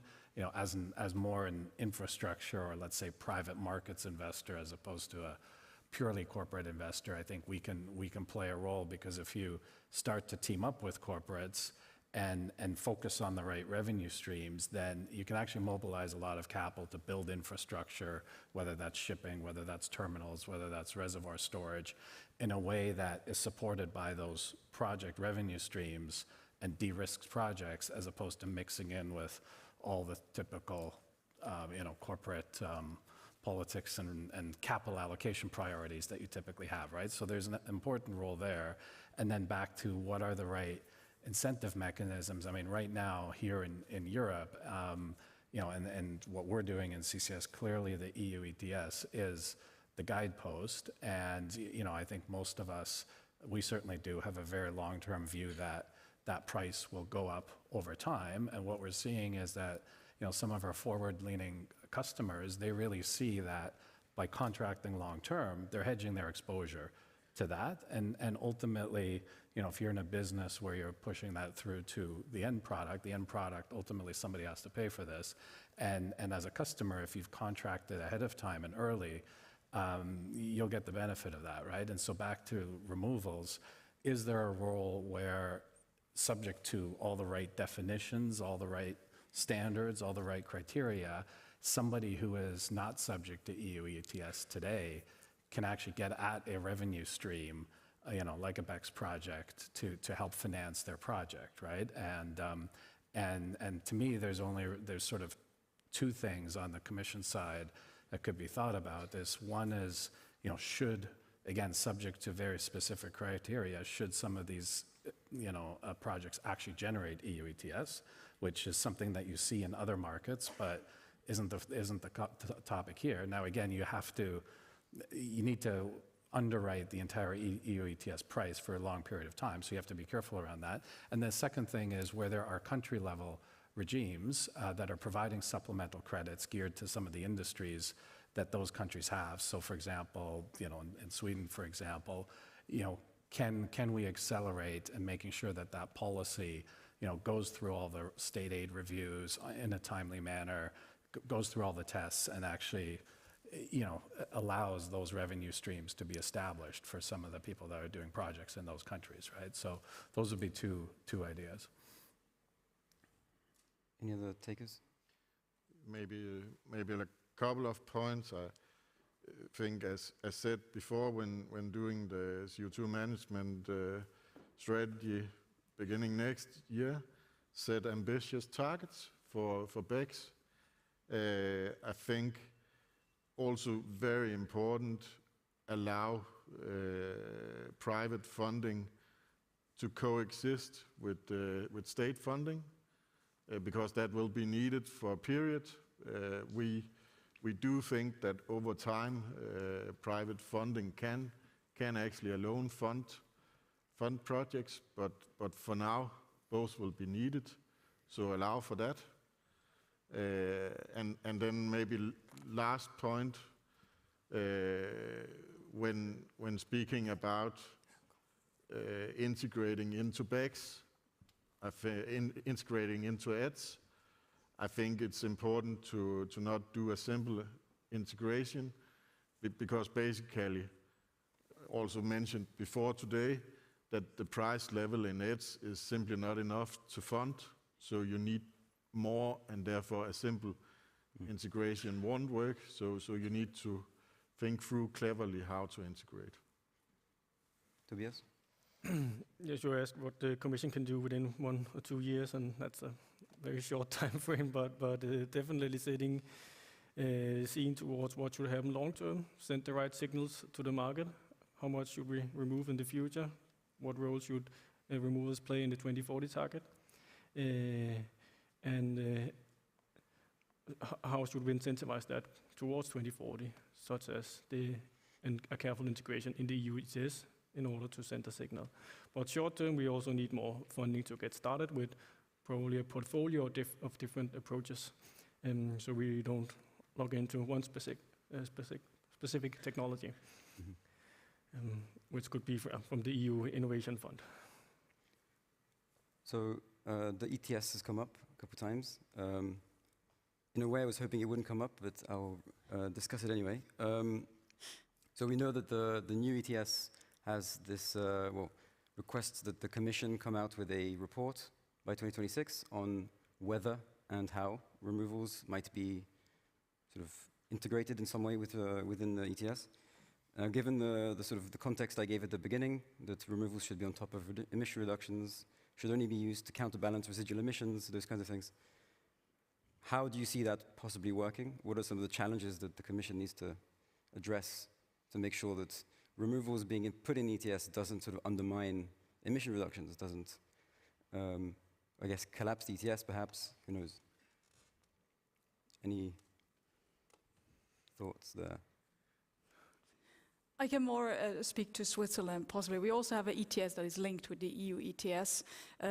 Currently, the integration of removals is not discussed yet, or is not discussed right now. Certainly what we observe is that a lot of early movers in our countries are actually installations that are outside of the ETS. So independent of this question, to add this complexity and of a moving situation, that's what I was referring to before also, is that we also need incentives certainly on top of that. You know, if this was going to move that way, because we need to incentivize these activities, the finance for this today, and not just in the long term. Any other, Tobias? Yeah, I just mentioned a careful integration into the EU ETS, and there are various methods of doing that, and the researchers has pointed out towards how you could do that, and we'll probably have to look into that carefully in the next coming years. But one thing that we from consider also suggest to include is the net emissions from burning biomass, which would kind of solve the problem of creating too much incentive directing biomass towards energy facilities, and could create a living playing field. Because it's also important not to do BECCS in the expense of natural carbon removal already happening, and create sort of an equal playing field.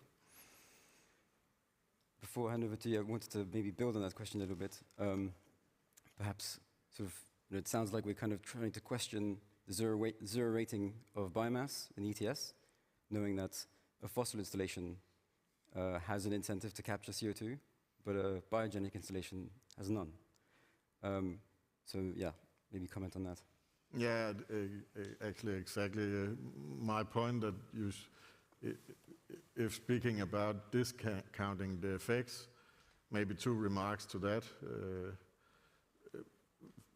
The emissions you're speaking about from the forestry, they are already accounted for, so if you would deduct them from our effects, you would actually double count them. Secondly, exactly as you say, you should take care when considering level of playing field. We need to play on a field where we have equal competition to the fossil emitters. And if you would do a thing like that, you wouldn't create that. So I think definitely disagree with Tobias on that point. Maybe not too surprisingly, but definitely disagreeing. Okay. Tobias? Of course, we should avoid double taxation or counting, but practically it could also be done by counting the emission one place, or incentivizing or penalizing the emission at another place. But right now there are no clear financial incentives to leaving the carbon in the forest. So that's just a discrepancy between, there's at least not the same amount that there is to use it to other purposes. Cool. I'll let this discussion to be carried on afterwards. So we've talked about the ETS, which is obviously a market mechanism, and maybe it's time to talk about non-market mechanisms. Any other sort of incentives that we could try to build, quite quickly in the short term to create some demand for removals? Is there anything happening in Switzerland on that regard? Yes, certainly there is. We have, as the early example, an agreement between the Swiss government and the Swiss Waste Sector Association, an agreement that sector will be capturing CO2 start capturing CO2 by 2030 by at least 100,000 tons, and of that, of course, some substantial part are removals. So this is a non-market approach that we do have as one of the first measures in our country. At the same time, I mentioned we also have removals eligible in our domestic crediting scheme. And certainly we do see a strong role for market approaches also for the future. Not solely, but certainly we think that market approaches are probably going to play a very important role. And why is that so? It's a very simple reason. Within our borders, for example, we don't have sufficient storage capacity and therefore also limited removal potential. So we will need to be cooperating across jurisdictions, and markets seem to be very well placed for this, certainly for removals that are accurately quantifiable and permanent, we would say. Yeah, I think definitely the state the carbon removal market is in today, it is a market for the big players.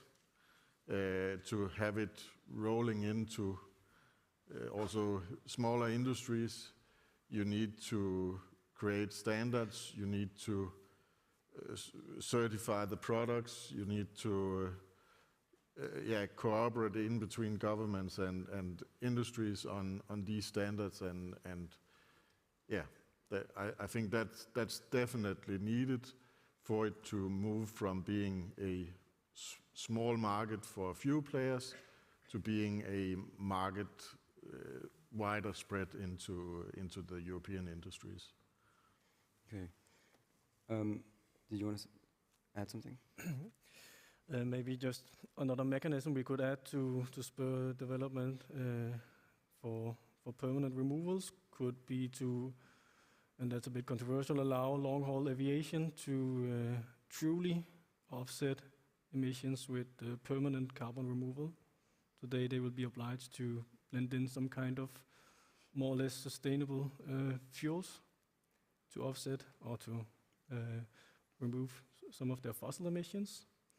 Could those money be spent more wisely to take carbon out of the air instead and incentivize at an early stage?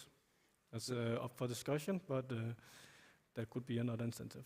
So setting an obligation effectively as the sort of the way to create demand for removals. Yes, an obligation, yeah. Yeah, interesting. So we're running out of time, but there's still so many questions, and from the audience as well. Ørsted, you mentioned that you've sold your removals to Microsoft.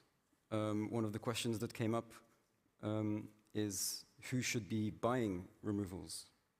And you also said that companies and the state should both be able to finance these projects, but then who should be able to claim? Should it be both? Because that sounds like double claiming. That was a couple of questions in one, I guess, but I'll try and remember. First, maybe on the double claiming, a state claiming for its state account and a company claiming for its company account, that's not double counting.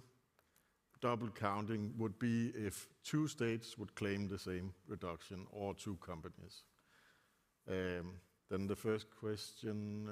About who should be buying removals. But maybe before we move on to that, Tobias, I think you wanted to... I would like just to say something nice about Ørsted and the job they're doing. I think it's really important to get the first CCS projects up and running in Denmark. I really want Ørsted to succeed. And the credits they have sold to Microsoft are also an important part of financing their projects. And obviously Microsoft is playing an important role in scaling up carbon removal market. But I think actors on that market, including Microsoft and others, should also be aware that there's a risk entailed with what they use these credits for. Now Microsoft is doing a good job in reducing their emissions, but what can they actually claim with something that should happen otherwise? For instance, Denmark is achieving its 70% reduction targets. They should do that without the finance from Microsoft as well.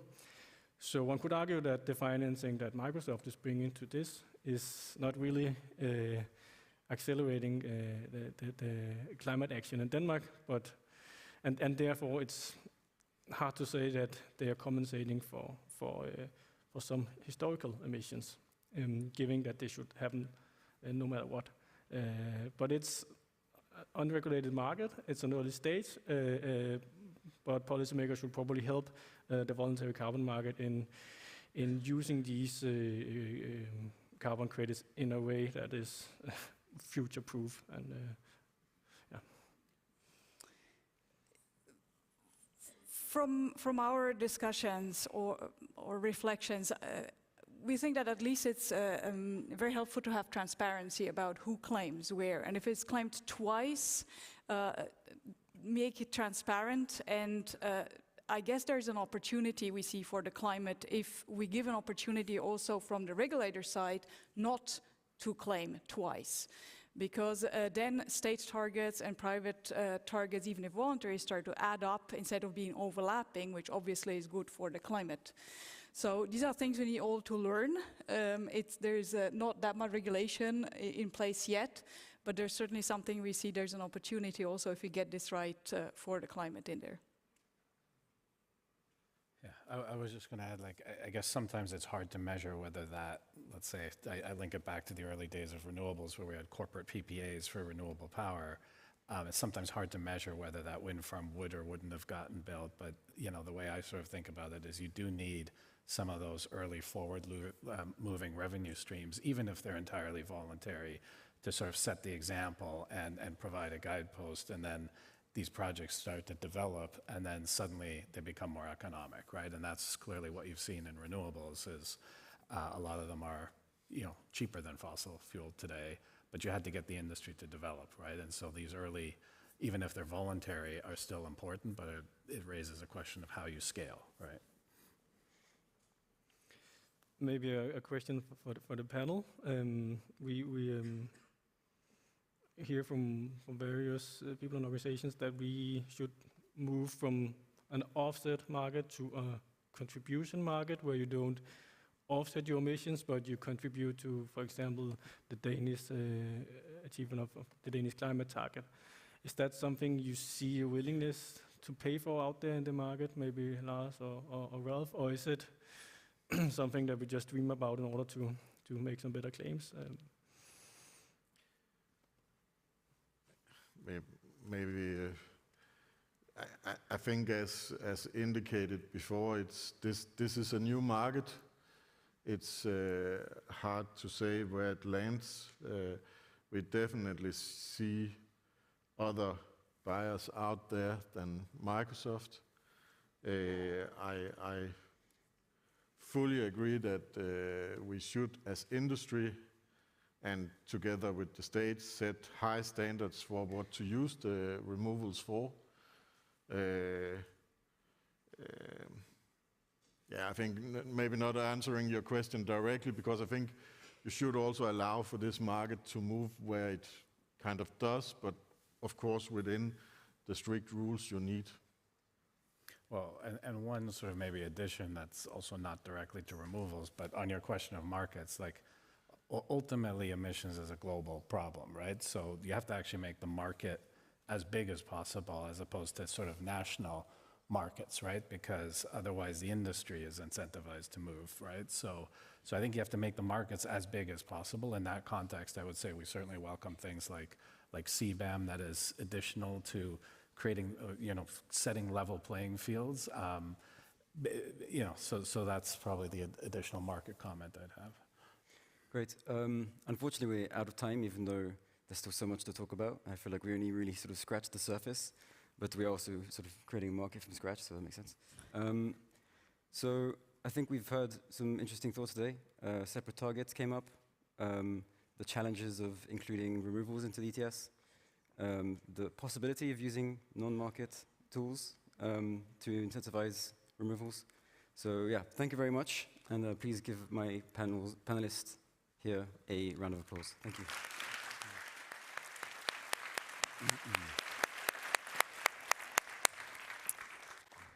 Thank you so much, and I think this panel clearly illustrated some of the complexity, as I said in my introduction to the panel, about creating a market.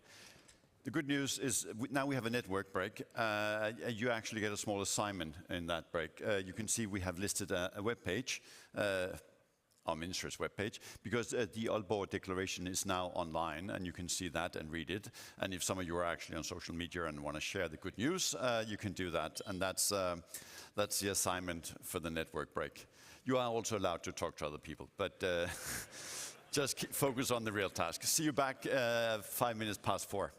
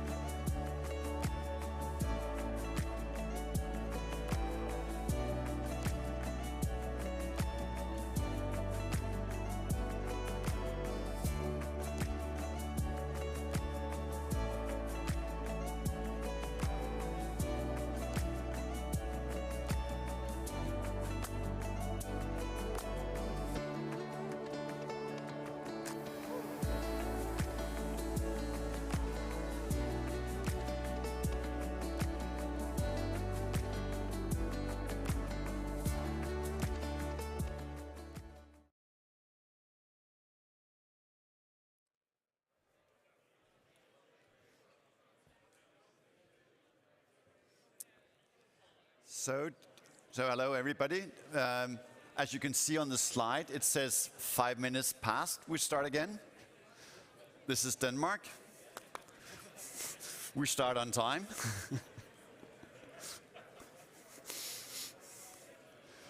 So if you could please start finding your seats.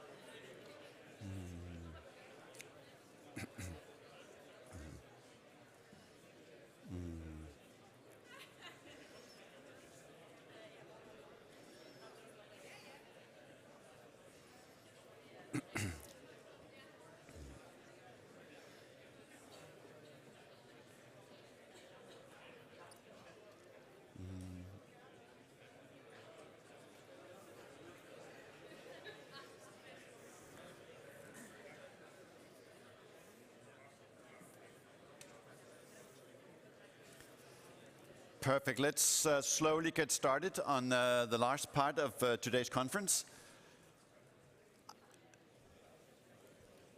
Yes. And I think we have so far really been discussing how to create the market, how to create the price, what are the things we want to achieve, but so far we haven't really talked about one of the key issue, and that is, how do we make sure that people actually accept this? You can have the lowest price in the world, you can have the market working, but if you don't have social acceptance, these are big things. If you can't have storage because people are afraid of them, or they're rumored that they would create earthquake, or all of these things going on, you can't really do the CCUS. So I think the next panel will really try to dig into what are the key things we need to work on in order to get this social license, how to get public buy-in on industrial carbon management. And again, as with all the other panels, we have a nice mixed panel. We have research, real-life projects, we have public sector, and then just talking to ordinary people. So it's a very nice mix. And the moderator is Elizabeth from the Fraunhofer Institute. Elizabeth, if you can please come on stage and bring your panel with you. Thank you. Yeah, thank you.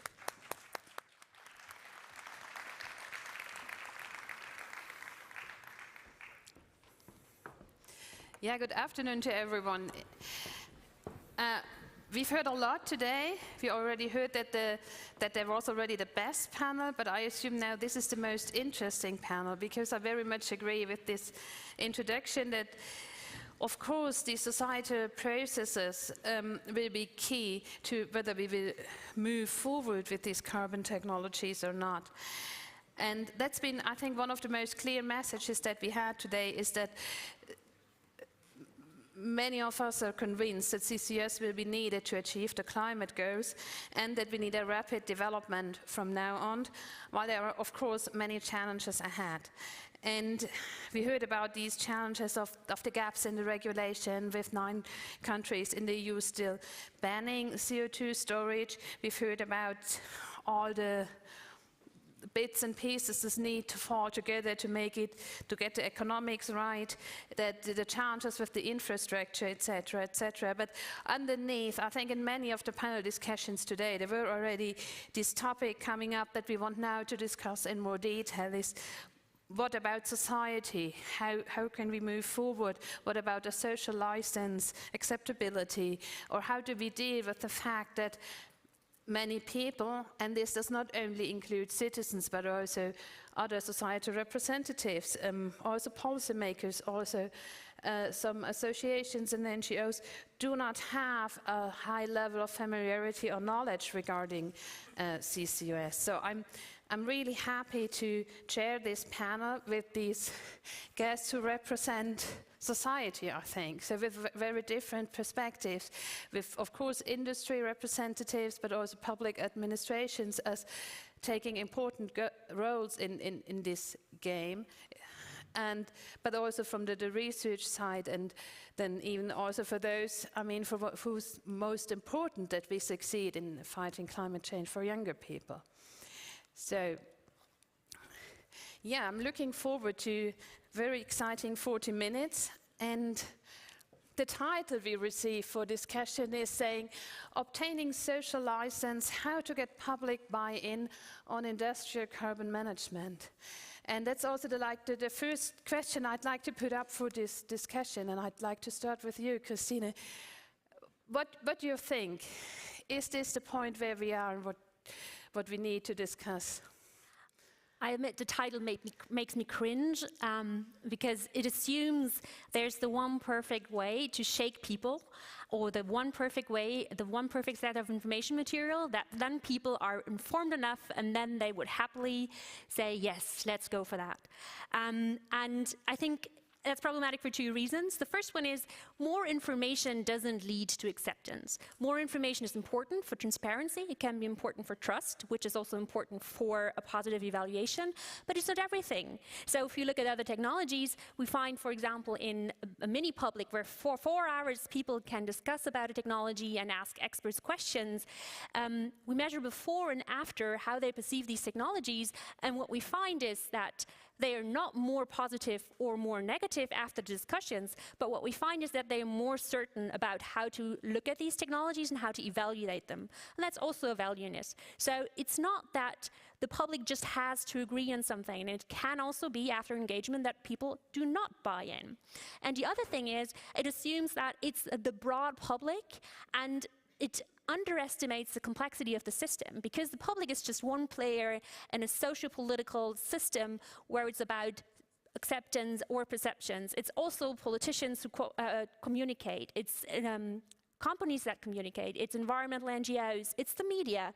So it's not just one blob of the public. It's also a public discourse that is on there on the technology. Okay, I think we have a lot on the table already with trust, then also how information works or doesn't work, and then we are talking about a multi-actor system, among which the public is one. But the public is one, of course. So I'd like to move on to Nadia. You are here as representing the youth in some way, and I think this is good. At the same time, it's a role that's now often filled very importantly. But what are your expectations on a process in finding a pathway for a technology like CCUS? Yeah, thank you so much, and I'm really excited to be here today. And maybe also just to add a bit on what is already said, I think with social license, then it just seems like getting the public to accept CCUS. I think that is aiming really low.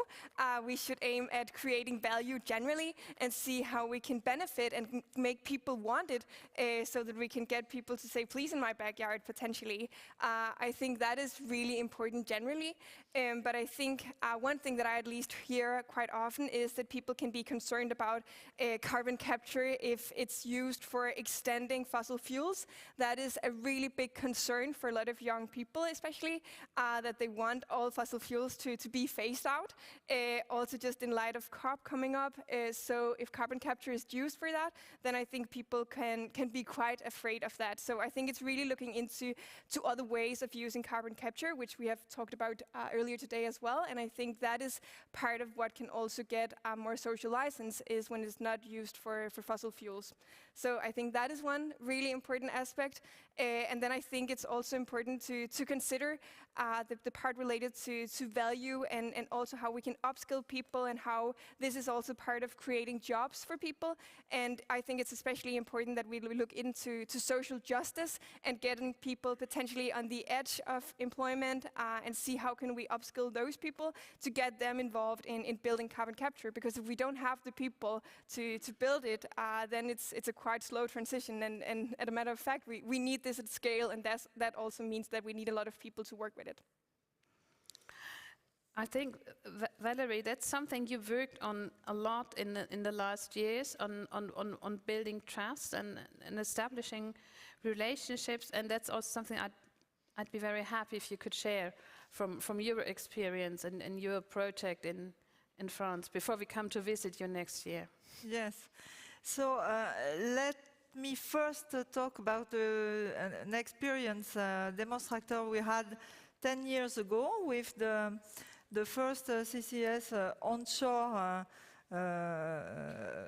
experiment in near Pau. Alors Pau is, for the ones who do not yet know, Pau is in the southwest of France, and it's a conurbation of 31 municipalities, and Pau is the head of the conurbation. And so this experience took place in the conurbation of Pau, in one of the municipalities of Pau, which is in the near to the Pyrenees in the south. And there is a vineyard, a very famous vineyard called Jørgensen, that's a white wine. So Total Energy decided to experiment the value chain of CCUS for the first time, an onshore value chain of CCS, in the conurbation, that is to say about 20 kilometers away from the industrial platform of Lac. And I want to share with you that because it's very important. When, for the first time, there was a meeting between the industrial and the mayor of the conurbation called Jørgensen, the mayor said, well, what's happening then? You want to put waste in my municipality. CO2 is a waste. And he voted with the municipal council a vote against the project. So, as you can see, it's not so obvious. It's not sufficient to inform and to go to the mayor and tell him we have a project and it's a very good project for the climate, etc. And it's a first of a kind experience, and it's a lot of years of research, and it will bring prosperity and a solution to decarbonize industries. You have to prepare the ground and to be ready for discussion. So discussions began, and they lasted for 27 months.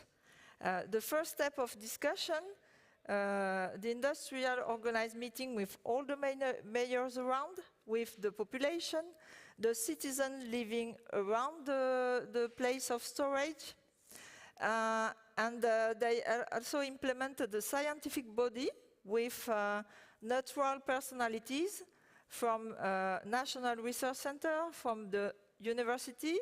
The university had the presidency of the scientific body. They organized a conference on climate action in Pau City. They made an interview with a consultancy of more than 100 people around the site of storage. And finally, the pilot, we had 50,000 tons of CO2 stored. And what was the population aware of? First claim, the risks, seismicity and leakages, the risk. The impact on the environment, what will be the impact on the environment? And one third thing, very important, who will take the guarantee and the responsibility for the storage in the long term. And that's very important, and the liability of the storage in the long term. People heard a lot of arguments in favor, and they were they had a consensus on it's going to save jobs, and industrial jobs are very important for the territory. It's good for the climate, even if 10 years ago it was not an issue yet. So that didn't make discussion. But as you can see, from a no-go, and the first step, we had a go. And now we can pass to another step, and that's the Picasso project. And we learned lessons from this experience, and that's why in the another step, we are very careful of the messages we learned from the first step. Yeah, thank you. I think that's or with me, I think one of the important things is really that you mentioned these 27 months of work where you prepared the ground, which I think is attention with what we discussed in other sessions, that we need to accelerate, be quick, etc. So that's something I'd like all of you maybe to come back later, but first I'd like to go to you, Vladislav. You're here representing OMV, a fossil fuel company. Probably not the easiest position in terms of public participation and engagement processes. So now at least that's my understanding, trying to work on CCS and to bring this forward. So what strategy do you take as a company, and what are your needs? Thanks for the question, and thanks for having me here for the organizers. And nice sitting next to young and colleagues that are challenging oil and gas. So just to put in the context, we are OMV Petrom SA is majority owned by OMV Group, but we are a kind of separate standalone company, public listed on Romanian Stock Exchange. So I'll talk also a little bit about Romania. You heard earlier that 20% of the hydrocarbon production comes from Romania within the EU. And we are very eager and able to be part of the decarbonization process. Not as a hydrocarbon company, but actually as a company which has all the capabilities to move forward decarbonization and to offer solution, primarily for storage. And here comes actually for storage, and then Romania is a little bit currently, based on the hydrocarbon production, the potential currently we see is onshore. And then onshore comes with the challenges on social acceptance. And before going further, I was thinking, I would be very curious now if we have research colleagues here, and if there is a survey right away here that is put to you, how would you vote on 1 to 5 with regard to actually if there's going to be a storage put in your backyard? Because actually we are a kind of community with a little bit more skillful than the normal people. I'm very curious what would be the result of this survey. And this brings me further to, based on how we have been experiencing all this kind of journey, that social acceptance takes time. Second is that if you do it the first time wrong, then you need much more time to regain the trust that you have lost. And definitely it's not something that you do bottom up only. Bottom up, I mean that you don't only team up with actually your kind of project guys and who are on the value chain, meaning whoever going to be the capturing, transportation, so on, and then you go and you try to convince or to have a engagement with the community, but this needs to go kind of beyond. So you need to have your kind of regional and then the national authorities, and there should be a good understanding of the topics. And then further, I strongly believe there should be the European Commission having a stake in all this. And it's not about information, as I heard, but it's about how we put the communication and actually how we give the message. I was very thankful, I heard twice today, I mean from ILGP colleague, saying about that we should be careful not to do as we were silent or EU was silent with regard to Brexit. So we don't want this to be another Brexit actually in terms of onshore, because if we are not able to move it, meaning oil and gas company, if we are able to offer the solution, but we are not able because of social acceptance to create the storages, the whole value chain, it will not work. And in addition, that's also coming with the NZIA-related CCS obligations that are put on oil and gas. Yes, the obligations are there, they're existing, but I would really appreciate and hope that actually the Commission is also giving certain efforts and put a kind of a focus that there is more focus on social acceptance related topics. Now the time is short, we cannot discuss how this to be done, but there has been a working group. I think there is a very good round of recommendations that is put there out of it, so I really believe to see it in the oncoming strategy. Yeah, thank you. Christina, do you have something to add on this discussion of the onshore, offshore, and what is more difficult? So I have, sorry. So if we look at the literature and the research that's been done on this, which is on a high level, it's not the local level, so not a local project, but on a socio-political level, we have no evidence that onshore is more accepted or less accepted than offshore. They're just the same, perceived in the same way. It's because if it's not about your own backyard, it's more of a, do we want to do that to the environment? Do we want to go down that road further? And people are concerned about the oceans and the deep sea. Or the deeper sea, because it's actually deep sea. So it's not really that offshore is the solution for everything. It might, for local projects, avoid more local protests because it's moving it further out and maybe less people feel concerned. But on a higher level, it doesn't make a difference. Yeah, thank you. Because I think that's quite of, it's also a turn this discussion often takes, the perception that offshore is the easy thing and onshore the difficult one. But it also doesn't align with my experience from projects. So maybe you don't have to be that afraid. Let's see. But maybe coming back, because you emphasized, Ladislav, that of course you have the competence, the capabilities to support societies with technology-wise. But where do you see your role as an industry in the discussion process? Definitely, if you go to engage with the communities, you should be a kind of in the front running of this team. However, this should be a kind of, as I said, a part of the whole ecosystem. So actually, we should be the front runner because actually you want to create something there, but you should not be kind of left alone there. So that's the position. So kind of cooperation, and we heard the word quite a lot. But this cooperation, it will be on a different nucleus because that's a different type of communities. And these kind of, the communities, they have different needs. So I fully agree there should be a partnership because I heard it as well. So there should be what is the value for the communities, and always there is a value. So the community should be part of the process. Maybe this should be a three-party kind of process, national authorities, the developers and the communities, something building this together. And again, European Commission should somehow foster the process, and I'm sure that they can come with a lot of very good communication related to this, to facilitate the process of the front runners. Valerie, you want to add? Yes, I want to say that with the lessons we learned from the first experience, and we thought that we had to have a tailor-made project for our territory.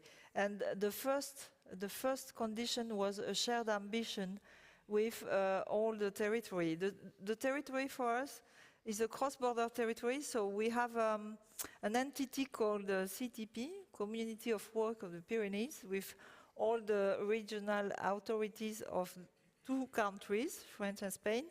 So we share a strong climate ambition because the climate is warming up more quickly in the Pyrenees, so the emergency is there. And we have, at the same time, we have a lot of industrial jobs to keep alive in Southern Europe and in our territory. So we are very concerned by the decarbonization of industry. So the first step we had, we have been working for 3 years in Picasso project, and the first step was that, to share an ambition and to be online with the ambition. Of course, the move forward of the European Commission, of the national government, the political backing is helpful, because 10 years ago there was no business case, there was no noise about CCS, there was no political backing, it was very difficult. And now, so that's very helpful. And then you have to engage citizens, and we have a public-private organization in Picasso, and the industrials are, I don't want to speak for them, but they have a joint initiative, and the leader of the project is a local gas transporter with a very good image. And I think it's quite interesting for the population, because they trust in this local industrial, which is already a storage operator. So that's very important. And also we have at political level, there as a municipality also. We have a mayor who wants to be climate neutral in 2040. So that's an ambition he shared with all the population. And that means that if we ask for efforts for the citizens of the city to decarbonize their way of life, we cannot let CO2 escape from the industries around. So we have to share a deal with all the decarbonization and efforts from all the players of the territory. So you see, it's a sort of a contract. And so this ambition is like an accelerator. Even if it's a difficult goal to achieve, to be climate neutral in 2040, it's a strong signal. And just a figure I want to give to you, the industrial platform of LAC is around 640,000 tons of CO2 emitted each year in the whole city of Po for nearly 200,000 inhabitants. It's only 800,000 tons. So you can see the parallel. So the strong political ambition we have is a lever, of course. And subsoil must be a common good for the transition.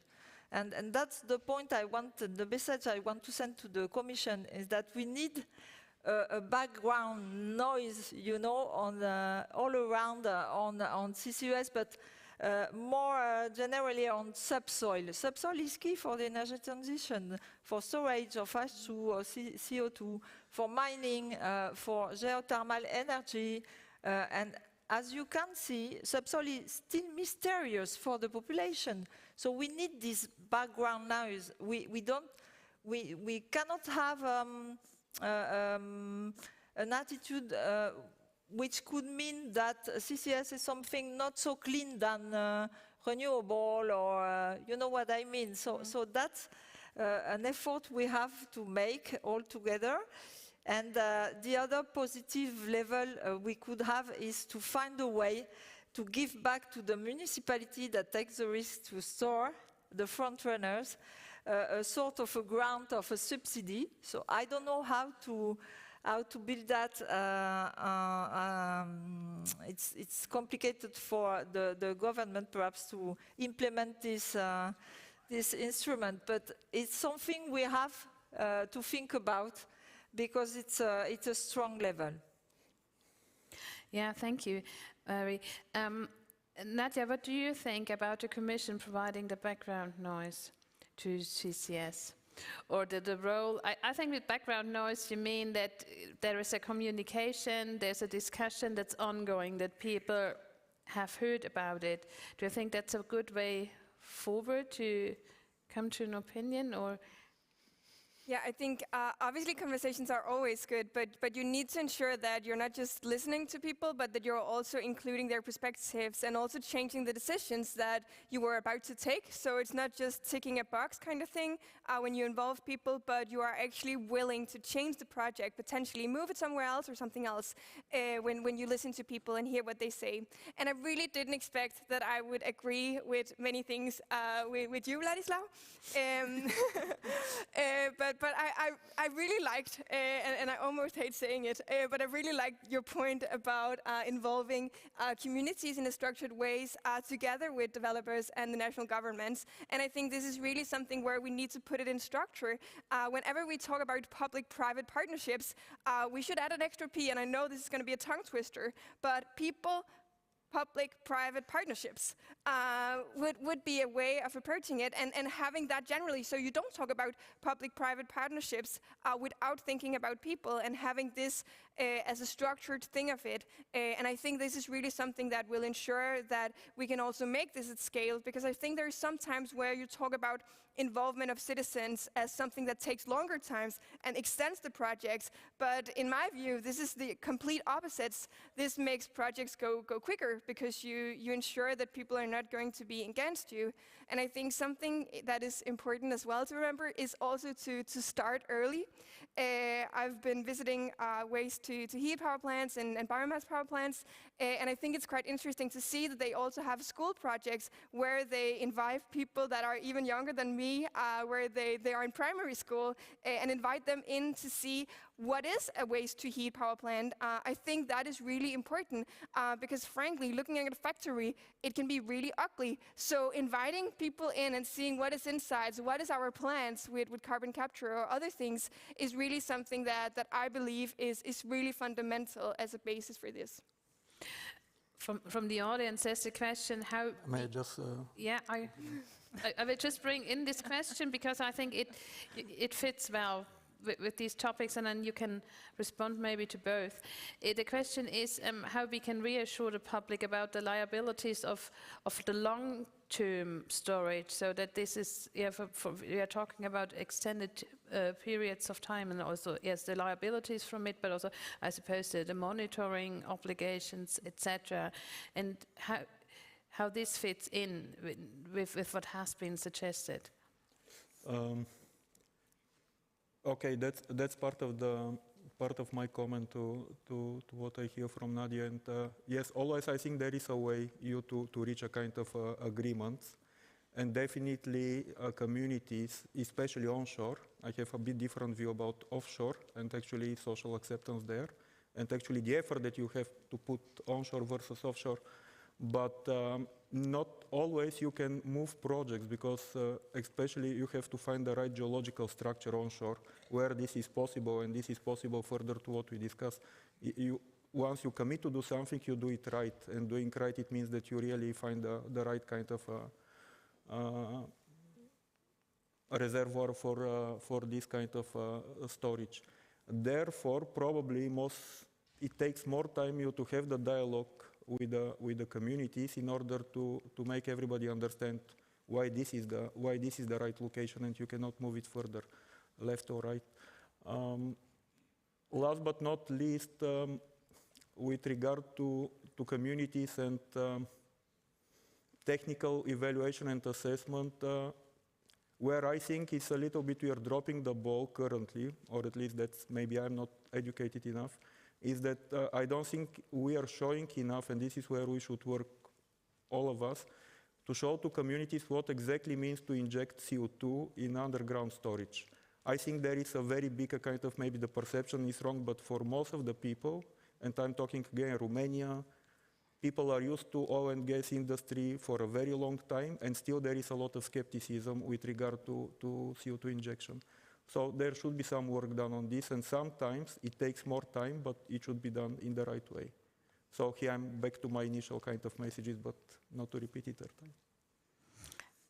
I'd like to give the question about the liabilities to Christina. So I wanted to join me before as well, and wanted to echo what Valerie was saying. So I'm sorry if that's news to you, but the oil and gas industry isn't the most trusted industry out there. So if you want to build trust, it's probably also important for the EU to go in also in the monitoring question, to have standards, to have clear protocols of also what are environmental impacts, how can we mitigate them, how can we avoid them, how can we monitor them, to have clear rules and regulation which are not industry, which not the industry gives them itself, but which is from another authority that is given to the industry and for the industry, to be more aware and to claim with more credibility that this is a controlled process and that we are trying to watch it and to monitor it. And also, I'm often also in a different space where we talk about natural-based solutions, where we have trees, and then it's let's do trees instead of CCS or DUCs or BECCS. So we have to discuss broadly within anything that's CCS or CDR about the safety of storage. And comparing safety of storage, a tree can burn down very fast versus CCS is, at least as what I know, more secure. We have to trade off these and make clear that it's a whole portfolio, and every storage has to be safe, and it's a continuum of safety, and that this is one of the more safe storages compared to others. Yeah, Valerie, just to add about the engagement of citizens, I think, as I mentioned, that subsoil is a common good for the energy transition. So we have to build a common, shared, joint governance of this common good, and that's where the population must be engaged beside the industrial and share the ambition, and also on the long term. This governance can be the guarantee for this common good, you know. So that's something we have to invent, and I fully agree, of course, with Christina. I didn't mention that, but of course, when we made the pilot of Roos, the monitoring was made 5 years after, and with monitoring of waters, of air, of seismicity, etc. So one of the conditions is to have to implement an observatory of risks, and perhaps engaging some people, some citizens, as sentinels, you know, of the project, of the implementation. But as you can see, we have many things to invent all together, and we have to work all together, and that's not just a matter of industrial, and that's the way I think we can be successful in the future. Yeah.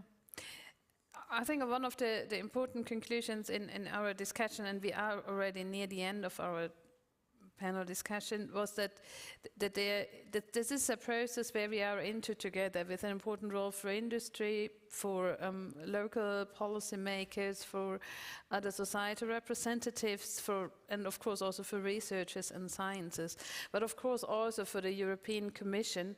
So where we want to end on is that the four of you give your main recommendation or wish list to the Commission. What should the Commission do now, moving this forward, developing the strategy to work on public perception, engagement, and that this becomes a common pathway? Do you want to start, Ladislav? I think I said it at the beginning. So I count that the Commission gonna take into account these recommendations that were done in the working group on public perception.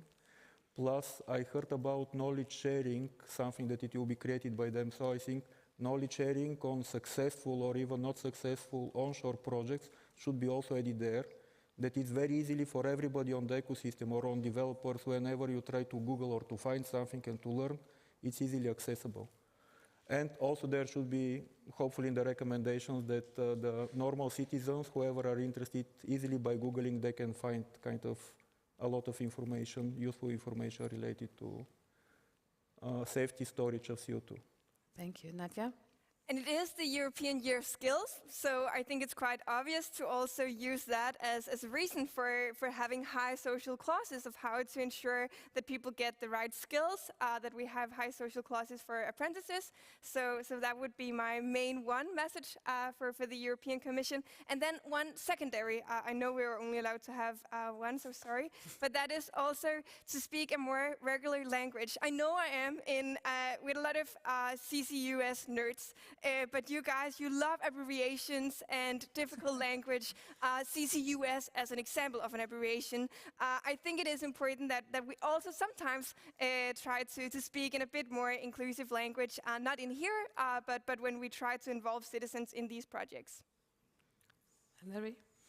So I said it previously, but first the background noise we need about CCS, but not in the word CCS, in another words, with storytelling, perhaps an effort of storytelling about the nice story of CO2 removals and storage and reuse. I didn't mention the reuse, it's not a message for the European Commission, but for public acceptance, it's a way to foster acceptance. So when you have in a project both storage and reuse to make e-fuels, it's very important. And the second message to the Commission should be to think about the way to give grants to the municipalities, the front runners who are going to engage in the storage.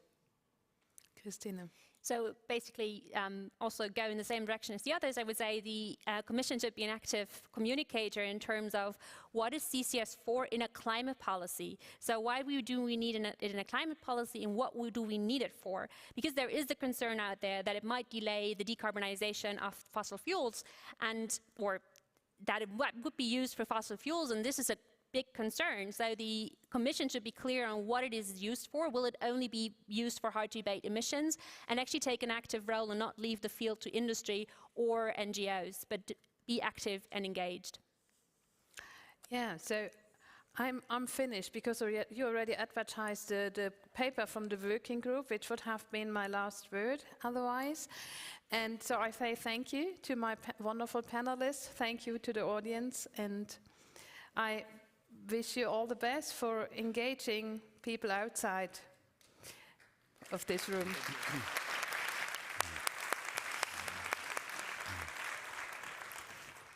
Thank you so much to the panel. Now for the next session, I think there is probably two questions sort of running around in your mind. One of them is that this is a CCUS event, and some might say that there has been a slight bias towards the yes. So what happened to the U? That probably one. And then follow up on that, just point, what does U even mean? It's use, by the way. So we will be turning to the use part now. So we'll have first a fire chat talk about it, and then finally a panel. So we haven't forgot the U. It's already in here. So for the panel, we have a slight change in the program. So Laura Dermer, who was supposed to be that, she got sick, but luckily we have a lot of talent out there, so we have found a very, very good replacement for that. But Lina Strandvik, you will be moderating this, so please, and also bring a Secretary General from the Institute to Value Europe with you. Thank you.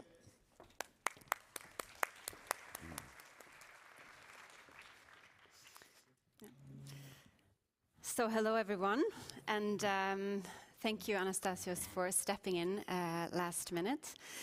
We realized just before we entered the stage that we had slightly misunderstood the meaning of a fireside chat.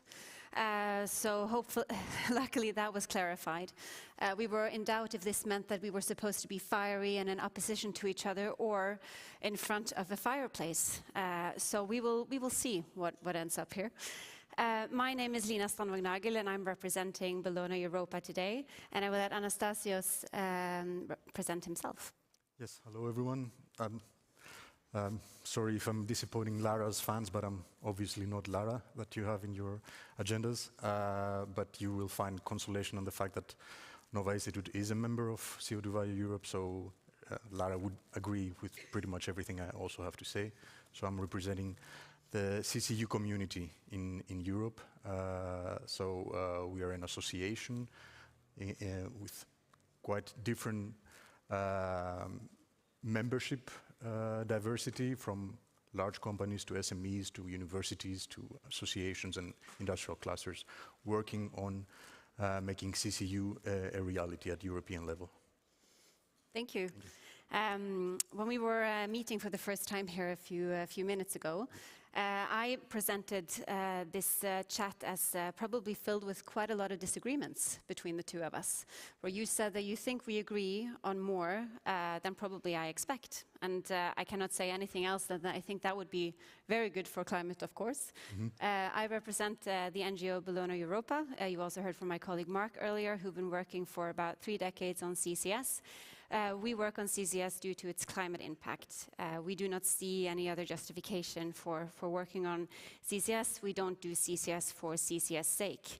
In the same kind of extension there, we have the same view of CCU. But we do think that CCU is a more nuanced picture. There's a lot of different elements and parameters that need to be included when determining the climate impact of CCU. And our view is always that emission reduction should come first. And then if you cannot decarbonize in any other way, then you need to look into CCS or CCU, but very much compared to the counterfactual, in particular when you are looking into public support mechanisms. So with that in mind, I wanted to ask you about, we heard here as well, the abbreviation of CCUS.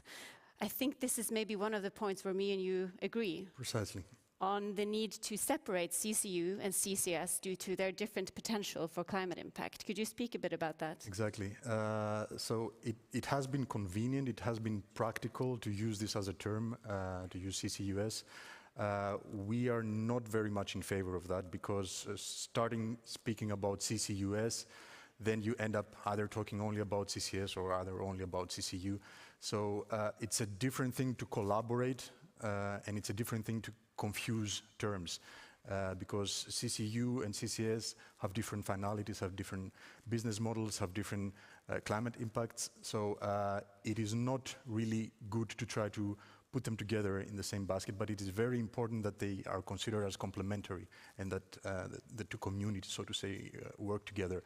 And in that sense, I actually did my homework during the break, and I read the declaration, the Aalborg declaration, and I was happy to see that the term CCUS, I think it's only used once. It's basically CCU and CCS or CCS and CCU, and I think it's a good start. Thanks. Speaking of the nuance attached to climate impact and determining to what extent and in what applications of CCU that is present, a former colleague of me at Bologna used to always talk about source, system and sink. So where is the CO2 sourced? Which kind of system does it have to go through to be utilized? How much energy is used in that process? And of course the final question, where does the CO2 end up? And especially when we are talking about public support mechanisms, we have to identify the public good nature or characteristic of any application of CCU. So how do CO2 Value Europe deal with this debate? When you are determining the climate impact of CCU, perhaps especially when it comes to the sink, permanence of storage. You have many members. How do you deal with this for different applications? Is there potentially a scale that is developed where different applications can place themselves in different areas of the scale to determine which applications should in fact be prioritized on the path to net zero? The truth is that CCU is, it's not one technology, so it's an array of technologies, and the three elements that you mentioned are basically correct. Depending on where the CO2 is coming from, how it will be converted and where, at which form of a final product it will be, you will have also a different environmental impact. You will go from emission reductions to net zero processes, even to carbon removals, depending on these three elements. And that is actually the beauty of CCU. Of course, there are good ways of doing CCU, there are bad ways of doing CCU, and at the end, whenever there is a documented emission reduction from a life cycle perspective with accepted methodologies, then you can assert the environmental benefit towards your fossil counterpart. And the discussion between permanent binding of CO2 and non-permanent binding of CO2 is, if it looks only at the fact of where the emission and the CO2 is landing, it only looks at one part of the picture. For us, the important thing is that even for those applications that are where the CO2 is not permanently bound, you have to look at what is the counterpart, the counterfactual, as you said. So in a case where the CO2 is temporarily stored into a fuel or a chemical, and at the end of its lifetime is emitted again, it is still the CO2 that has been captured at the beginning, and it offers emissions reductions because it substitutes a fossil counterpart. And this substitution effect is often ignored or neglected in the CCU discussion, and the fact that it's not permanent or it is permanent. Because what we need to understand is that we need to move away from a fossil-based economy. And CO2 is one of the few alternatives that we have to replace our carbon feedstock for chemicals, for fuels, for pretty much everything that has carbon, and we use it every day. So this substitution effect leads to emission reductions, leads to a generation of products that we can replace our fossil counterparts. So this element should be taken into consideration at the same level as whether the emission is, whether the CO2 is permanently bound or temporary bound. And to then maybe the final question, because we are running a bit out of time. When we are talking about this substitution, one thing I mentioned at the beginning is that for Bellona, the first thing we always have to start with is emission reduction. Then anything that is remaining, then we can look into substitution, but only if there is no other alternatives. So when we are looking right now, because we are here talking about an upcoming strategy, we're talking about how to create markets.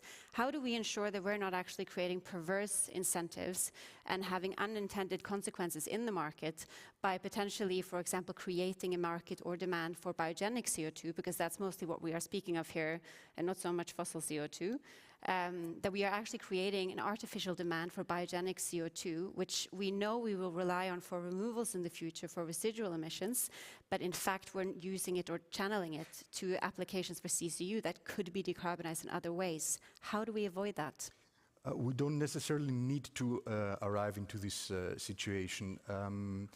The CO2 sources that are expected in the future would be from directly from the atmosphere, biogenic CO2, and still some CO2, what we call unavoidable, because the term fossil CO2 is not only coming from fossil fuels or fossil energy applications, but also CO2 that is currently unavoidable because it's part of the chemistry of the process. And these we don't need to come to a point where we will have an adverse effect, because we will be able to see each time and at a different setting, and given the geographical circumstances and the availability of the resources, what is the best way to use or store this CO2. It might be that we will need more removals, but we wouldn't need a lot of removals if we were able to reduce our emissions to the minimum. So the more we reduce our emissions, and this is where we agree, the less we will need removals in the future. The more we create products that would be of net zero from a life cycle perspective, the less removals we will need. So we don't necessarily need to come to a point where we will be fighting for CO2 of biogenic, for example, nature, because we will need more removals than emission reductions in the end. And with that, I can see our time is up. So thank you very much, Anastasios. And luckily, we have a great panel that will look into these details further. And if anybody wants to discuss whether or not we agree, we can do that afterwards. Of course. So thank you, everyone, and thank you, Anastasios.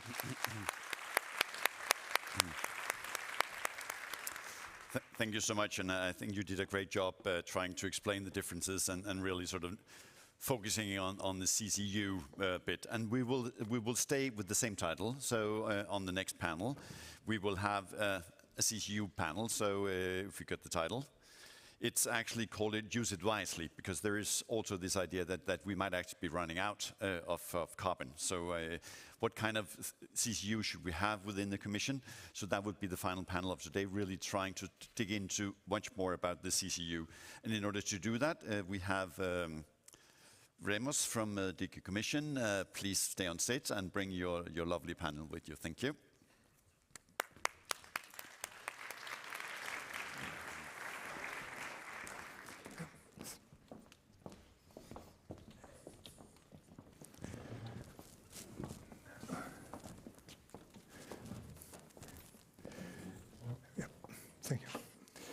Thank you very much. Thank you very much to Lina and to Anastasios for this perfect scene setter that you just did. And what I propose is that we are going to take the discussion from where it's ended, meaning that we know we will need still carbon in a climate neutral economy. We'll need carbon because carbon is essential to produce chemicals. Carbon is essential to produce also some fuels if we want to continue to fly in the future and to produce many things. So today we talked a lot about, we need to stop to emit CO2, and there is sectors like cement sector where it's very difficult, so we need to avoid that the CO2 is going in the atmosphere, we capture it, we store it, we talk a lot about transport, we talk a lot about the storage issue, but I would say the third pillar of an industrial carbon management strategy is really the utilization, the conversion of the CO2 in something useful, from a waste to resources, valuable resources. So today I'm very happy to have a panel with a very different point of view on CCU. We are going to talk about mineralization, we are going to talk about chemical sector, we are going to talk about Power-to-X, etc. And I'm sure it will be a very rich discussion. First, I would like to start with you, Jørgensen. You are head of the Competence Center on Carbon Capture at Ramboll, with a very good overview of all elements related to CCU. So could you please maybe introduce a little bit your activities at Ramboll on these aspects, and what do you see as the role of CCU in Europe, in a climate-neutral economy? Sure. So Ramboll is a Danish company, but with a global presence with 18,000 experts, and we are present in many markets. And within the energy market, we are providing engineering services for capture, liquefaction, storage, transport, whether it's pipelines, trucks, or railroads. And we usually work as an owner's engineer for the emitters or project developers. What we see in the market is there are a lot of course, storage projects, especially with the industries that have unavoidable emissions. They don't have any other solution to that. But we also see some utilization projects as well, which as just Lina mentioned, which becomes more nuanced because of the regulations and because of whether you have enough renewable electricity that's at the right price. So, but we can elaborate more on this. Yeah. Thank you very much. Aalborg, you are coming from Estonia. In Estonia, there is a specificity, is oil shale. I think Estonia is one of the few places in the world that are exploiting oil shale for energy. And it has some implication in terms of CO2, but it can be also useful for other things and to produce other products. So could you please tell us a little bit more about what you are doing? Yeah, I'm coming from Jørgensen, which is a Swedish company, but we are operating also in Estonia. And we're more than 140 years old family-owned company, still in the same family. And originally the background comes from collection of waste and recycling of waste. But for the last 15 years, we've been developing projects producing raw materials from waste. And this is how it relates to Estonia and to the oil shale. So in Estonia, there's about 1 billion tons of industrial waste deposits, roughly 1 billion. Out of that, 50%, so 500 million, is oil shale ash. And we have developed the technology ourselves how to extract first calcium from that oil shale ash and produce precipitated calcium carbonate. So for that we need CO2. So half of this is CO2 in a little jar. And the precipitated calcium carbonate is typically used it's used in many places, but I have also one example. It's a piece of PVC window where it's used as a filler that gives a nice white color and a nice flat surface. And this is kind of the reason why I'm here, is that we need CO2 for such a project. Our plan is much wider in the sense of circular economy, so we want to, as a next phase, we want to produce magnesium, aluminium, silica from the same ash. But first we need to produce precipitated calcium carbonate to remove the calcium, which would otherwise be kind of, would become a waste when we would go for magnesium or aluminium or other minerals. Thank you. Our next guest is Emil. Emil, you are working at European Energy, a company that is doing many different things, but you are in particular head of the Power-to-X sector. Power-to-X, can mean a lot of things. Can mean fuel, can mean protein, can mean a lot of things. So tell us a little bit what you are interested in at. Well, European Energy is started off as a renewable project developer. So we develop and construct renewable energy projects. And then we've also embarked on a journey into Power-to-X, and that for us means green hydrogen and e-methanol. So currently we're constructing one of each, one green hydrogen project a little bit to the south and the west here in Denmark, in Esbjerg, and one e-methanol facility in the southern part of Denmark, which we'll put into operation next year, and by then it will be the world's largest. And there we take, speaking of utilization of CO2, we take biogenic CO2 from nearby biogas plants, use it for the production of the e-methanol, and that we sell to Maersk, the shipping company, and to Lego, the toy manufacturer, and to Novo Nordisk, the pharmaceuticals company. So that also shows that you could say carbon goes into a lot of different products and also some sectors which would be impossible to decarbonize in other ways. So we sell into the shipping sector and the chemical sector. And we also have an agreement with Circle K that will use the methanol for the production of biodiesel. Okay, thank you very much. And Jens, you are working at TES H2, so H2 for hydrogen, obviously. When we talk about CCU, we also often talk about carbon. But when you use carbon as your source, when you use CO2 as your source of carbon, and you want to do something out of that, you need hydrogen. So also very interesting to have your view from your angle and to explain us a little bit what you are doing at this H2. Yeah, absolutely. First of all, thanks for having me. It's a great pleasure to be here. Yeah, as you said, I work for TES. TES stands for Tree Energy Solutions. And it's not by coincidence that we put the word tree in. So if you look at what Mother Nature did over millions of years, basically, we all run on a carbon cycle.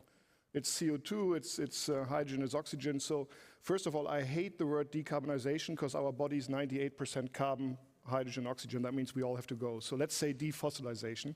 But if we want to do that, so as you correctly said, green energy needs hydrogen. And at the same time, we need to get CO2 emissions down. And so what we do in TES, in Tree Energy Solutions, we combine the two. So basically, we go to places where you have affordable, cheap, renewable energy, and you can basically produce hydrogen from water with water electrolysis. There's a lot of companies that want to do that. And then you need to transport this hydrogen. And hydrogen doesn't like to be transported. It's this tiny little molecule. It doesn't like to be trapped. It doesn't like to be moved. But if you combine it with CO2, like nature does as well, to make hydrocarbons, you can basically, in a very simple reaction that's over 100 years old, Paul Sabatier got a Nobel Prize 1912 for that, you can combine CO2 and green hydrogen, and what you get is a molecule that we know very well, methane. So it's electric natural gas, you make it from renewables, it's completely non-fossil. You don't have all the emissions upstream when you get the gas out of the ground, and you have a useful source for your CO2. It's like the glass bottle that transports your Pepsi, I think, was in the forum here, not Coca-Cola, whatever. No hidden advertising. So it's like the glass bottle that transports hydrogen. And instead of doing CCS, which is basically a waste disposal, we try to reuse it in a closed loop. So this is like your waste recycling. Don't build a larger landfill, but make sure that you take the waste, you bring the CO2 back, you bring it together with fresh hydrogen, and then you have a closed loop. You can transport very easily with the existing infrastructure your hydrogen. You decouple the two at the point of the use. Either the customer does it or we do it in the import hub and put the hydrogen into the grid. And then you have a closed ecosystem where you put to use the CO2. You don't need any fresh CO2 out of fossil sources. And I think that's the best way to do it. Yeah. So if I understand correctly, you go where the renewable energy is the most abundant to do the electrolysis of your water. You have the CO2 that you have captured from a previous loop. When you broke again for methane reforming, for instance, the molecule of methane, and you have a closed circuit of circular economy. So I think this is really something very important because by 2050, climate neutrality needs this circularity. Very often, circular economy is about recycling. Sometimes it's about chemical recycling. It's about mechanical recycling. But I think we need to speak more and more about this recycling of CO2 in a closed circular economy. Bersin, could you tell us a little bit what are your view, also following up on the discussion we had previously, on the role of this, on the role of CCU versus the role of carbon removal versus the role of CCS? How do you see it? And do you see also some type of applications that can be at the frontier in between, like that? I'm thinking, for instance, mineralization. I read recently a paper with a lot of potential for mineralization of CO2 for concrete. What are your views on this? Yeah, so mineralization definitely is a very interesting technology, and it allows CO2 to be bound permanently in a solid form, and that's both utilization and also storage in a way, right? So that's great. And of course, it requires that you have that CO2 stream and potentially a high concentration CO2 stream for that to work, meaning that you might still need the capture facility to make it work. And then it depends what kind of starting materials you have. What is the carbonation potential of those materials? And then what do you obtain at the end? What is the end product? Another advantage is that if your end product is something like SCMs, supplementary cementitious materials, then you can get a premium price for that, so you have a business case. But if you're just remaining at the aggregates, that means you're just storing and maybe, taking care of that part.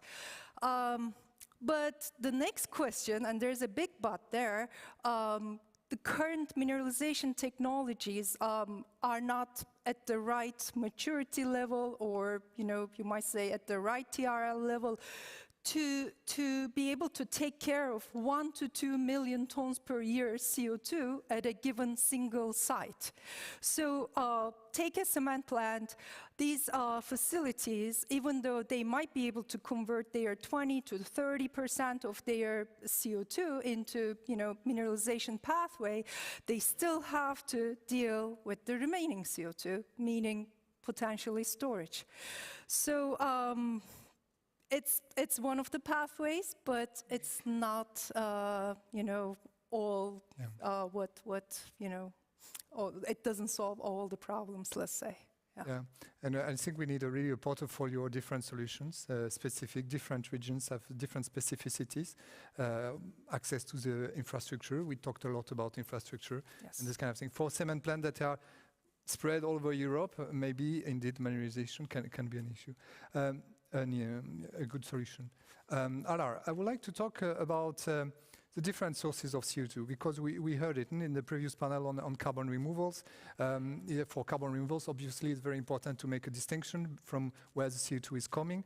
I would like to have your views on that for the type of applications that you are developing. Also, because PCC, polycalcium carbonate, is an intermediate product, and you can do many things out of it. You can do paper, you can do PVC, and other applications. So does it matter from where the carbon is coming for your process, but also for potential end-use application? Yeah, absolutely it matters, because according to the plan in the EU is that from 2030 there will be a legislation in place which says that if we don't use either biogenic or air captured CO2, we cannot call our product, let's say, called CO2 negative, in a sense, because half of the product is CO2, so basically we are capturing the CO2 into the product. We can only call it when we use biogenic or air capture. So air capture is not commercial. Maybe it will be in coming years. But we're going to need about 250,000 tons of CO2 per year. So that's, if you look at the 2030 goal, which is 1 billion, that's not a lot, but still it's quite a big amount of CO2. And the challenge here is that the companies that want to give away the CO2 right now are mainly the ones that are burning, or they're getting the CO2 from fossil fuels. The biogenic sources, like the plants that are firing biofuel, they're not too motivated to capture it and then kind of to send it somewhere. So that's today the challenge. What we see as an opportunity is what you mentioned is the biogas leftover CO2 that we could use. Also, nearby, there is the potential for the project a nearby power plant that is firing half fossil fuel, half biofuel. But it's for us, it's a kind of a major part in the project, the availability of the CO2. Can we get it? Because without it, it's like one of the raw materials. So the investors, banks, whoever stakeholders will kind of look for that. Mm. And we see that right now it's kind of, it's getting positive. If I listen to all the panels and presentations of today, I think there's huge progress in infrastructure and everything, but there's still kind of challenges to go ahead. Thank you very much. And I have a question for you, Emil, that is a little bit related to that, because there is a kind of potential competition of CO2. Today, maybe there is not so much difficulties because, okay, there is not a lot of CO2 captured, but there is also not so much application. The storage, we are not yet storing 50 million tons of CO2 of storage. And so there might be a competition in the access to the CO2. I'm thinking about Power-to-X. So you are mentioning your application. You are doing methanol, and methanol is really a building block to produce a lot of different chemicals. But one application also is fuel. And fuel for e-fuels, potentially we can have mandates for very large volumes of e-fuels. So how do you see this competition aspect, Emil, for your sector compared to the other potential application of CCU? That is a really good question. And I wish I had a very short answer to that. But again, it's still early days in the industry. So it's obviously something that we in this young industry spend a lot of time with. You could say essentially the carbon, the biogenic carbon is a raw material. And as you say, it can be used for a lot of different appliances. And it's absolutely necessary. And with all other raw materials, you could say, in the end, we'll have a market that'll decide sort of what's the best use for the raw material. And we're not there yet because not a lot of CO2 is being captured and we don't have the transportation means that can create a liquid market. But we'll get there. And I think that's the previous sessions also showed that we'll get there in the EU by 2030 perhaps. But as you could say right now, you could say, I think what we see in different markets is that the whole dilemma between carbon capture and utilization and carbon capture and storage plays out in different ways. And I very much agree with the fireside chat participants a little early on who said it's problematic to look at them as, you could say, two things very much apart. They can play different solutions into some of the same problems, but it's something that the society needs to take a little bit of holistic view about and say, okay, so what's the right application for carbon capture and storage, and where do we need to utilize the carbon in order to decarbonize the hard-to-abate sectors? And some examples we see now, which we think are slightly troublesome, is cases whereby you subsidize only carbon capture and storage and not utilization, because that distorts the market. That doesn't provide a level playing field, because for somebody like us, we cannot compete with a government handing out subsidies. And in that case, you could say the good thing about a product like methanol, it could be transported around the world quite cheaply, and it's already done so today.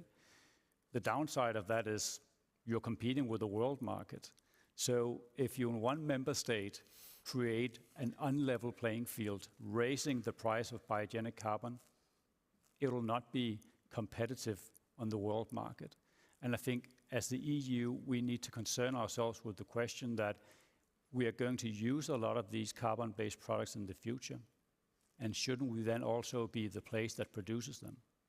Because if all the production goes to the US or to China, like we've seen previously with the PV panels, a little bit with the wind turbines, perhaps with the electrolyzers, I think that'll be a shame. But it requires a level playing field. Yeah, thank you very much. And I would like to continue a little bit on this aspect, because of course today we had the CCUS forum in Europe, so we are talking a lot about what is happening in Europe. But Jens, I know that your activities, you are also trying to look for places where we said it, renewable energy is cheap, and some of these places are not in Europe. So how do you see your specific activities developing towards 2030, 2040, 2050 at global level, and what are the specificity maybe we can have in Europe that could help us to be also competitive on certain aspects, maybe not on everything, but some certain aspects of the value chain with regard to your activities? Absolutely. So first of all, I think Europe should do everything it can to build renewables as fast as possible, no doubt about it. But unfortunately, if you really look into the numbers, and that's the beauty of being an engineer, you look at numbers, not at some bias, whatever, there's not going to be enough renewable electricity in Europe to substitute also the molecules. The energy demand of Europe is around, let's say, 10, 11,000 terawatt hours, and only 25% of that is electrons. The rest is molecules that are currently imported and shipped around. So if you want to offset coal-fired power generation and all these things, you have to triple, quadruple your renewables just to exit nuclear, some countries do. So there's not going to be enough to substitute molecules. That means we have to produce green molecules in places where there's an abundance of renewable electricity at affordable prices. And that's exactly like you mentioned, the Sun Belt. We announced a project in Texas with Total. We announced a project in Canada, which is a combination of wind, solar, and hydropower. We're looking into the Middle East with our investment partner Fortescue. We're looking into Australia. So there's a lot of places on this planet where you have abundance of land and potential for renewables. If you want to turn these into much needed green molecules, you need CO2, like we just heard. And I fully agree with the statement that even though there's millions and millions of tons of biogenic CO2, look at the US alone. Our first project, we looked into bioethanol factories. There's over 40 million tons of CO2 per year that you can easily get from these factories. Sounds amazing. But if you then look into aviation, they need 300 million tons of fuel per year. Almost the same for marine. So if you want to substitute that carbon, you're going to run out of CO2 quickly. And that's why the prices are going up. You're also right, the IRA puts incentives on, or the US puts incentives on sequestering CO2 now, which means if I want to get this biogenic CO2, which is climate neutral, to turn it into a usable hydrocarbon that my customer can use and not pollute the environment by burning it, then I have to compete with that price.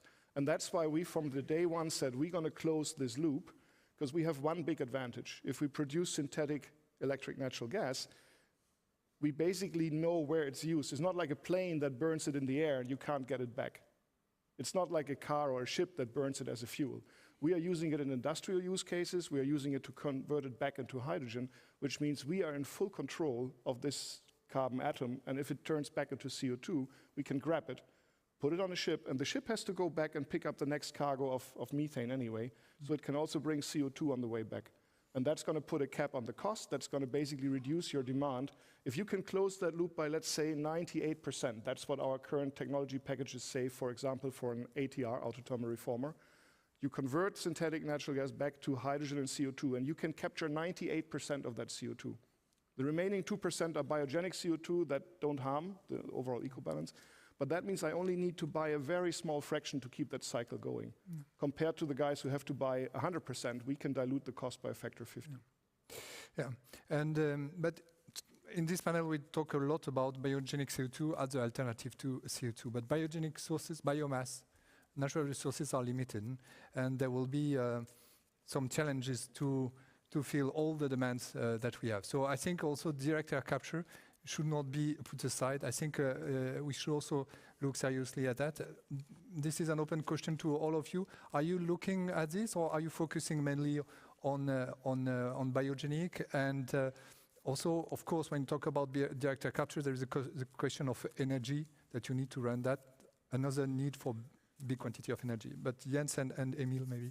No, absolutely. I mean, direct air capture has multiple interesting aspects. For one, if you can take the CO2 directly out of the atmosphere, it will be needed anyhow, because even if we stop adding new CO2, we already need to find ways to reduce the current levels. So we will have to extract some. The cost competitiveness of direct air capture is driven by two things. One is the capex to build the plant. The second one is the opex to run it. The capex is coming down nicely if you look into some of the startups, and we're working with around 10 or 11 of them. The OPEX, if you look at the cost to run direct air capture, is about 20% to blow the air through the capture unit. Because even though it's way too much already, but in absolute terms, there's very little CO2 in air. So you need to move a lot of air to capture a ton of CO2. But 80% of that cost is the heat that you need to regenerate your filter once it's saturated. And if you then properly combine that with, for example, what we're doing, same for methanol, by the way, if you convert CO2 and hydrogen into these hydrocarbons, these reactions release energy as heat. In methanol, you mostly need to distill the product from water, so it's not all usable, but in the methanation that we do, the ENG, all this waste heat is at 500 degrees, and you can use it to drive your DAC, eliminating 80% of the OPEX. And that means we come to capture cost for DAC that will be very, very competitive to biogenic CO2. So for us, it's a clear pathway forward. If you add then that DAC also is able to capture water out of the atmosphere, which we need for the electrolyzer, it becomes a fantastic solution. So if I understand correctly, you will complement the CO2 that you get from cracking the methane. With the heat of the methane, you can do even more with the DAC, so synergy. Emil, you wanted to say something? Certainly. Also think that DAC will be a good source of biogenic CO2, essentially, in the years to come. You could say our challenge is that we're sort of impatient. We like to get going. We like to put a shovel in the ground. And you could say DAC is not at a level today where it can be applied commercially. It will hopefully be in 10 years, perhaps even sooner if things go well. But right now, it's not available as a commercial off-the-shelf product. So you could say you also need to use the solutions you have available now, because I think what's important in order to drive down the cost of production of carbon-based fuels and chemicals is the learnings that you capture from doing things from the first time. And also looking at the EU, you could say there may be places in the world where the sun shines more and the wind blows more, but we have pretty good renewable resources in the EU. And we also have something else, and that is we have a pretty stable political climate, and we also have a lot of sectors which we can integrate. So for instance, from our plant, we supply part of the excess heat we generate from the electrolysis process into the local district heating network. And anybody out there in the streets today of Aalborg can see that we need a lot of heating in Denmark during the wintertime. So that's an additional, you could say, revenue stream that you can obtain by combining sectors. And that is, frankly, a little bit easier to do in a place like the EU than being somewhere in Chile or other parts of the world which are not so close to other sectors. Yeah. And then I think also that, of course, if you want to substitute all the energy consumption with carbon-based solutions, you may run out of carbon if you don't have DAC. But I think the future will also more likely be a patchwork of different solutions. For sure, green ammonia is also going to play a role in shipping and so on. So it will be a patchwork of different solutions that will each play a role, I think, in fulfilling our net zero targets. Yeah, you mentioned green ammonia, and it was something that I would like very much to discuss also with Jens, why you choose as energy carrier more methane than ammonia, for instance, but unfortunately we don't have time for that now. I have a few questions. I'm very happy about these 3 questions because this is, so it's from Slido, from the audience, so thank you for this question, and it is also questions I wanted to ask. Linked to what you just said, Emil, in Europe, we have a regulatory framework, we have stability, we have some policies. That's very good. But all these policies are adapted to our objective of 2030. We have a 2030 objective to reduce emissions, and we have designed everything to achieve this.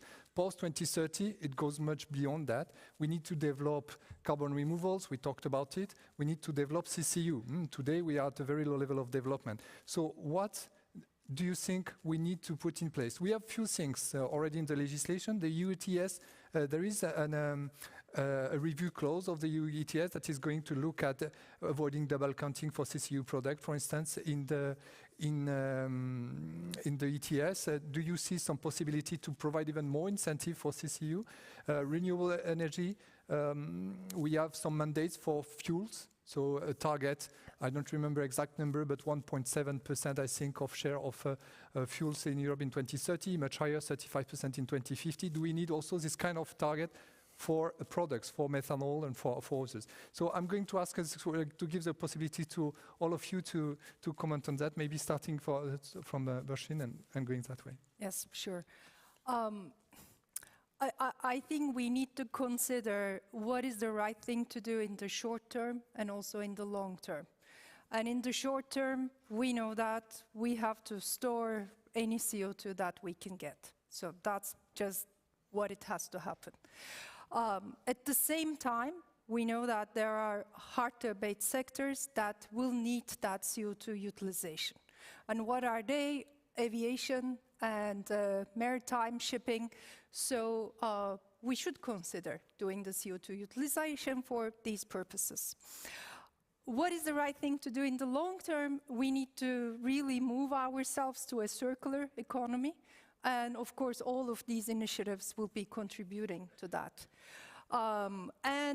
Coming to the policy side and, talking about, it's great we have the EU ETS, but we don't necessarily have surplus renewable energy in Europe.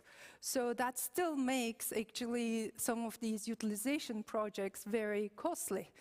What would be desired perhaps is to have a universal CO2 book and claim system. Right? Then you don't have to transport CO2 from one end of the world to another one because the electricity is cheap here, but you can really create this global trading and speed up the process and technology development and decrease the financial risk. It will be so much easier for the project development.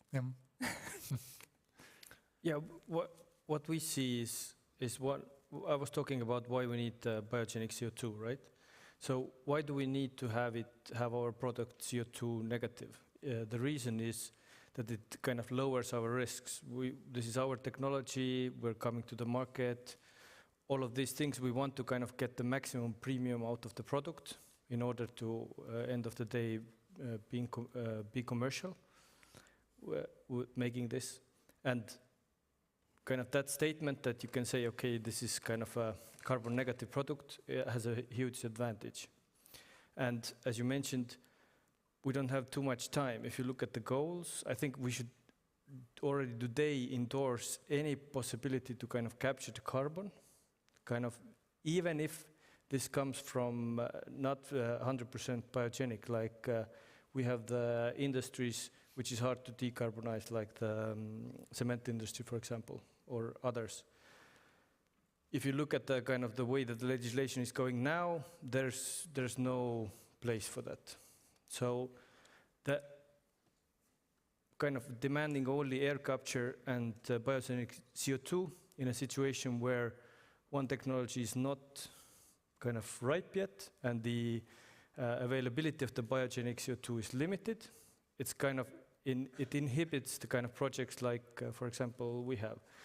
Because this is not about, our project is not about capturing carbon, it's more about making raw materials. But we also capture carbon in the process, which is good.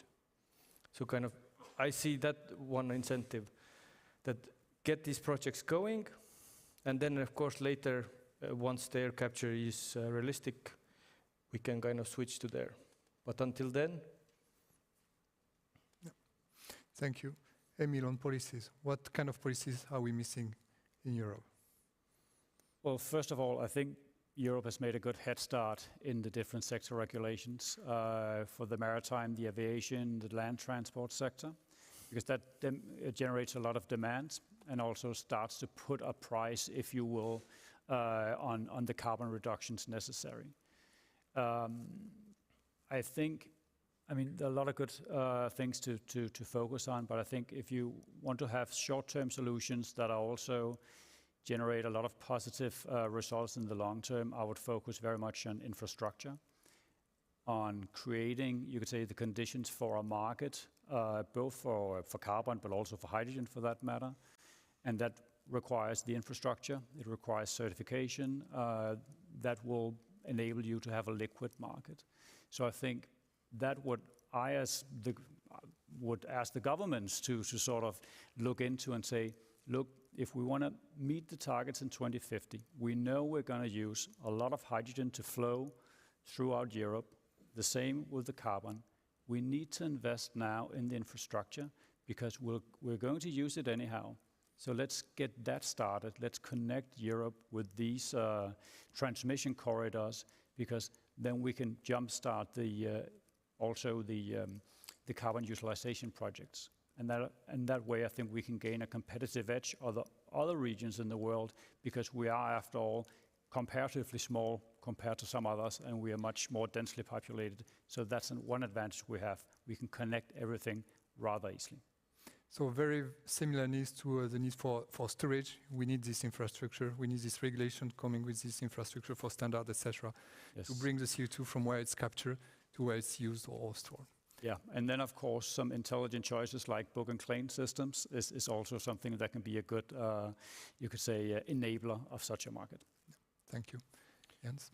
Yeah, I think first of all, Europe is really missing a great chance at the moment if I compare it to, for example, Japan. I was in Japan a couple of weeks ago, and they already introduced a mandatory quota for all imported natural gas to be 1% synthetic by 2030 and then growing.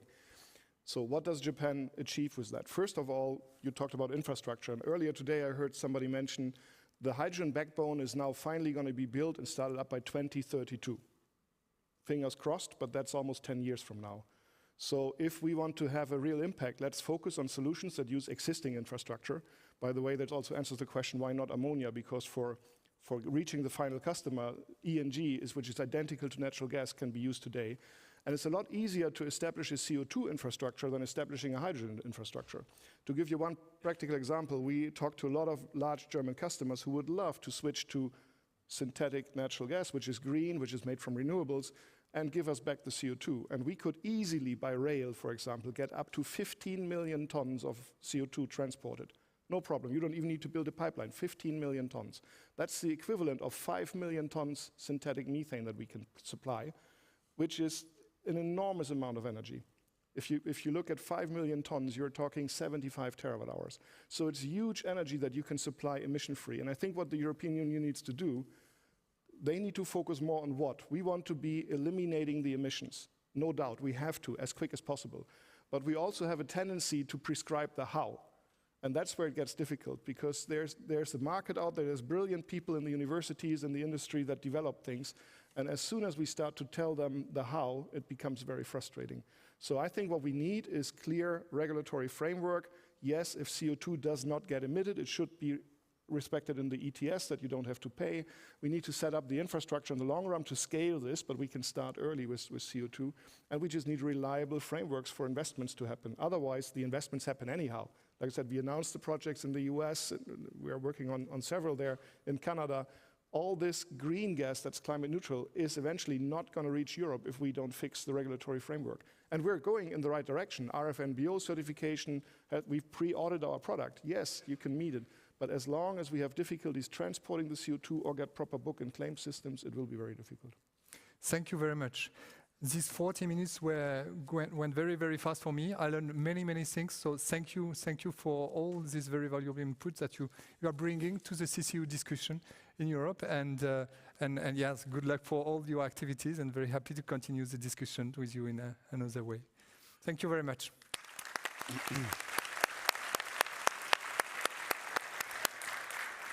Thank you so much to the panel, and that actually took us to the end of the day. I'm not going to try to do a summary of what happened today, because I will try to do that by the end of the conference tomorrow.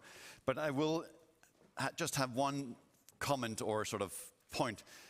There will be now a reception in the same place as yesterday. And I think if you look around, you could actually, all the things about speed we need deals, we need investment. I mean, in the room right now, you have all the people you actually need to pull off big-scale projects. So, I mean, you would have the right connections. So it's actually just over drinks, you could actually have some of these things come through. So if you look at the guest list, look at the name tags, and by tomorrow, if somebody actually made something, just give me a hint, and I'll make sure I'll mention it in my introductory speech tomorrow. But I hope you enjoyed the day, and thank you so much for all of you that actually were on stage. Extremely good intervention, very much on time also, which is something we highly appreciate in this country. So please join me for a drink next door in the Danish industry is so kindly hosting. And otherwise, if you're not, then we'll see you tomorrow morning at 9. I hope you enjoy your evening. Thank you.